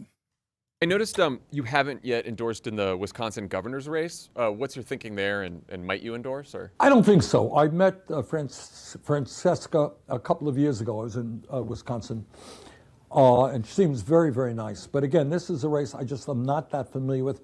We have not gotten involved in many governor's races. I think we did one in Maine with Troy Jackson. You know, obviously my major concern right now is seeing that we have a Senate and a House that is going to stand up to Trump. That's really where my focus is. So as of now, we have not been involved in that race. I noticed you haven't yet endorsed in the Wisconsin governor's race. What's your thinking there, and might you? Bernie is racist towards Asians. New old guy lore unlocked. With El Sayed now, Democratic Senate candidate in Michigan, the media has begun to play defense. Vaughn Hilliard tries to distance El Sayed from the violent extremist terrorist sympathizer Hasan Piker, even though Piker was endorsed and literally campaigned with El Sayed. Spending big.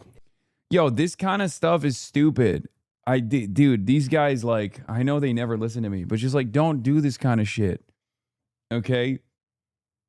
I don't know why these guys like are now engaging in like a defensive posture at the behest of Abdul. Like, it's just, again, he has already made his position clear, okay? He goes everywhere. He talks to everybody. He talks to motherfucking Republicans as well. That doesn't mean he's a Republican. He's not a socialist. I am. Okay? In Michigan, it's a seat that they can take at a time that Democrats feel like they have open opportunities in places like Maine and Texas. I want to play a soundbite. Is that skinny Mike Lindell? From Mike Rogers, who was on Fox just a bit ago here this morning, setting up his general election campaign. Take a listen. They're ops? No, I these have guys never think seen they're someone helping. So radical, so extreme, get nominated by a political party, and the DSA candidates in the state in 2 different congressional races look like they're pulling it off as well. The Democrat Party is lost to this hardcore socialist attitude. And I fought terrorism my whole life. I was an FBI special agent, U.S. Army officer, chairman of the House Intelligence Committee. By the way, that's a dog whistle for sure. Just so you understand, he's saying like that's their. I brought this up earlier. They're going to position it as like the anti-terrorism specialist against the terrorist. I find it shocking that I'm going to go up against a guy who believes America deserved 9/11. To be very clear, El Sayed never said that, but he has appeared with popular Twitch streamer Hasan Piker, who did, but then walked it back. And to be clear, El Sayed has justified his relationship with Piker as one in which Piker has following of millions. And just because he appears with him doesn't mean he agrees with everything he says, equating to someone appearing on Fox and not agreeing with everything that individuals on Fox say. But this is the type of attack El Sayed is already. Oh, they framed it. Okay, never mind. He did. They're not trying to distance El Sayed from violent extremism. They're just repeating what El Sayed said. I misunderstood. I got duped by the fucking description, and then I watched the video and realized the video doesn't say what the fucking dumbass description does. But of course, it's fucking Newsbusters. So, classic. Someone asked McMorrow about you today. Oh, it's Alex Kane. So you just endorsed Jewish Currents, Alex Kane. Abdul, and wondering what are your plans for the general election. What are you specifically going to do? How are you going to coalesce your supporters and I think I gave him an interview too. people, particularly Stevens, people who voted for Stevens, who may have liked you as well? What are you going to do to kind of bring them into this? Is Democratic media finally starting to defend you? If they were smart, they would. I know that all of my fucking ops will say, of course not, you should kill yourself. Of course not. Like, Democrats should actually go extra hard on you, and maybe even Abdul. But if they are smart, they would do that. Like, I'm not even expecting a defense. I just want them to be truthful. You know what I mean? I just want them to like frame it in a normal way as they would for anybody else. That's what's so goddamn annoying.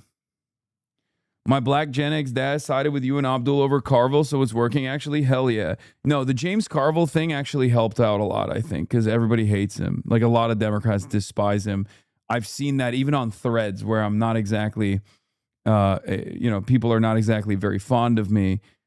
But even on threads, they were like, yeah, I don't know anything about Hasan, but after this James Carville shit, I'm with him. Anybody who's against James Carville is with me, is on my team. They don't defend you, then it turns into a weird circle jerk of them disavowing you and then Republicans saying they didn't disavow you. Exactly. It's so stupid. Just like, be honest, be truthful. Be like, this is a separate media entity. Who gives a shit? El Sayed coalition. My goal is that Democrats have to win in every. I have a theory about this. Stay with me here, okay? You know how Fox News is always giving advice to the Dems, but it really sucks? I feel like the right-wing and centrist Dems view your advice in the same opposite appeal type advice, so that's why they don't listen to you. No, they don't listen to me because they think I'm wrong. Every single race in November, and it is. But it's a good theory. About so much more than just one race. I ran in this race, but I also know how important it is to make sure that we elect Jocelyn Benson as our next governor. We flip the state house, we expand our majorities in the state senate, because that is how we actually deliver on all of these promises, on protecting voting rights, on expanding affordability, on making sure we're funding our schools and we have opportunity. I mean, all of those things matter. So wherever I can plug in to do that is where I'm going to be, because there's too much on the line not to. Is Israel a divide that can be healed in the general election? I hope that it can. You know, this is Carl Levin's seat, historically. And Senator Levin always did a wonderful job as somebody coming from the Jewish community for keeping an open door to the Arab and Muslim community. And I want to get... Wait, I didn't know that. That's crazy. So Carl Levin is Andy Levin's dad. Andy Levin is one of Abdul's first endorsers. Andy Levin was the president of his synagogue. Andy Levin is the Israel critical Jewish person who was running for the district that AIPAC actually spent a shit ton of money on to put Haley Stevens in charge of. That's kind of crazy. Yeah, Andy Levin's dad is Carl Levin. Yes, Andy Levin is from the Levin. Or Sandy is his dad. Carl is his uncle. Oh, I thought Carl was his dad.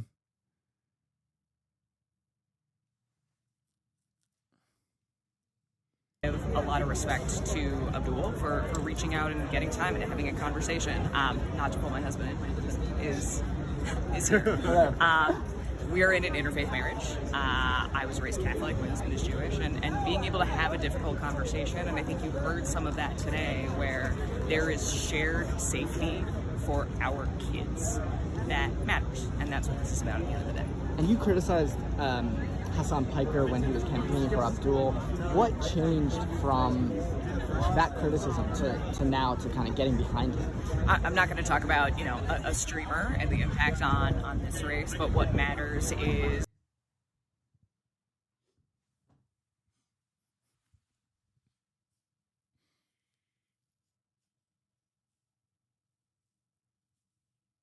wow, she fucking hates me, dude. That's crazy. I thought we were boys now. that we all come together, because That's what I said up there. Whatever differences we had in the primary pale in comparison to a Mike Rogers who will just do whatever Donald Trump wants him to do, which we can't afford right now. So when we think about the future for our kids and our daughters and making sure they have a country and they have bodily autonomy and they have voting rights and they have civil rights, we have to beat Mike Rogers. So we've got to put those differences aside and be focused on the goal. Thank you so much. I appreciate your time. Thank you so much. AIPAC guys definitely has some impact, but for some voters, it turned them off. One of the things I heard so frequently was, I really hate that they keep calling him a sexist. We can't escape these ads. I think it backfired a little bit, Hasan the Hun told me. El Sayed did best among young voters. Young people have watched for years. Our leaders have failed to meaningfully deliver for them. Yeah. She's my coworker now. We're peers. We're allies. Some might even say besties.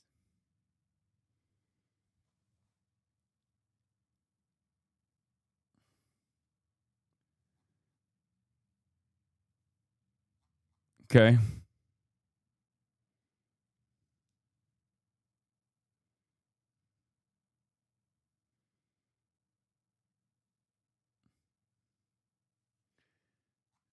She's just joking.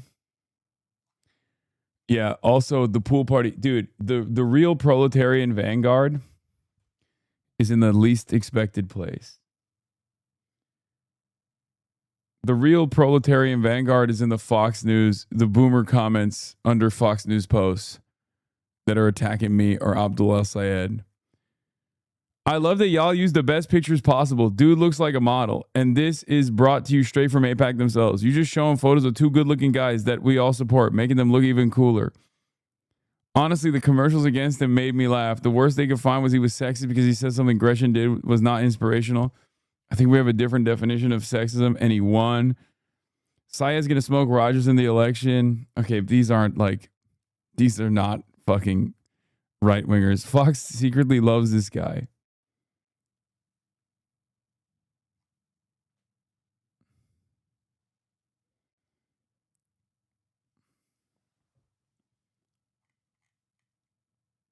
I have a question. What is this? Are you at all worried that DSA candidates distance themselves from socialism? Will Lawrence worrying? Yes. I mean, I'm not worried in general, but the Will Lawrence one I did not like. This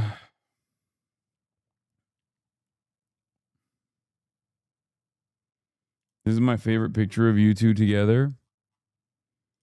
Oh, this one?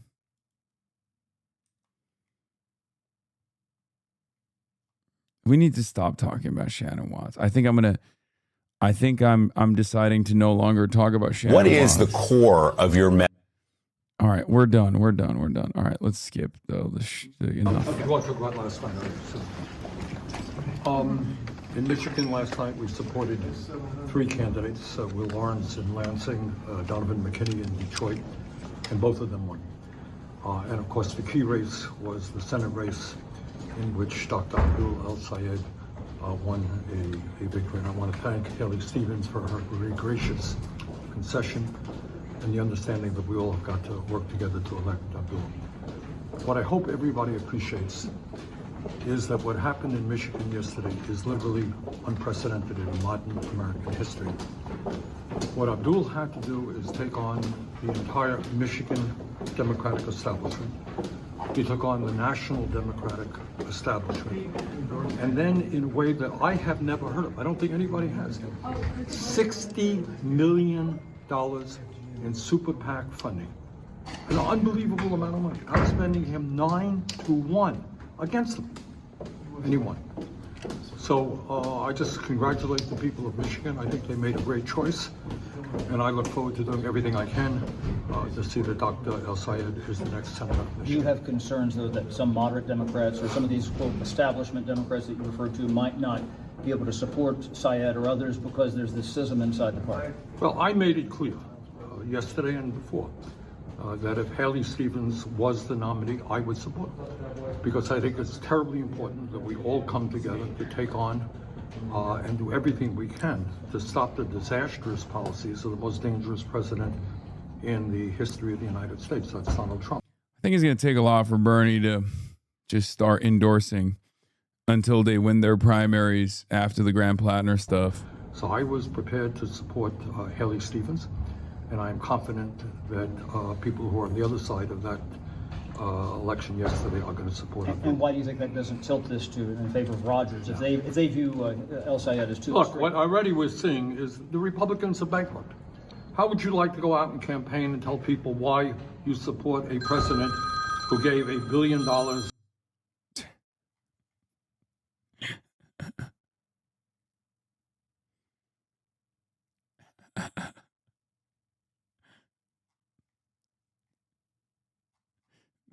That is, Burn Dog would have a motherfucking landline ringtone, dude. $1 trillion in tax breaks to the top 1%, and then threw 15 million people off of healthcare. Good luck to you. How would you like to go out and say, yeah, I think it's a great idea that we started an illegal and unconstitutional war, which is causing massive damage all over the world, including 18 deaths of our own servicemen. Good luck to you. They got nothing to say. So you know what they're going to campaign on? Breaking news. Abdul El Sayed is a Muslim. Wow. Maybe we can foment some racism there. Or he's a quote unquote communist because he believes that healthcare is a human right. They got nothing to say. We're going to win. Is this 2004 with Obama or 08 with Obama all over again? I think it's part of that. I'll tell you, it goes back even further. I'm old enough to remember a guy named John F. Kennedy. And there were people saying, oh, Kennedy is a Catholic. We can't have a Catholic. He is, that's right. Fact check, true. He is old enough. Fact check, true. He said, I'm old enough to remember John F. Kennedy. The United States presidency, he's going to listen to the Pope. He's not going to be for America, you know. But we're going to beat that because I think at the end of the day, people understand the system is broken. You got 60% of our people living paycheck to paycheck, struggling to put food on the table, pay for healthcare, pay for housing, while the billionaire class is getting richer. And Abdul understands that. He's going to campaign on that. And by the way, you're going to see a number of independents coming out from him. You're going to see some Republicans coming out from him. And you are going to see a lot of young people getting involved in the political process in a way How does he make seen. that case to the Republicans? Okay, I think I got it. Okay, good. How does he make that case to the Republicans? Do you know who Hasan Piker is? A blowhard. I think these guys failed so spectacularly. When you say progressive left, there's a tone of contempt there. Yeah, I hope the camera was able to pick up the contempt. There are a lot of people who are just like, this is not working. Democrats haven't done anything about it. They never win. Have they been given a chance? You know who's going to decide the future of the Democratic Party? Let me break the news to you. They ain't that liberal, okay? Pro-Israel politics is so poisonous in the Democratic Party. There's no place for criticism of the government of Israel in the Democratic Party. Will you endorse the 2028 candidate if they are pro-Israel?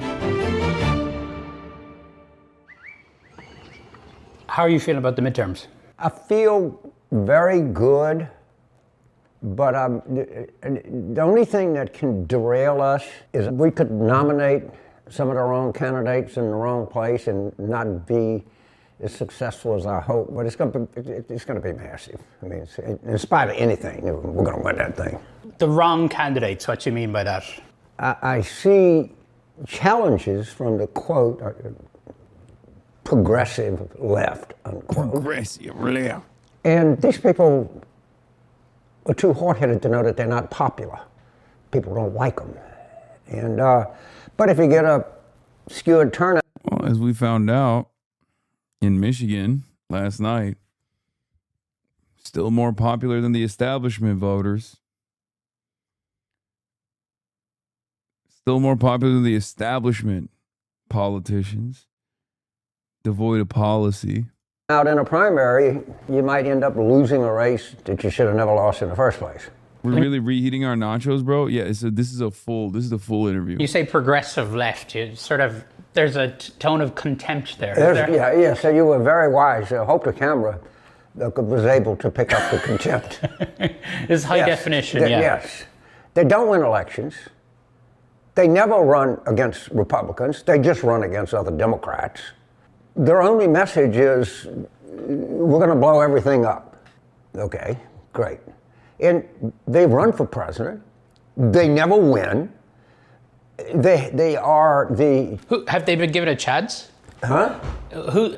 Let's take over. Let's think of somebody. Bernie Sanders. Bernie Sanders ran for president twice. You know what he did twice? He lost. By a lot. James Carville says this is all going to implode at the general election. Yeah, as opposed to previous neoliberal Democratic candidacies that have been spectacular successes so far. Hillary Rodham Clinton in 2016 and Kamala Harris in 2024. I think these guys have failed so publicly and so spectacularly that it has caused people to seek out alternatives. I don't think I'm exceptionally good at proselytizing the gospel of socialism necessarily. I think there are a lot of people who are just this is not working. Cost of living crisis is completely out of control. Democrats haven't done anything about it. Republicans haven't done anything about it. There has to be a different alternative. And a lot of people are also very frustrated with the rise of Trumpism, rise of MAGA, rise of fascism in this country. They're scared. There's a lot of instability. And they see the Democratic Party as insufficient in dealing with Trumpism. And they go out there in the streets, they want to demonstrate. Who do they see on the streets? People like me.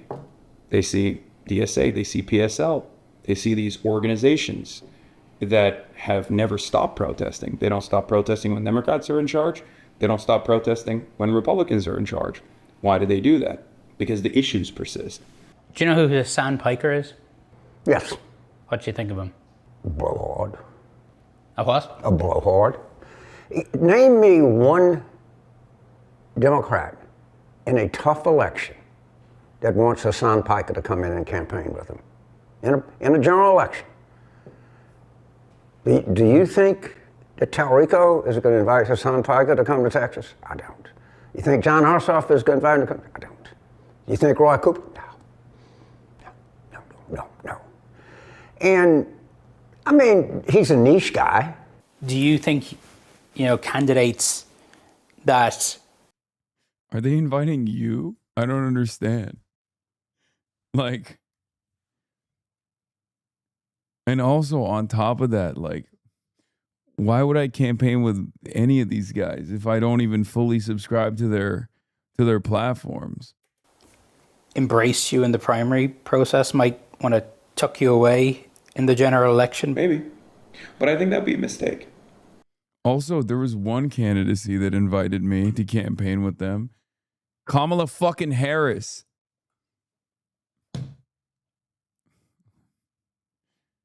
Not the best example, but we do forget that, I have been working with Democrats. I've been a Democratic voter for the last decade plus. Okay?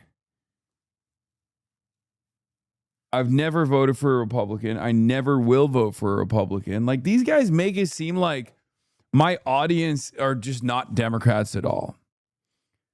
And that I'm not a part of this coalition at all. It's so strange. I don't know where the fuck this comes from. Yes, dude, I think it's okay to be critical of the Democratic Party platform and want it to be better and want it to be more representative of the people's interests, okay? Sorry. Sucks to suck for you, I guess, but clearly my attitude is well represented amongst the fucking base of voters in the Democratic Party. That's why you guys keep losing. It's so weird. They're mad. They're mad at their voters, but they can't say, you guys are fucking stupid. Shut the fuck up. Just vote for who we tell you to vote for. So they just yell at someone like me. My resentment is not shared by just myself and maybe a couple others. My resentment is shared by those who have never even heard of me. Because the reality is, not only do I have a lot of passionate door knockers and organizers in my community. But also outside of that, I represent a position that is objectively popular. The criticisms of Israel, that is the overwhelming majority's perspective. So I think simply leaning in to attack ads and saying, oh, you're right, that this person is bad, actually. This person was wrong. It was wrong of me to identify or align with him. Abdul could have done that in the primary as well. It was very risky for him to say, no, this is ridiculous. Yeah, I have disagreements with him, but who cares? He's a Twitch streamer, you know? And I think that's an honest message. That's something that people can understand. And as long as he sticks to the issues, as long as he keeps fighting for Medicare for all and keep fighting for policies that will improve people's lives, that's what people are going to vote for. The rest of it is just noise. You look silly if you try to consistently take the conversation back to an allegiance that a politician might have with a Twitch streamer. If the other side is saying, I want to give people health care, it's not a great message. In the primary process, of course, he has become this sort of central part of a debate, right, about the future of the Democratic Party. Well, let me tell you, we're going to have a debate about the future of the Democratic Party. In the Democratic primaries of 2028, in Hasan Piker and the progressives, you know who's going to decide the future of the Democratic Party? Let me break the news to you. Democratic primary voters, primarily Southern black Democrats. Oh, God. It's so shameless, dude. It's so nasty. It's so, like, I know what he's saying. I wonder if this comes across for older black voters. I wonder if this comes across as him like showing respect or if they see exactly what he's saying. You know what I mean? Because he's just so cynically weaponizing black people and black voters in general to be like, yeah. It's so nasty. It's positively racist. You know what I mean? No black person likes Carville. His accent alone let us know what's up. Democratic primary voters. Let me further break the news to you because I happen to have hung around Southern black people all of my life. They ain't that liberal. Okay? But that's... Like, look at how excited he is. Like, that's such a strange thing to say. First of all, that's not true. That's literally not true. It's not true. That's just not true. Black voters are the most progressive voting bloc in the country. While many of the older black voters end up voting defensively or voting along whatever established community leaders are urging is the most electable option, black voters by and large are actually very liberal. Far more liberal than white voters are. Not even a question. Now, I'm sure what someone on the left would say, well, we have to have another process. No, we don't. And what Hasan Piker needs to do is run for president. If everybody agrees with you, good, run. Go, cat, go. I think everybody ought to run. And I think... This is such a bad argument. What, anyone that has a political position needs to run for president? It's so fucking stupid. That the judgment of Democratic primary voters is what I'm going to follow. But if you claim that there's all of this... Also, this entire conversation, this entire resentment is brewing for James Carville because the voters in the Democratic Party are voting against his best decisions. That's why he's so mad. That's why the other day he said, like, if this becomes a Hasan Piker party, I'm out. It's either me or him. And maybe it won't be me.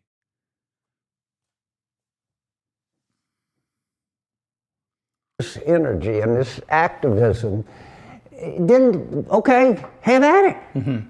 Run for president. You're allowed to take part in the democratic I don't process say without running for office.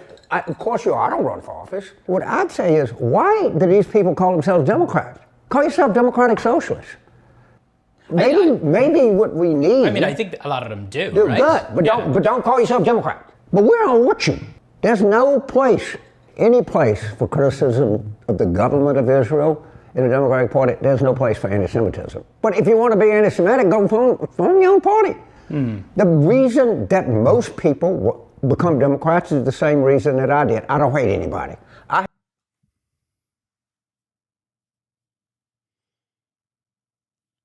I mean, he's so out of step with his own voters. Like, well, I don't even want to say his own voters because he left the party after the Abdul victory, right? It's our party now.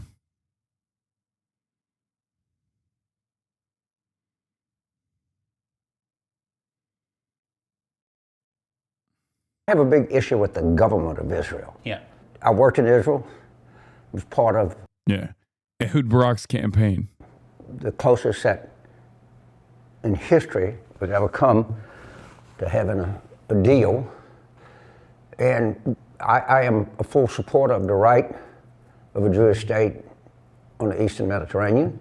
I think the only way to have that is you have to have a corresponding Palestinian state, fully recognized. You have to have security zones. You have to have massive aid to the Palestinian state.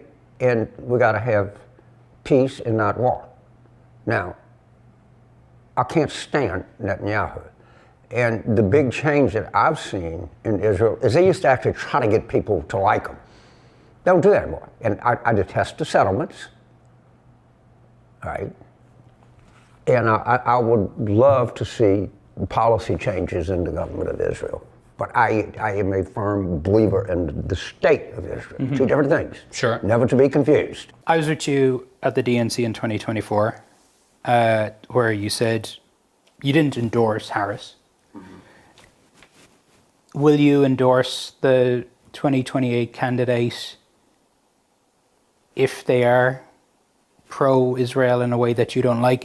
I mean, if you ultimately are about defeating fascism in this country as you describe it, MAGA, whatever, surely shouldn't you get on board with whoever the main candidate is? Luckily, I don't think I'm going to have to make that calculation at all because, again, pro-Israel politics is so poisonous in the Democratic Party especially that there is, and I'm telling you right now as a promise, and you'll see, 0% chance that whoever the elected Democrat is that wins the primary will be pro-Israel in any way, shape, or form. And I will do everything in my power to make sure that that doesn't happen regardless, but I don't think I'll have to push too much. And you'll see. Rahm Emanuel is a great example of this. Rahm Emanuel himself is very critical of Israel now. Very, very critical of Israel. And it's clear that he has ambitions of higher office, and he sees which way the winds are blowing. It's not going to happen. So that's not even a problem. But I do warn, just as I did in 2019 with Joe Biden, that if we don't have a bold, progressive candidate as someone who can take advantage of the momentum of the growing socialist movement in this country, seek to improve the material conditions of the working class in this country, it's going to be worse than Donald Trump next time around. Just as Donald Trump 2 was far worse than Donald Trump 1.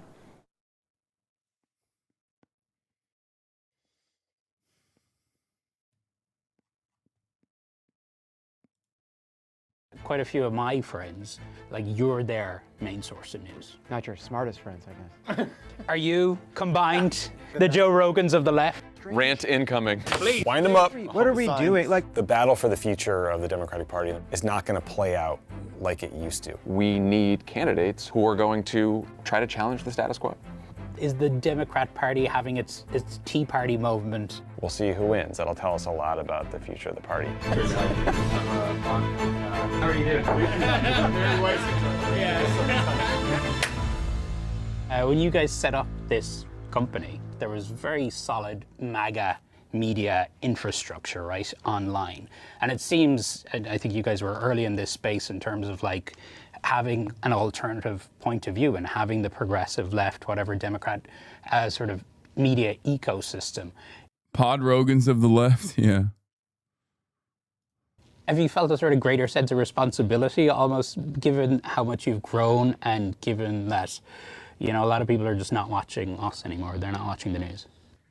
Yeah, there's a little bit of that. I mean, look, there are definitely times when you do an episode, you forget that it goes out to a lot of people. I'll have that experience often. And someone will cite back something terrible I said or stupid or some offensive joke. And, I probably shouldn't have done that. So there is a bit of a sense of responsibility. I think the job gets more complicated when there's a Democratic primary. That's when the fights get kind of more personal and uglier and harder to adjudicate. When it's commentary about what the Trump administration is doing, there tends to be more agreement. And you mentioned... I know a lot of people have been sending me the full John Fetterman, Jon Stewart clips, the podcast episode. I can't stand to listen to John Fetterman. I'm sorry. I can't. Like, it's just so difficult. I listened to him for 2.5 minutes earlier, and it was already... It's just not something I want to do. And when it gets tricky for you guys is what's happening right now, right? The Democratic primaries. John, you interviewed, I think it was you who most recently interviewed Hasan Piker, right? You heard about that. There's a whole platforming debate. Clearly you don't buy into the idea that somebody like Hasan Piker should not be given a platform. How dare you platform someone with a huge platform? We want to have conversations with everyone from the far left to never Trumpers, maybe even, Republicans, just because we think conversations are interesting, and we also trust our audience to make up their own minds based on differing viewpoints, opposing viewpoints, views they haven't heard before. And I think, whether you like this or not, Hasan has a lot of people who listen to him.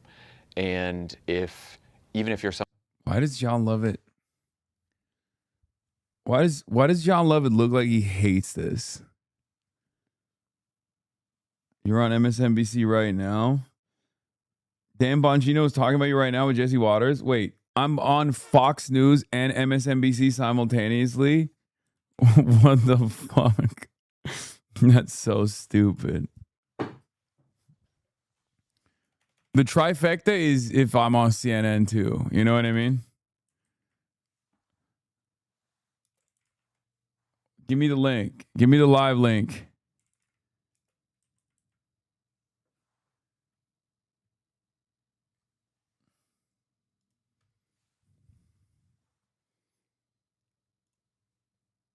Okay. Forever. Schumer endorses the guy hunting him. Well, we missed the HasanAbi mention. We've got to come together. Obviously, he's got his perspective on it, and he's welcome to his perspective. It's not mine. My perspective on it is that you have to ask for every vote. I've been in this work for 15 months, and I ran for office 8 years ago, and I know that a vote is a very serious thing, and folks want to give it to people that they know and trust. And if we've got more trust, I can't say anything. I can't say anything anymore. I literally can't say anything. Like Adri thought that she was like clipping something that was doing me a favor and like letting people know my position. I wasn't even talking about fucking voters. I cannot believe how fast something gets misconstrued on the stream now. It's mind-boggling. I saw Jacob yesterday. I'm focused on campaigning in this state, all over the state. I'm not as focused on who I'm campaigning with. I'm focused on who I'm campaigning for, which is the 10 million people in the state, reaching out to them in their communities like I have for the past 15 months. I have to ask you about this Islamophobia that is already coming in. Okay, never mind. I'm glad that he's okay. Well, at least the conversation is about Islamophobia a little bit. Reread what your opponent Mike Rogers said in particular today. He said, Abdul isn't just another liberal. He is an extremist. Never in a million years did I think I would be running against someone who believes America deserved 9/11. I have to let you respond to that. Well, look, Mike Rogers has no new ideas. He was in Congress, 2000 to 2015. He left Congress, made $14 million. He doesn't want to explain. His ideas are old. His perspective on politics is old. And he's going to find that people don't want that perspective anymore. So, of course, he's going to do the same thing that MAGA always does, which is try to divide us. I've been Abdul in Michigan my whole life. I'm so grateful for the way Michiganders have embraced me and my family. And I know that Michiganders are open-minded. They're big-hearted. They're less interested in how you pray than what you pray for. And we all pray for the same things. We want what's good for our kids and our families. We want clean air, clean water, healthcare we can afford. So they're going to use Islamophobia because their ideas are tired. Their economy sucks. They're taking us to war we shouldn't fight. And we have an opportunity to actually focus on bringing us together. So if he has some new ideas he'd like to talk about, I've challenged him to 5 debates. Mike, if you're watching, 5 debates, but you're a coward, so you probably won't do it. I second your sentiment about Michiganders. It was incredible to be there yesterday. Congratulations to you. I'm sure I'll see you out there again over the course of the next several months. Michigan Democratic Senate nominee Abdul El-Sayed, thank you so much again and congratulations. We just have to be more careful with the language that we use. Because it's like the description is clearly more important. Should decide if Max Miller is fit to serve. The description is literally more important than what I'm saying in the clip. Advantage over. Like that's what the context is that's important.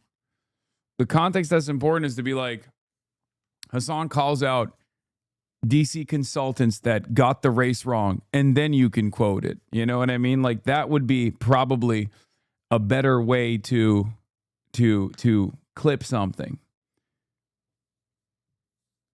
No sense, self-censoring, double down, fuck them.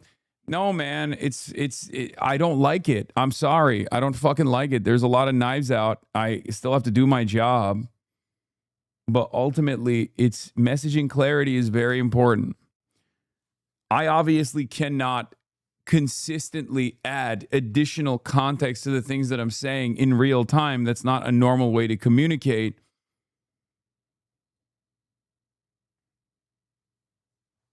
Downfall of the broadcast, self-censoring, fatal. Oh.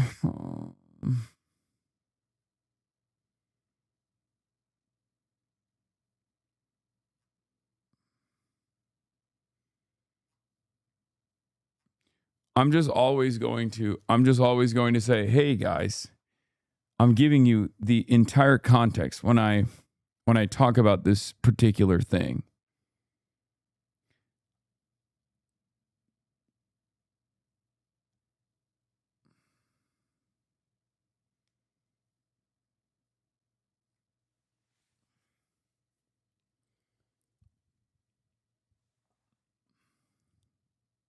Abdul El-Sayed. And even with that huge, you could feel it on the ground in Detroit. The ones who voted for El-Sayed, almost all of them that I spoke with, they told me something's got to change. El-Sayed or Stevens? El-Sayed. You think he's going to win? I do. Stevens or El-Sayed? El-Sayed by a hair. Why Stevens over El-Sayed? She does what she says she's going to do, and she's very honest, trustworthy. Stevens or El-Sayed? I voted for Stevens. I voted for El-Sayed. So wait a minute, the two of you here shopping. Great friends. Great friends. Agree on most everything. We got El-Sayed and we got Stevens. What's the difference for the two of you? I'm going progressive this election. I'd like to blow everything up and start from scratch. And you went with the trusted voice, or for you, the trusted voice here in Michigan? Yes. So who are you for? What's your prediction? El-Sayed. Oh, are you kidding me? Come on. Get money out of politics, baby. Bring it back to the people. They were not shy at the Eastern Market. On day one of the general election, El-Sayed faces a huge test against the Republican, former Congressman Mike Rogers. But Democrats appear to have some real momentum here. This morning, El-Sayed got a full-throated endorsement from Haley Stevens, his primary opponent. And this afternoon, the former Vice President, Kamala Harris, was sending out fundraising emails on his behalf. But the Republicans and their allies have got their knives out. El-Sayed is a Michigan-born son of Egyptian immigrants. He has been a vocal critic of Israel and its war in Gaza. AIPAC is already vowing to help his Republican opponent now. They're trying to dial up pressure even more because your method is working. Don't get down. But if you thought Shit was bad before the daily coverage. Get ready. You'll be treated as 08 Obama of political commentators by the establishment. So time to dig deep. I just don't know how I can continue. I genuinely don't know how I can continue doing this. Like you know, the format itself lends itself to clips out of context so perfectly. And obviously, Abdul is fairly infallible. Like, here's the point, right? Abdul is basically Elizabeth Warren, but anti-Zionist and pro-Medicare for all. Like, the only thing that is quote-unquote radical about him is his position on American militarism, which happens to be the overwhelming majority position anyway. So it's a far more popular position than like what the average Democrat represents. But let's be real. The only reason why people attack him and call him a radical or even like try to lean into his associations is because he's Muslim.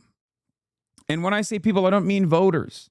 I'm talking about consultants. I'm talking about the Republicans.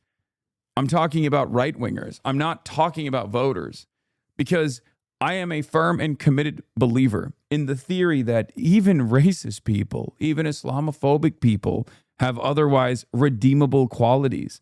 I do it every day. I talk to people who despise me on a daily basis, given my name, given my background.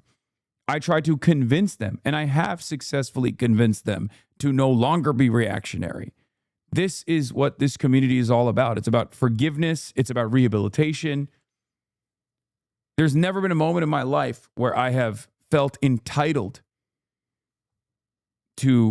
or demanded someone vote for someone on the virtue that they have the best policies, because I understand that the fundamental principle of theoretical democracy is that you have to serve your voters. Voting is about extracting concessions from your elected representatives. And because I believe that Abdul's policies are great,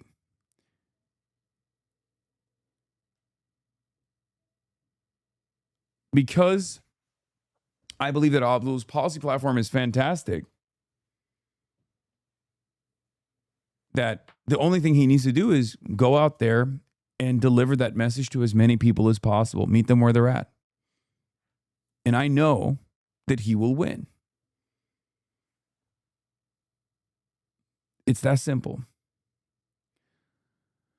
It is kind of wild, though. It is kind of wild that, like, Republicans will say they want to murder the poor, that Haitians are eating cats and dogs, and there is not that same level of scrutiny. Like, when you're on the left, you can't even say, like, consultants are being unbelievably unfair to a candidate, and it's definitely born out of their Islamophobic attitudes, their Islamophobic tendencies, without the entire liberal media and the entirety of the Republican media class coming down on you and yelling about you. I hate that. I know this is, ironically enough, something that black and brown people understand very well. The very act of calling out racism in the eyes of the many is seen as far more consequential and far worse than the actual act of racism itself. Why are you rocking the boat? Why are you even calling this out? Why are you being disruptive? And it's a calculation that many people make when they're talking, right? Women, black people, brown people overall, trans people, you constantly have to moderate your perspective, because you don't want others to reveal their position. When you see something that is bigoted, for example, when you hear someone that you respect say something bigoted, in your mind, you're like, do I call this out or do I not call this out? And the reason why many don't call it out, and I talked about this with the Zoran Islamophobia a lot, especially when it got to like its peak, with Andrew Cuomo. You don't always want to call it out because you don't want to hear from other people that you like and admire and appreciate, because you're fearful that you're going to hear them agree that this other person wasn't being bigoted, this other person wasn't being racist. Very frustrating. Now, of course, on the other hand, I'm also far more forgiving of Islamophobia than most, because I, at the end of the day, understand that these kinds of tendencies, these kinds of opinions are shaped by our social conditioning. What we learn, what we read, what we study. That's how people develop these sorts of attitudes. So, once again, I'm endlessly charitable to people who even demonstrate reactionary thought, because I know that they are ultimately redeemable. Right? Ultimately, they can learn. Ultimately, they can be empathetic. It just still sucks, though. It sucks because we live in a messaging environment. We live in a media environment where systemic bigotries, systemic forms of discrimination that are deeply embedded in our societal attitudes and our understanding of the world make it a lot easier to launch an opposition to a progressive perspective. Make it a lot easier for someone to just say, that guy is being a fucking piece of shit. Also, this goes back to the same thing I was saying about Islamophobia in general. Could you imagine if there was a Latino candidate or a woman candidate or a black candidate and someone connected to the campaign of a black candidate was frustrated with the level of racism that they were experiencing, and then MSNBC, like Fox News would still be like, look at this fucking woke lord, right? Fox News would absolutely clip that to be like, look at this fucking woke piece of shit complaining about anti-black racism. It's bullshit. But do you think MSNBC would do that? Do you think CNN would use that as a talking point? Do you think liberal outlets would use that as an attack? Or would they try to be a little bit more understanding of the frustration that someone is experiencing in that moment?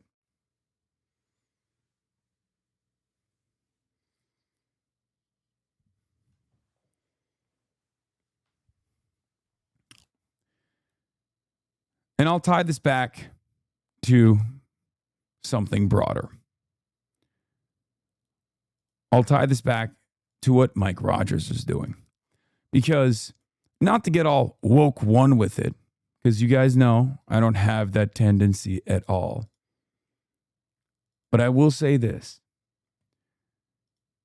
When we, on the left, or we as, the broader anti-Trump coalition, which includes liberals, turn around and deploy Islamophobic sentiment with such ease, we create a permission structure for more of it. And that's precisely how you arrive at, from Neera Tanden to Shannon Watts to motherfucking Mike Rogers, deploying the exact same sentiment. And why shouldn't they? Why shouldn't they be Islamophobic? Because they've seen Democrats do the same thing already.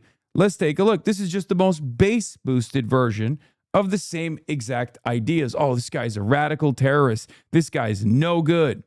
He said, we got him. That's all he said on the phone. We got him. Leon Panetta at that time was the CIA director, and he calls down and said, there's some things we want to share with you. They had a mock-up of exactly where he was in his facility. So they had spent months working on all of this, months, if not years.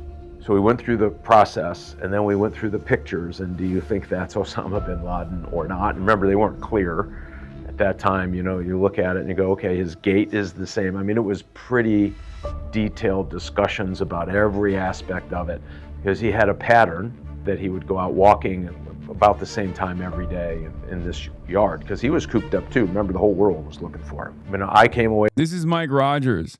I spent my life hunting terrorists. I never in a million years thought I'd hear the words America deserved 9/11, but here we are. Michigan, we got a state to save. Only thing he's for. He's tying it back to Abdul al-Sayed.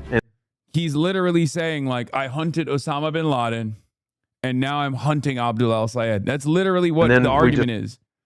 Just watched as the acuity got better and better and better and better and better and better.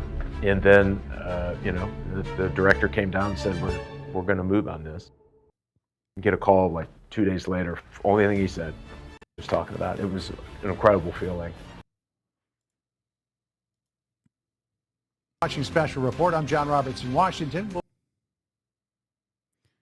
I guess Mike Rogers was on Laura Ingraham, and they did it too. They did it there as well. The clip. Shutting down the border, he gave the GOP late today its marching orders. And what Republicans should say is that at the end of a year, you'll have nothing but death, squalor, poverty. Woke 1.0 won against this, didn't it? Let them lose again.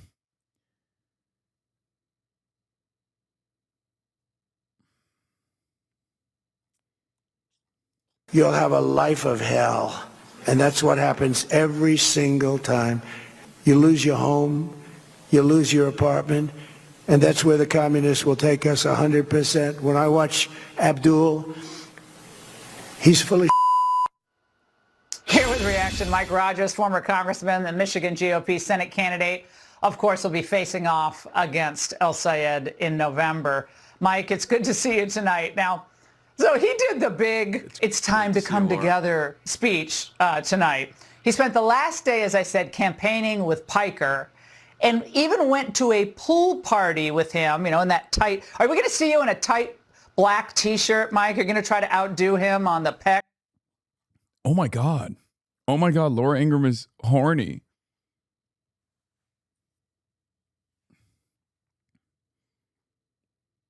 What the fuck? That's weird, dude.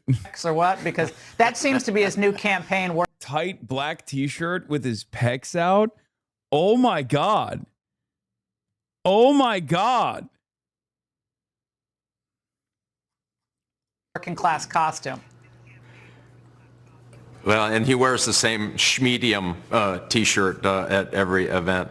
You know what's crazy about this, Laura? I have to tell you, as a guy that served in the United States military, as a guy that was a special agent with the FBI, kicking in doors for drug dealers and human traffickers and gangsters, the guy that was the chairman of the House Intelligence Committee, I am shocked that I am running against a guy who believes that 9/11, America deserved 9/11. I mean, it's just shocking. Abdul's never said that.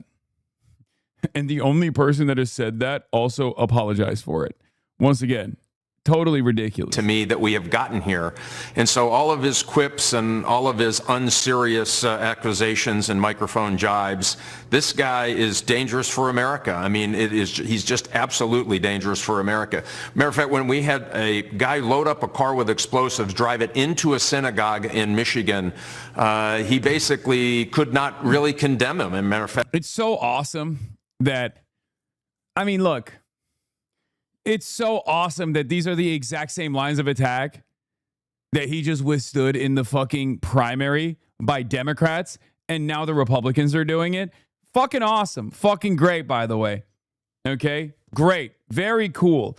That's number one. This is ironically what I was talking about when I said the Islamophobia coming from the fucking campaign consultants and the DC media bubble. This was literally what I was referencing. This was what I was complaining about.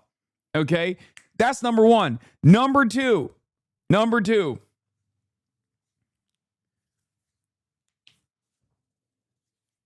the silver lining here is that at least he got hit with all of this and it failed.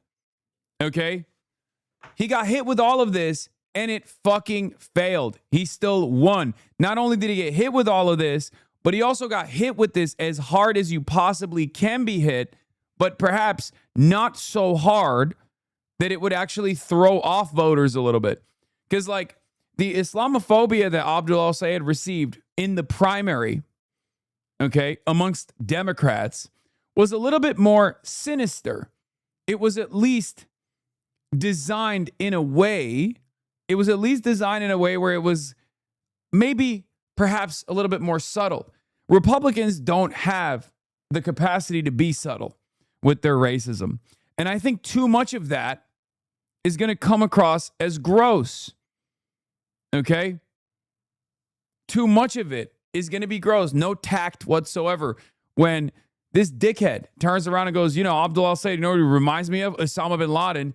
People are going to be like, yeah, you're gross, man. This is a fucking dude that was born here. This is a dude that became a doctor here. He just wants to give us fucking healthcare. And you're like, you know, saying he's Osama bin Laden. That's messed up.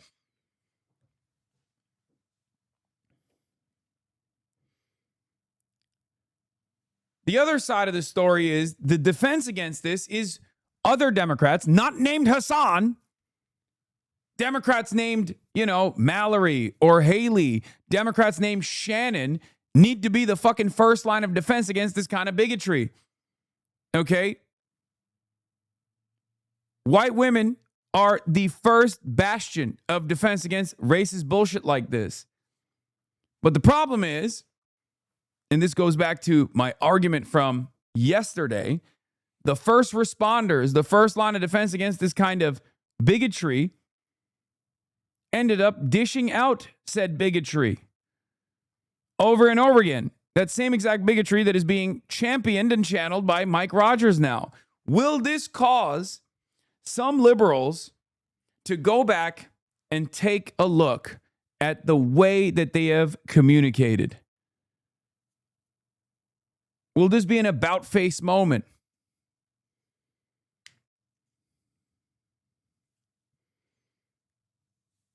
I don't know. I hope so. Because if left alone, if left unchecked, this will make discourse far more toxic. This will make discourse far worse.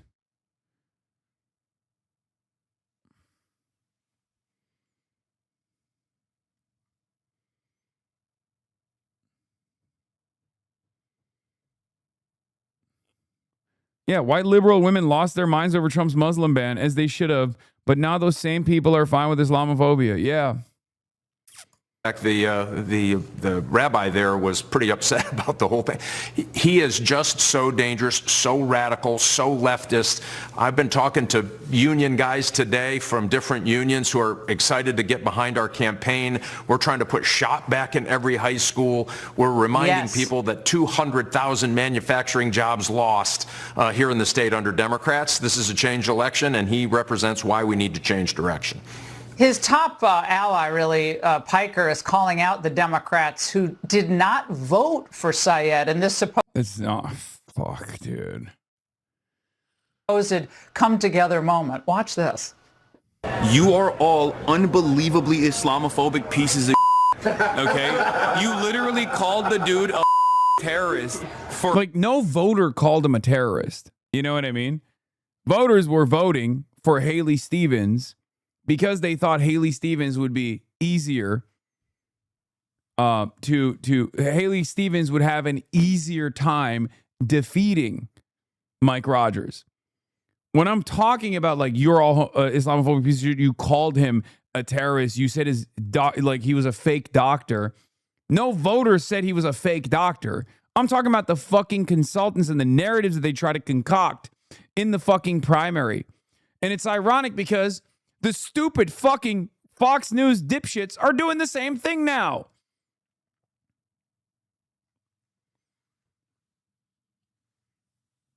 for months on end and like called him a sexist, misogynist, terrorist, bad candidate, fake doctor when he has like 2 degrees.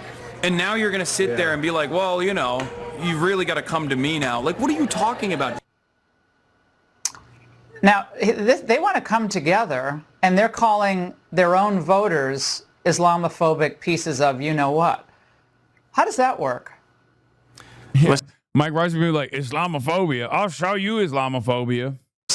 Well, it doesn't work. And we have already started our conversations with people who voted for his Democrat opponent about coming to our side and sending a clear message that this kind of radicalism, this kind of meanness and divisiveness is not the right direction for a state like Michigan. I mean, my God, Laura. Dog, you are a Republican. You eat Trump's asshole for breakfast, lunch, and dinner. What the fuck do you mean? This kind of divisiveness. What are you saying? Your first ad, as soon as Abdul won the fucking primary, was saying he loves 9/11. Your second ad was equating him to Osama bin Laden. You are trying to present yourself as though you are hunting him like you hunted. You're fucking lying. You didn't. I don't think this guy hunted bin Laden anyway, but like you're equating him to bin Laden and saying, I'm going to hunt the terrorist in the least subtle piece of Islamophobic candidacy campaign that I've seen. Okay. Man, Fox News is really just sitting here clipping shit? No, dude, it's not. It wasn't even fucking Fox News that clipped this. Last year we were 44th in education and our fourth graders can't read at the fourth grade level. 3 out of 4 of them can't. And so we're saying, hey, look, there's a better way forward, and it doesn't have to be what he's selling. It's radical. It's anti-Semitic. Matter of fact, I argue they blew past anti-Semitic. They just don't like Jews. They make it very clear. Wait, how do you blow past anti-Semitic to not liking Jews? That's what anti-Semitism is. This guy's so fucking stupid. He can't even do woke right. I love that these guys' position always is like, yeah, DEI except for love in Israel. No DEI except for love in Israel. That's it.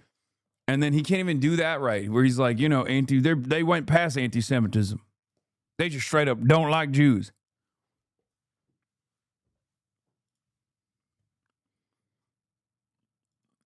What is this?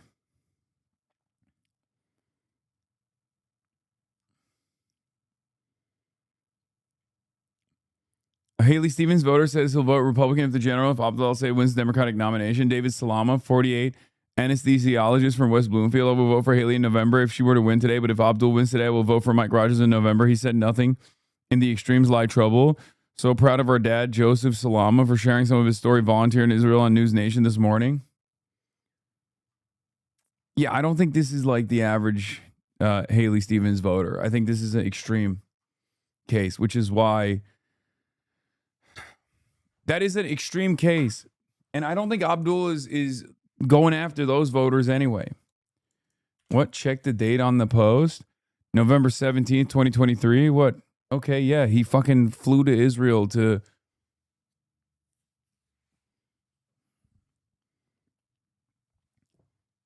Like, this is the type of person who's never going to vote for Abdul al-Sayed. Like, it makes sense why they voted for Haley Stevens. They might even already be a Republican.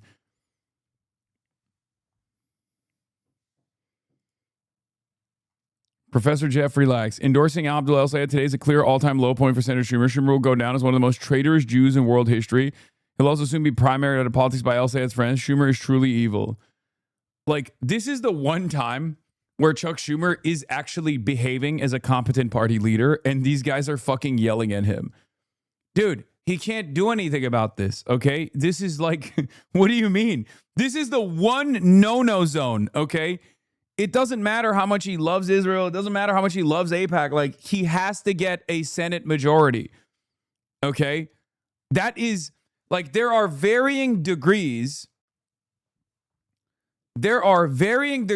of loving Israel. And I don't think Chuck Schumer is at that level where he's going to be like, I'm casting aside the fucking Senate majority. No, he has to fucking lock in. This is the one thing. This is the one thing he has to do no matter what. He never endorsed Zoran, right? He didn't have to do that. That was also kind of unconscionable. He never endorsed Zoran, but this is one of those moments where he kind of has to do this regardless.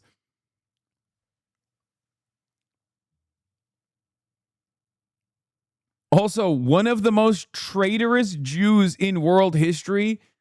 Oh my God. Oh my God. Dude, you are so insane. This man fucking loves Israel so much. I can't believe I cannot believe how psychotic some people are.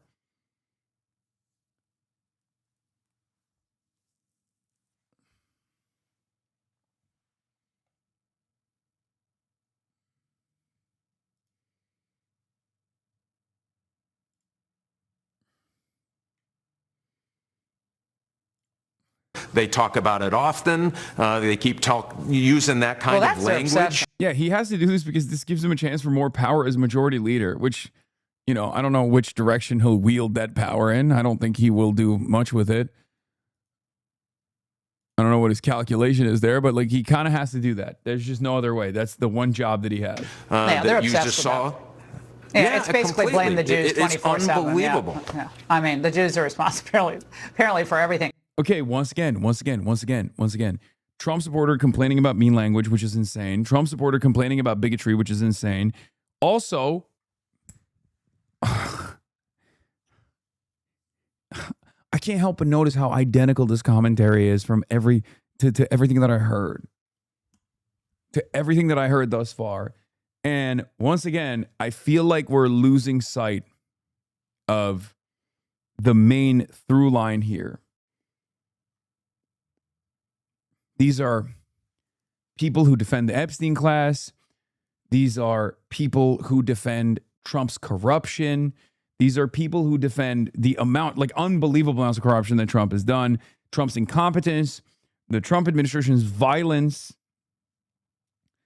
And on top of that, every conversation that these dickheads have about anti-Semitism should always be met with, because they're having the conversation not about actual anti-Semitism, but about, you know, anti-Israel sentiment. So every single conversation that they try to cynically talk about, where they cynically try to talk about anti-Semitism, should be met with, one, you literally are the anti-DEI party, okay? And two, you literally are Israel first. You are Israel first, America second, maybe.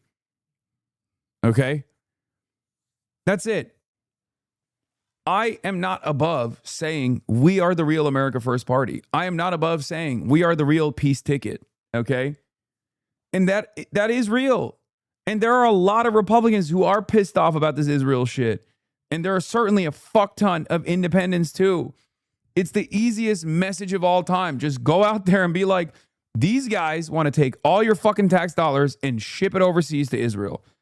They want to send your sons and daughters to go die at the behest of Israel as the entire planet's fucking energy supplies diminish day in, day out. It's free money. It's free ball.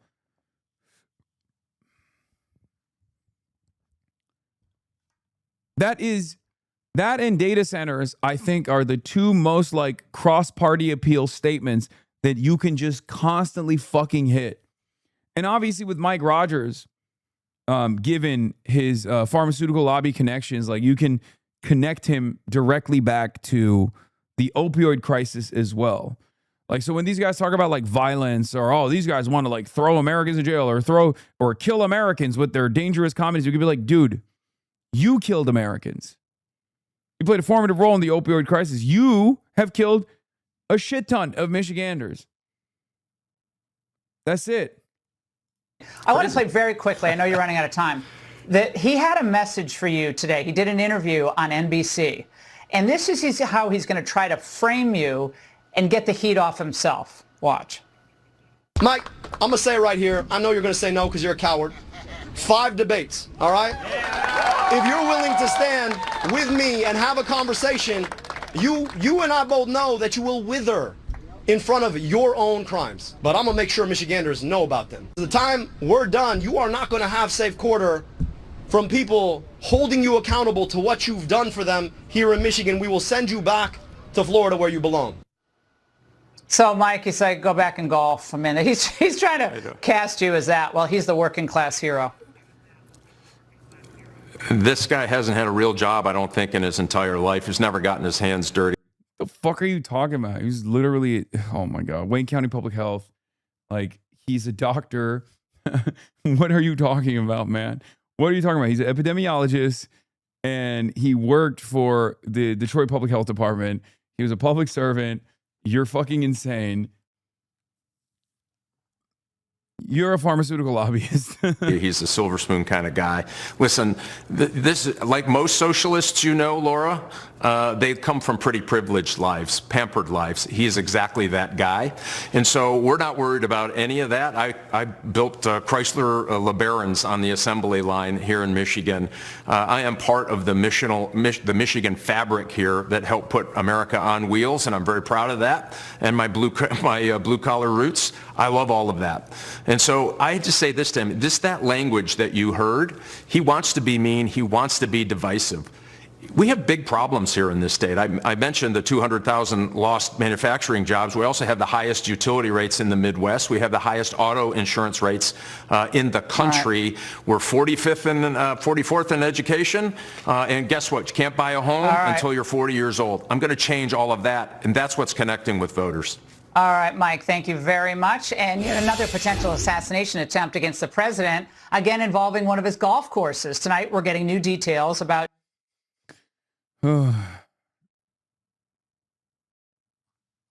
I heard a lot coming from Mike Rogers, but the one thing I didn't hear was, yes, I will debate you 5 times.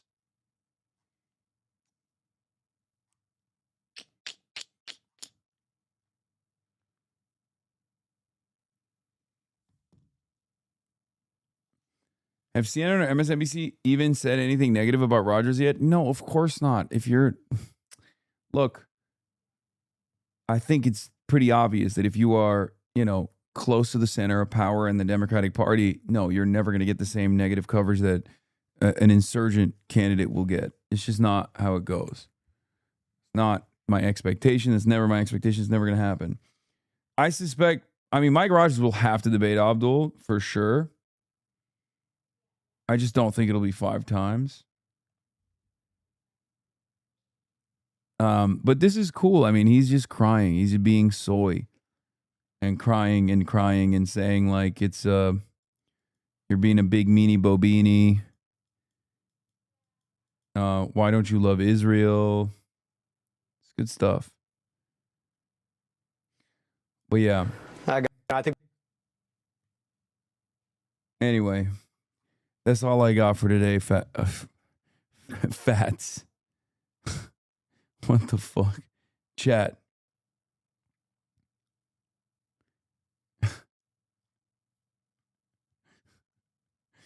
You can probably tell why. I need to end it here because I'm so tired. Yeah, I saw the Jacob Abdul clip. It sucks because I love Jacob. I know Jacob. I saw Jacob in Michigan literally the other day. And he's out here cooking my ass. I'm Bidening. Anyway, you're fat shaming us like Cutie fat shames you? Yeah, they're going to be like, Hasan Piker fat shames voters in Michigan. Hasan Piker fat shames all voters in Michigan. Abdul Al-Sayed, what do you have to say about this?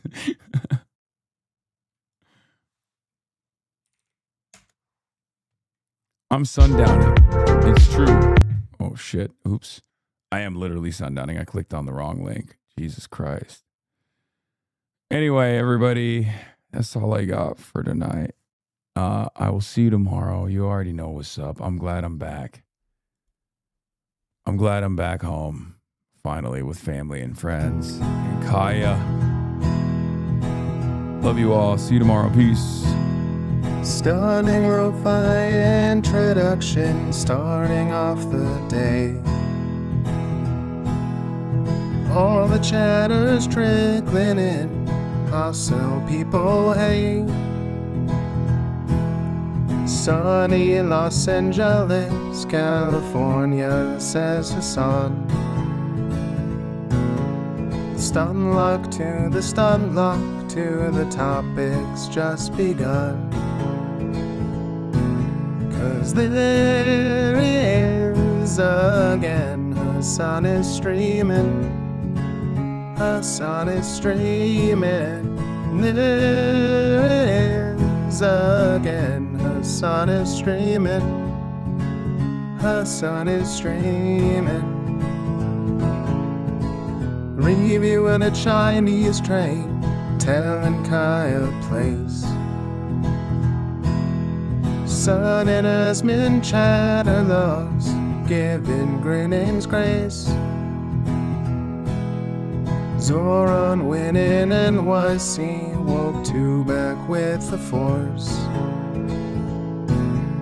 The Rogan of the left, to me a dumb himbo, still of course. The Charlie Kirk assassination, the Fear and Online show. 8 full fucking years of this, and plenty more to go.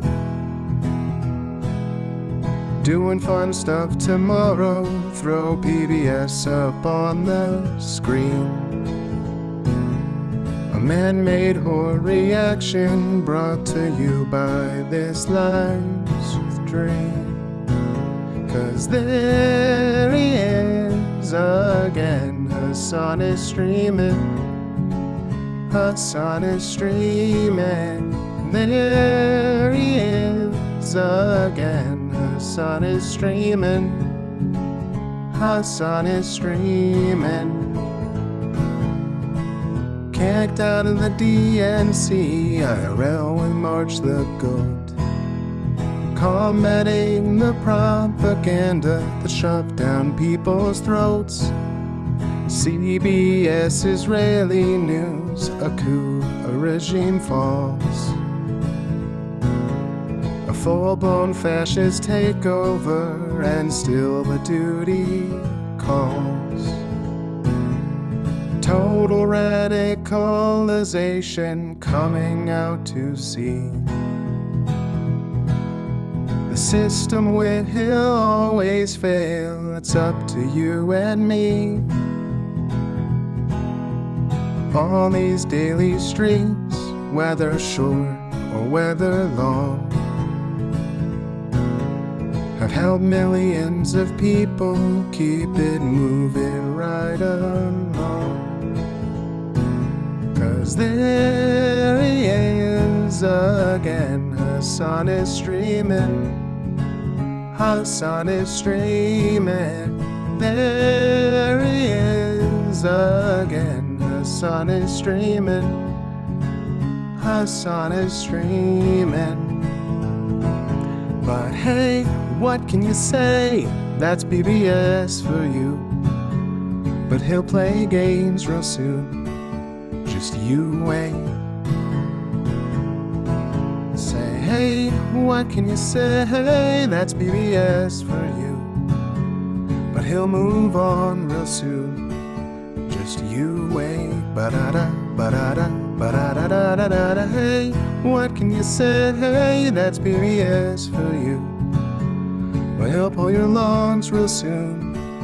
Just you wait. Sha-da-da, sha-da-da, sha-da-da-da-da-da. Hey, what can you say? That's PBS for you. But he'll do jet advice real soon. Just you wait. But hey, what can you say? That's PBS for you. Brought on by viewers like you. Just you wait. Just you wait.